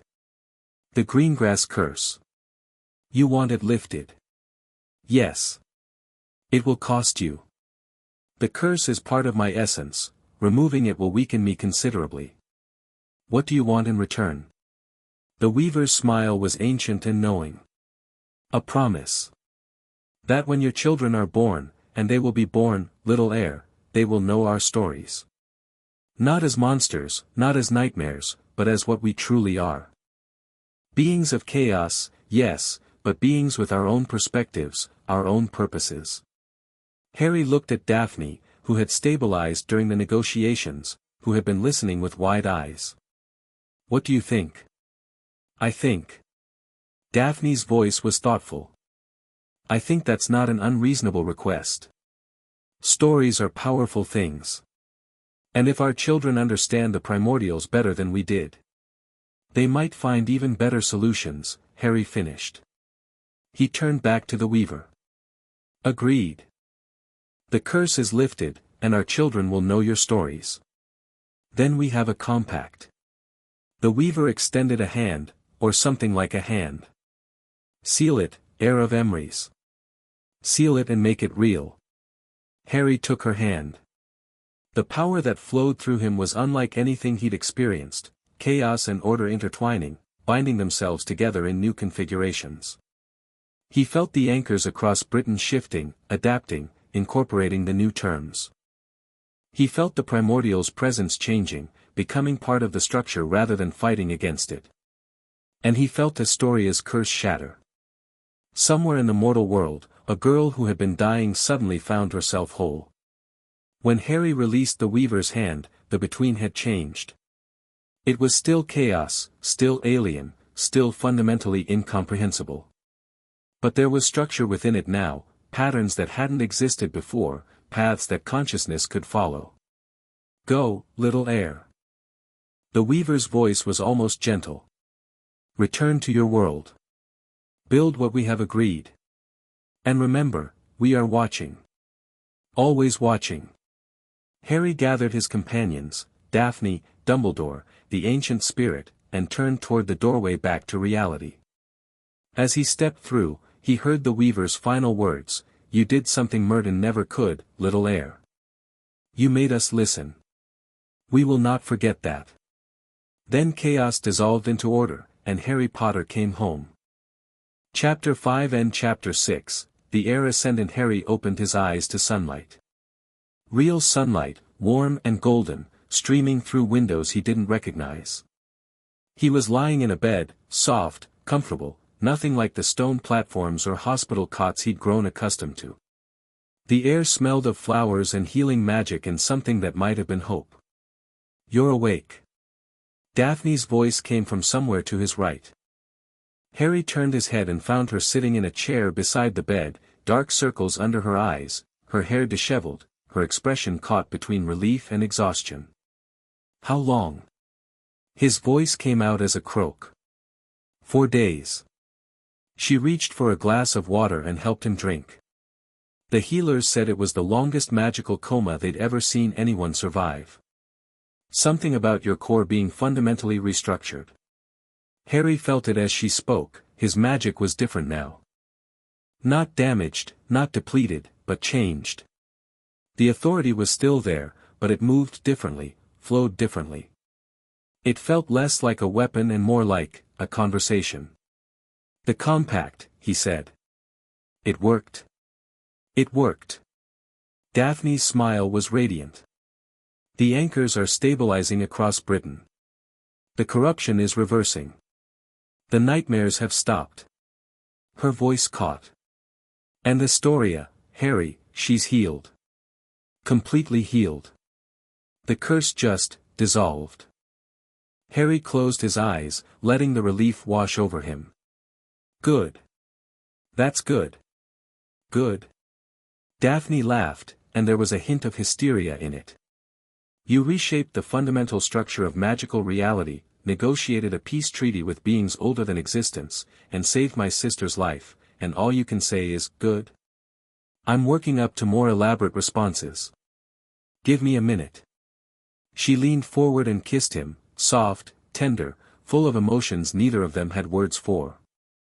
When she pulled back, her eyes were bright with tears. "I love you," she said. "I know I said it before, but I need you to hear it again. I love you, Harry Potter. You impossible, brilliant, terrifying man. I love you too." Harry reached up and touched her face. "And I'm not going anywhere. Not anymore." The days that followed were strange. Harry had expected chaos, political upheaval, magical instability, the 1,000 crises that should have accompanied a fundamental restructuring of reality. Instead, he found something closer to peace. The new compact was working better than anyone had predicted. The primordials, bound now by agreement rather than force, were actually contributing to the stability they'd once threatened. Their influence seeped into the magical world in subtle ways, artists found new inspiration, researchers made unexpected breakthroughs, the natural world seemed to breathe a little easier. It wasn't paradise. The render still needed careful management, its destructive impulses channeled into controlled demolition and necessary endings. The Hollow's hunger was satisfied through carefully negotiated exchanges, magical energy freely given in return for the creative void that made new things possible. The mask's deceptions were redirected toward theater and fiction and the necessary lies that kept society functioning. But it was balance. Real, sustainable balance. "You've changed everything," Dumbledore observed during one of his recovery visits. The old wizard looked better than Harry had seen him in years, lighter, somehow, as if a weight had been lifted. "The magical world will never be the same." "Is that good or bad?"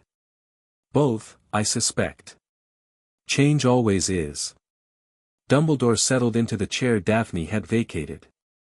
"But I've been watching the effects closely. The new anchors are stronger than Merlin's originals. More flexible, more adaptive. They can grow with the world instead of fighting against it." "That was the idea." "Yes. And it was a good one." Dumbledore's eyes were warm. "I was wrong about you, Harry.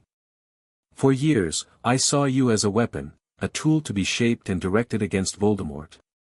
I should have seen you as a leader. I didn't see myself as a leader. The best ones rarely do." Dumbledore rose. "There is still much to do. Voldemort remains a threat. The Ministry needs restructuring. The magical world must learn to live with the new reality." He paused at the door. "But for once, I believe we're building towards something better. And that's because of you." He left, and Harry lay back against his pillows, thinking about what came next. Voldemort was indeed still a problem. The truce had held during the crisis, barely. But now that the primordial threat was contained, the old enmities were stirring again. Death Eater movements were reported near Hogsmeade. The dark mark blazed over a village in Cornwall. The fragile peace was crumbling. "He's testing boundaries," Daphne reported during their daily strategy session. Harry was finally well enough to sit up, though the healers had forbidden him from using magic for at least another week. "Small incursions, deniable attacks. Seeing how we'll respond." "How should we respond?" "That depends on what you want the endgame to be." Daphne spread a map across his bed.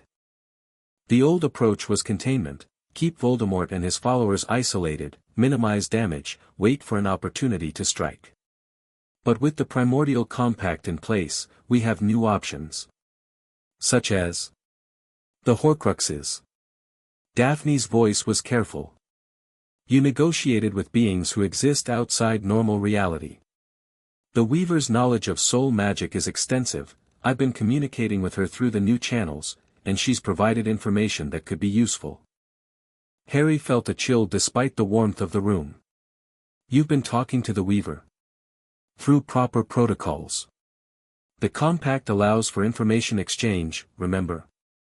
And she seemed eager to help. I think she finds Voldemort's immortality attempts amusing, a child playing with scissors, she called them." "Did she offer to locate the remaining Horcruxes?" "Better. She offered to show me how to destroy them without needing to find them first." Harry stared at her. "That's possible." "According to the Weaver, yes. The soul fragments are connected to each other and to Voldemort himself. If we can reach Voldemort directly, with the authority, with the right approach, we can unravel all the connections at once." "That sounds too easy." "It's not easy. It requires getting close to Voldemort, holding his attention long enough to work the magic, and surviving whatever he throws at you in the process." Daphne met his eyes steadily. "But it's possible. For the first time, it's actually possible to end this permanently." Harry thought about prophecies and destiny and the long war that had shaped his entire life. He thought about the people who had died, his parents, Sirius, countless others who had fallen in battles he couldn't prevent. "Set up a meeting," he said finally. "Not a parley this time. An ultimatum." "What kind of ultimatum?" "The kind that ends with either Voldemort's surrender or his destruction." Harry's voice was cold. He's had chances to stop. To change. He's chosen violence and death every single time. That choice has consequences. And if he doesn't surrender?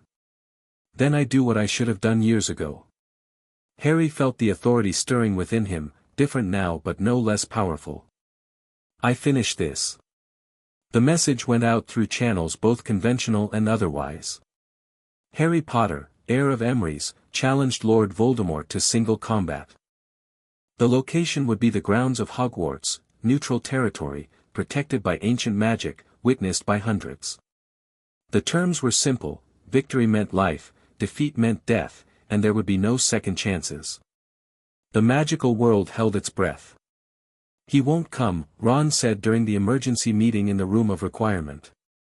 The inner circle had gathered: Ron, Hermione, Daphne, the Weasleys, Remus, key members of the Alliance. He's too smart to walk into a trap. It's not a trap. It's a challenge.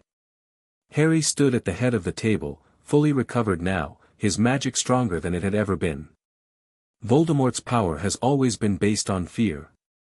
If he refuses to face me directly, that fear starts to crumble. And if he accepts, then I kill him. Harry's voice was matter-of-fact. Or he kills me. Either way, the war ends. Harry, Hermione's voice was strained. There has to be another way. Something less final. There isn't. Harry looked around the table, meeting each pair of eyes in turn. I've spent my whole life running from this fight. Avoiding it, surviving it, trying to find some path that didn't lead to direct confrontation. But the prophecy was clear from the beginning: neither can live while the other survives. One of us has to die. The prophecy could be interpreted. It's not about interpretation anymore. Harry's voice softened. I know what I am now. I know what I can do. And I know that as long as Voldemort exists, the magical world will never truly be at peace. He'll keep coming, keep killing, keep destroying everything we're trying to build. Daphne spoke for the first time. He'll try to cheat. Use his followers as shields. Deploy traps and contingencies we can't anticipate.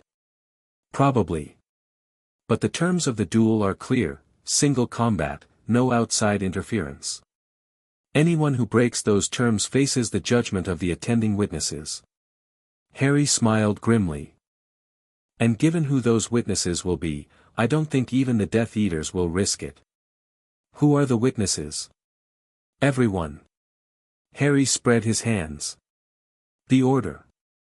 The Ministry. The Goblin Nation. The Centaurs. The Vampires. Every magical faction we've allied with over the past months. And, he paused. Representatives of the Primordial Court. Silence fell over the room. You invited the Primordials to watch. Ron's voice was faint. They have a vested interest in the outcome. The new compact depends on stability. Voldemort threatens that stability. They agreed to serve as guarantors of the duel's terms. Harry's expression was grim. Anyone who interferes will answer to beings older than humanity itself. Even Voldemort's most fanatical followers will think twice. This is insane, Hermione whispered. This is necessary. Harry moved around the table, placing a hand on her shoulder. I know you're scared. I'm scared too. But I've been running from this moment since I was 11 years old. It's time to face it. Hermione looked up at him, tears streaming down her face. What if you lose? Then you carry on without me. The compact will hold, it doesn't depend on my survival. The alliances are strong enough to continue. And Daphne, he glanced at the woman who had become his partner in every sense. Daphne will know what to do. Harry, but I'm not going to lose. Harry's voice hardened with certainty. I've faced Voldemort before, and I've survived every time. Now I have power he can't comprehend, allies he can't match, and a reason to win that goes beyond simple survival. He looked around the room one final time. This ends tomorrow. One way or another, this ends. The morning of the duel dawned clear and cold. Harry stood at the window of Gryffindor Tower, watching the sun rise over the Forbidden Forest. The grounds below were already filling with observers, wizards and witches from across Britain, magical creatures from every allied faction, even a handful of curious muggles who had stumbled past the protective wards. And at the edges of perception, barely visible even to Harry's enhanced senses, the primordials watched. Not manifesting fully, that would have caused panic, but present nonetheless. Witnesses to the end of an era. Are you ready? Daphne's voice came from the doorway. She was dressed for battle, though she wouldn't be fighting, a practical choice, given that the terms of the duel forbade direct intervention. As ready as I'll ever be. Harry turned to face her. If something goes wrong, don't. She crossed the room and took his hands. Don't say goodbye. Don't give me instructions for after you're gone. Just, her voice caught. Just come back to me. Promise me you'll come back. I promise. Harry pulled her close, holding her tightly. I have too much to live for now. I'm not going to throw that away. They held each other in silence, two people against the weight of destiny. I love you, Daphne whispered. I love you too. Harry kissed her forehead. Now let's go end this. The dueling ground had been prepared in the center of the Hogwarts Quidditch pitch. The stadium's seating was packed with observers, more than had ever gathered for any match. Harry saw familiar faces in the crowd, the Weasleys clustered together, Hermione gripping Ron's hand, Dumbledore standing apart with the other Order members. The Goblins had a section to themselves, their battle axes gleaming in the morning light. The Centaurs stood at the edges, their bows ready, their eyes on the stars. And at the far end of the pitch, a swirl of black smoke announced Voldemort's arrival. The Dark Lord materialized slowly, his snake-like face twisted in an expression that might have been anticipation. He was alone, the terms had been explicit about that, but Harry could feel the presence of Death Eaters just beyond the boundary wards, ready to intervene if called. They wouldn't be called. The primordial's presence ensured that. Harry Potter. Voldemort's voice carried clearly across the pitch. We meet again. Though I confess, I expected our final confrontation to be rather more private. I thought witnesses might be appropriate. Given what's at stake. What is at stake, I wonder? Voldemort began walking forward, each step measured and deliberate. You've already achieved more than I ever expected from you. The primordials contained. The magical world united against common enemies. Even my own followers question whether continued conflict is wise. Then surrender. Accept exile. There doesn't have to be more death. Voldemort laughed, a cold, humorless sound. Surrender? To a boy I've defeated time and again. A boy who only survives through luck and the sacrifices of others. I'm not a boy anymore. No. I can see that. Voldemort stopped perhaps 50 feet away, his red eyes studying Harry with something like respect. You've grown, Harry. Become something I didn't anticipate. But you're still mortal. Still fragile. Still limited by the same weaknesses that have always defined you. You're wrong. Harry moved forward, meeting Voldemort in the center of the pitch. My weaknesses are what brought me here. Love, friendship, trust, they're not limitations. They're foundations. Sentimental nonsense. Is it? Harry smiled slightly. I've just negotiated a peace treaty with beings older than the universe. I've united magical races that have been at war for centuries. I've built alliances that will outlast both of us. He met Voldemort's eyes steadily. What have you built, Tom? Fear. Hatred. A following based on threats and violence. How long do you think any of that will last? Voldemort's face twisted. Don't call me that. It's your name. The name of the boy who was afraid of death, who thought he could cheat mortality by splitting his soul into pieces. Harry's voice was almost gentle. I understand that fear, Tom. I've felt it myself. But there are worse things than death, and you've become one of them. You know nothing of what I've become. I know you've murdered hundreds. Tortured thousands. Destroyed families and communities and everything that makes life worth living. Harry shook his head. And for what? Power? Immortality? None of it will matter when you're gone. None of it will be remembered except as a cautionary tale. I will never be gone. Voldemort's voice rose to a shriek. I have transcended death itself. My Horcruxes, your Horcruxes are anchors, not escapes. Harry felt the authority rising within him, responding to his intent. The Weaver explained it to me. Every fragment of your soul is connected, to each other, to you. You thought you were creating immortality, but really you were just creating points of failure. Voldemort's eyes widened. What are you? I'm ending this. Harry raised his hand. Not with violence. Not with magic you can block or counter. With something you've never understood. He reached for the connection between them. It had always been there, the scar, the link, the fragment of Voldemort's soul that had lodged within Harry when the first killing curse rebounded. For years, Harry had seen it as a curse, an invasion, something to be blocked and resisted. Now he saw it differently. It was a door. And through that door, he could reach everything Voldemort had hidden. I see you, Harry spoke directly into the connection.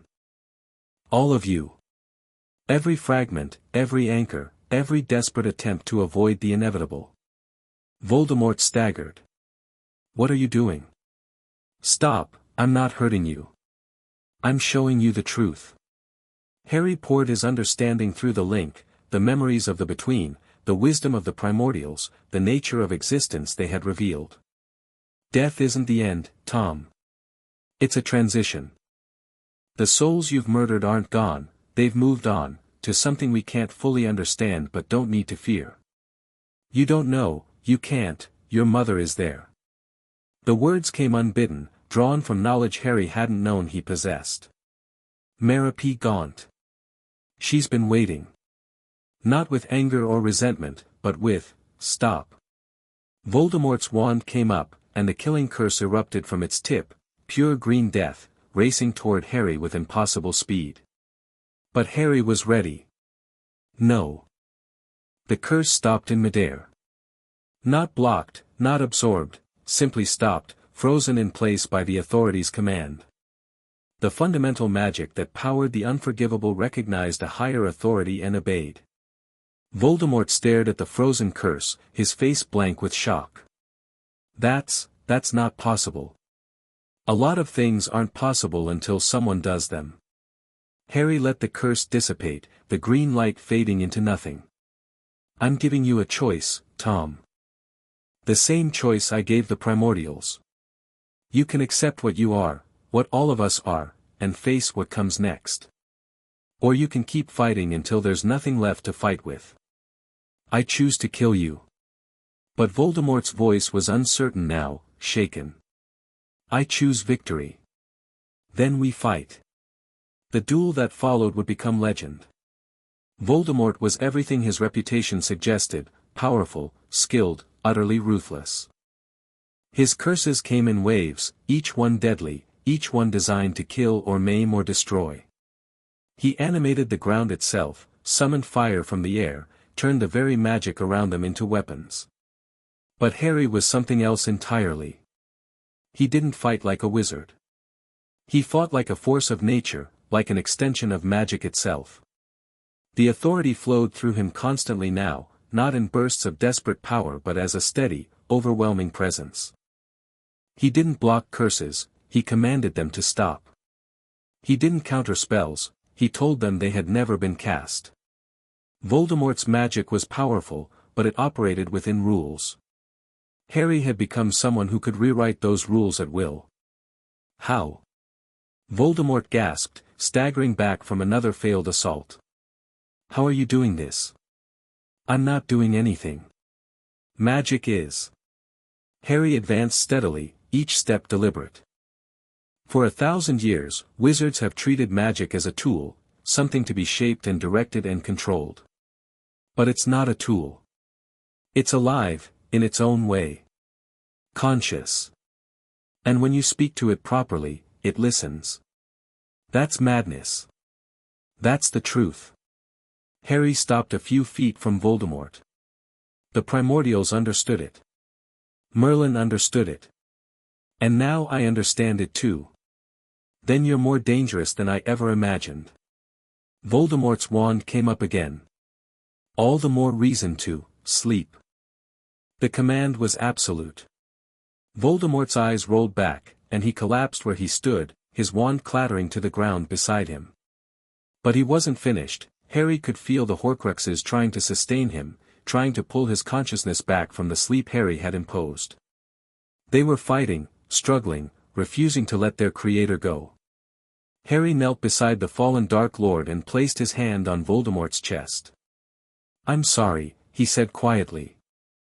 "Not for what I'm about to do, you've earned this 1,000 times over. But for what made you this way. For the fear and pain that started you on this path. For the boy named Tom Riddle who might have become something better." He reached through the connection between them, deeper than he'd ever gone before, following the threads that bound Voldemort's fragments together. The diadem in the room of requirement. The cup in Bellatrix's vault.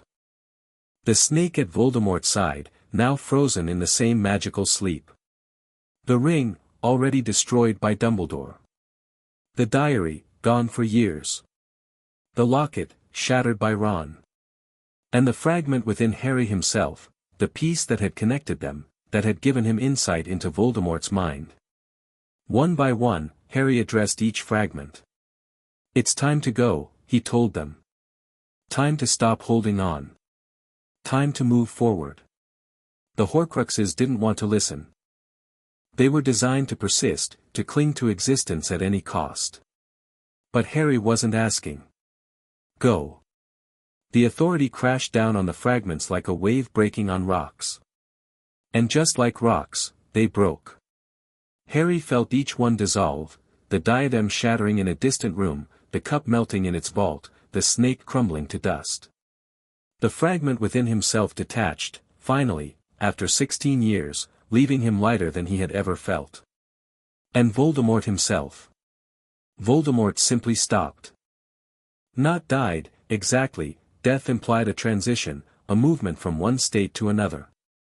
Voldemort had been clinging so desperately to existence that when the anchors were removed, he simply ceased. One moment he was there, and the next, he wasn't. Where Tom Riddle had lain, there was only a dark robe, already beginning to fade. Harry stood slowly. "It's done," he said, and his voice carried across the silent pitch. "The war is over." The silence stretched for a long moment. Then the cheering began. The aftermath was complicated, as aftermaths always were. The Death Eaters scattered when word of Voldemort's fall reached them. Some were captured, others escaped, a few surrendered willingly. Trials would follow, judgments and sentences and the slow work of reconciliation. The ministry required restructuring. Fudge had been removed during the crisis, and his temporary replacement proved equally inadequate. Eventually, a coalition government formed, representatives from multiple factions working together for the first time in generations. And through it all, Harry tried very hard to stay out of the spotlight. "You can't avoid it forever," Daphne pointed out one evening, several weeks after the duel. They were sitting in the Greengrass hunting lodge, watching the sunset paint the mountains gold. "You're the most famous wizard in history now. More famous than Merlin, even. Merlin had 1,000 years of legend building. Give me time. I'm serious, Harry. People want to follow you. Want you to lead them. I'm not a leader. You've led armies against cosmic horrors. You've negotiated peace treaties with beings older than the universe. You've united magical races that have been at war for centuries." Daphne turned to face him. What exactly do you think leadership looks like, if not that? Harry was quiet for a moment. I don't want to rule anything. Then don't rule. Advise. Guide. Set the direction and let others do the day-to-day work. Daphne's voice was gentle. The magical world needs someone to show them what's possible. Someone who can bridge the gaps between factions and species and ideologies. That's you, Harry. Whether you want it to be or not. And what about us? What about our life together? Our life together will include responsibilities. That's not a tragedy, it's just reality. Daphne took his hand. Besides, I didn't sign up to be the wife of a hermit. I signed up for a partnership with the most powerful wizard in 1,000 years. That comes with obligations. Wife. Harry raised an eyebrow. Daphne's cheeks flushed slightly. Figure of speech. Was it, though? She met his eyes, her composure cracking into something more genuine. Maybe not. Is that something you want? Harry thought about the question seriously. A few months ago, marriage had been an abstract concept, something adults did, something distant and theoretical. But now, after everything they'd been through. Yes, he said. Eventually. When the world is a little more settled. When we've had time to actually be together without cosmic threats looming. Daphne's smile was radiant. Then I'll hold you to that, Harry Potter. I'd expect nothing less. They sat together in comfortable silence, watching the last light fade from the sky. The months that followed were a strange mix of peace and activity. Harry established what he called the Council of Balance, a governing body that included representatives from every magical faction, wizards, goblins, centaurs, werewolves, vampires, and others. The primordials were represented too, through carefully managed channels that allowed their perspectives to be heard without overwhelming mortal minds. The Council's first act was to reform the magical education system. Hogwarts would remain the center of British magical learning, but its curriculum expanded to include understanding of magical creatures, history of the Primordial Compact, and practical training in cross-faction cooperation. You're changing everything, Dumbledore observed during one of their frequent conversations. The old wizard had taken on a new role, advisor emeritus, available for consultation but no longer holding direct power. The world your children grow up in will be unrecognizable to anyone who lived through the old days. Is that good or bad? Mostly good, I think. Dumbledore's eyes twinkled. Though I confess I'll miss some of the old certainties. Knowing who the enemies were, what needed to be fought. The new world is more complicated. Complicated is better than catastrophic. True enough. Dumbledore paused. Speaking of children, I understand congratulations are in order. Harry felt his face warm. News travels fast. News of this magnitude travels at light speed. The heir of Emrys and the Greengrass heiress, engaged to be married. Dumbledore's smile was genuine. I'm happy for you, Harry. Truly. You deserve this kind of joy after everything you've sacrificed. I'm not sure I've sacrificed more than anyone else. You've sacrificed yourself, over and over, in ways both large and small. Your childhood, your privacy, your chance at a normal life. Dumbledore's voice grew serious. Most people never have to choose between their own happiness and the good of others. You've made that choice repeatedly, and you've always chosen others. Not always. I'm choosing my own happiness now. Which makes you wiser than I ever was. Dumbledore rose from his chair. I spent so long sacrificing for the greater good that I forgot what the greater good was supposed to serve. Individual lives, individual loves, individual moments of joy, that's what makes the world worth saving. He extended his hand, and Harry shook it. Thank you, Harry. For everything you've done. For everything you are. Thank you for not giving up on me. Even when I was a stubborn, angry child who wouldn't listen. Dumbledore laughed. You were never merely stubborn and angry. You were always something more, I simply couldn't see it clearly. He headed for the door. Take care of yourself, Harry. And take care of that remarkable young woman who's agreed to spend her life with you. I will. And he did. The wedding took place on a clear spring day, in a grove near the Scottish Anchor. It wasn't a large affair, just close friends and family, the people who had mattered most during the darkest times. The Weasleys were there, of course, and Hermione, and Remus, and Dumbledore. The Goblin contingent was represented by Ragnarok himself, a rare honor. The Centaurs sent Firenze and 2 others, standing apart from the crowd but clearly welcome. Daphne wore white, not the elaborate gown pure-blood tradition demanded, but something simpler, more her. She looked beautiful, Harry thought. She always looked beautiful. The ceremony was conducted by the ancient spirit of the forest, speaking words in a language older than humanity but somehow understood by everyone present. Magic flowed through the vows, not the formal contracts of traditional wizarding marriages, but something deeper, more fundamental. I bind myself to you, Harry said, the words coming from somewhere beyond conscious thought. Not in chains, but in choice. Not in obligation, but in love. For as long as this life lasts, and whatever comes after. I bind myself to you, Daphne replied, her eyes bright with tears. Through order and chaos, through peace and conflict, through every challenge this world can offer. You are my partner, my equal, my love. Forever. The grove seemed to respond to their words. The trees shifted, the air shimmered, and for one eternal moment, Harry felt the entire magical world holding its breath. Then the spirit smiled, and the ceremony was complete. You may seal your vows, she said, in whatever manner you choose. Harry kissed his wife, and the grove erupted in celebration.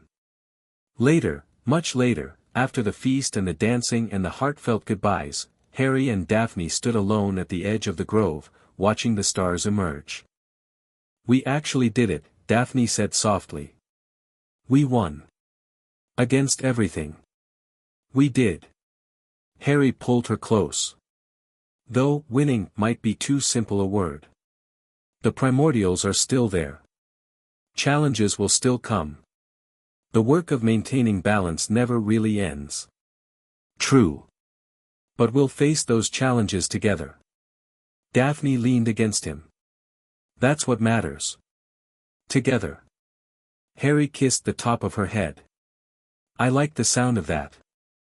They stood in comfortable silence, 2 people who had found each other through impossible circumstances and refused to let go. Do you ever wonder what comes next? Daphne asked eventually. After everything we've been through, all the cosmic threats and ancient evils, what does normal life even look like? I have no idea. Harry smiled. But I'm looking forward to finding out. 1 year later. Harry stood in the chamber beneath Merlin's vault, the crystal orb pulsing gently in his hands. The echo had been dormant since the primordial compact, its purpose fulfilled, its energy slowly dissipating. But there was one final conversation to be had. You came. The echo's form materialized slowly, more transparent than before, clearly fading. I wasn't sure you would. I wanted to thank you. And to say goodbye. No thanks are necessary. Everything I did for my own purposes, ensuring my work survived, maintaining the bindings, preparing for the day an heir would emerge. The echo's smile was wry. That it also helped you is simply a fortunate coincidence. Still. Thank you. The echo nodded slowly. You've done well, Harry. Better than I ever expected. The compact you've created is something I never would have imagined possible, cooperation rather than conquest, partnership rather than domination. You said yourself that you made mistakes. Fought alone when you should have sought allies. I did. And I'm glad you didn't repeat them. The echo's form flickered. I don't have much time left. The orb's power is nearly exhausted, and there's nothing more of me to preserve. But before I go, I want to give you one last piece of advice. What's that? Don't forget to be human. The echo's eyes, even fading, were intense. You have power now beyond anything I achieved in my lifetime. The authority will continue to grow as you master it. The temptation to solve every problem with magic, to impose your will on everything around you, it will be constant. I know. Then resist it. Let yourself be vulnerable sometimes. Let yourself be wrong. Let the people around you challenge you and change you and make you better. The echo reached out, and his ghostly hand passed through Harry's shoulder. The best magic isn't imposed from above. It's cultivated from within. I'll remember. See that you do. The echo smiled one last time. Goodbye, Harry Potter. Heir of Emrys. May your story be happier than mine. He faded into light, and was gone. Harry stood alone in the chamber, holding an empty orb and a lifetime of memories. Then he turned and walked back to the surface, where Daphne was waiting with news that she was pregnant, and the next chapter of their story was about to begin. The years that followed were everything Harry had ever wanted and never dared to hope for. There were children, 3 of them eventually, each one a miracle of chaos and order combined. James Sirius, named for the men who had given Harry family when he had none. Lily Luna, for the mothers who had loved and sacrificed. And the youngest, Merlin Cyrus, for ancestors on both sides who had shaped the world they inherited. There were challenges, of course. The compact required constant maintenance, negotiations with the primordials, adjustments to the anchors, mediation between factions that still didn't fully trust each other. But the work was meaningful, and Harry wasn't doing it alone. The Council of Balance grew stronger with each passing year. The magical world learned to coexist with the chaos at its edges, finding beauty in the uncertainty rather than fearing it. Young wizards and witches grew up knowing things that had been secrets for millennia, and they created new magic that Harry couldn't have imagined. And through it all, Daphne was there. His partner, his advisor, his wife. She challenged him when he needed challenging, supported him when he needed support, and loved him with a fierceness that never wavered. Do you ever regret it? She asked one evening, when they were old enough to have grandchildren but young enough to still enjoy the sunset from their favorite spot near the Scottish anchor. The path we took. The choices we made. Harry considered the question seriously. He thought about the losses, the people who had died, the childhoods that had been stolen, the pain that no amount of victory could fully heal. He thought about the weight of responsibility that had never fully lifted, the constant awareness of what he was and what he owed. But he also thought about the gains. The world they had built, where magical creatures and wizards worked together instead of fighting. The children they had raised, who would never know the fear and hatred that had defined Harry's youth. The love that had sustained him through impossible odds. No, he said finally. I don't regret any of it. Daphne leaned against him, her silver-streaked hair catching the last light. Neither do I. They watched the stars emerge, the same stars that had witnessed their wedding decades ago. Somewhere beyond human perception, the primordials watched too, no longer enemies, not quite friends, but something in between. Partners in an ongoing story. What do you think happens next? Daphne asked. I don't know. Harry smiled. But I'm looking forward to finding out.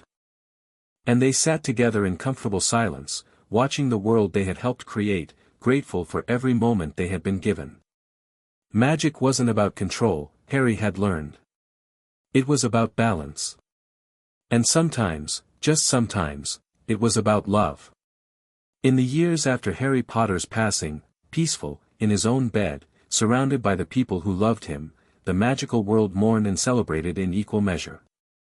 The heir of Emrys, they called him, the great peacemaker, the man who saved everything.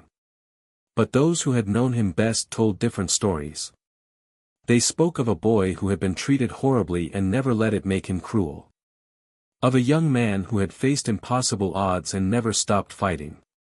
Of a husband and father who had learned that love was the most powerful magic of all.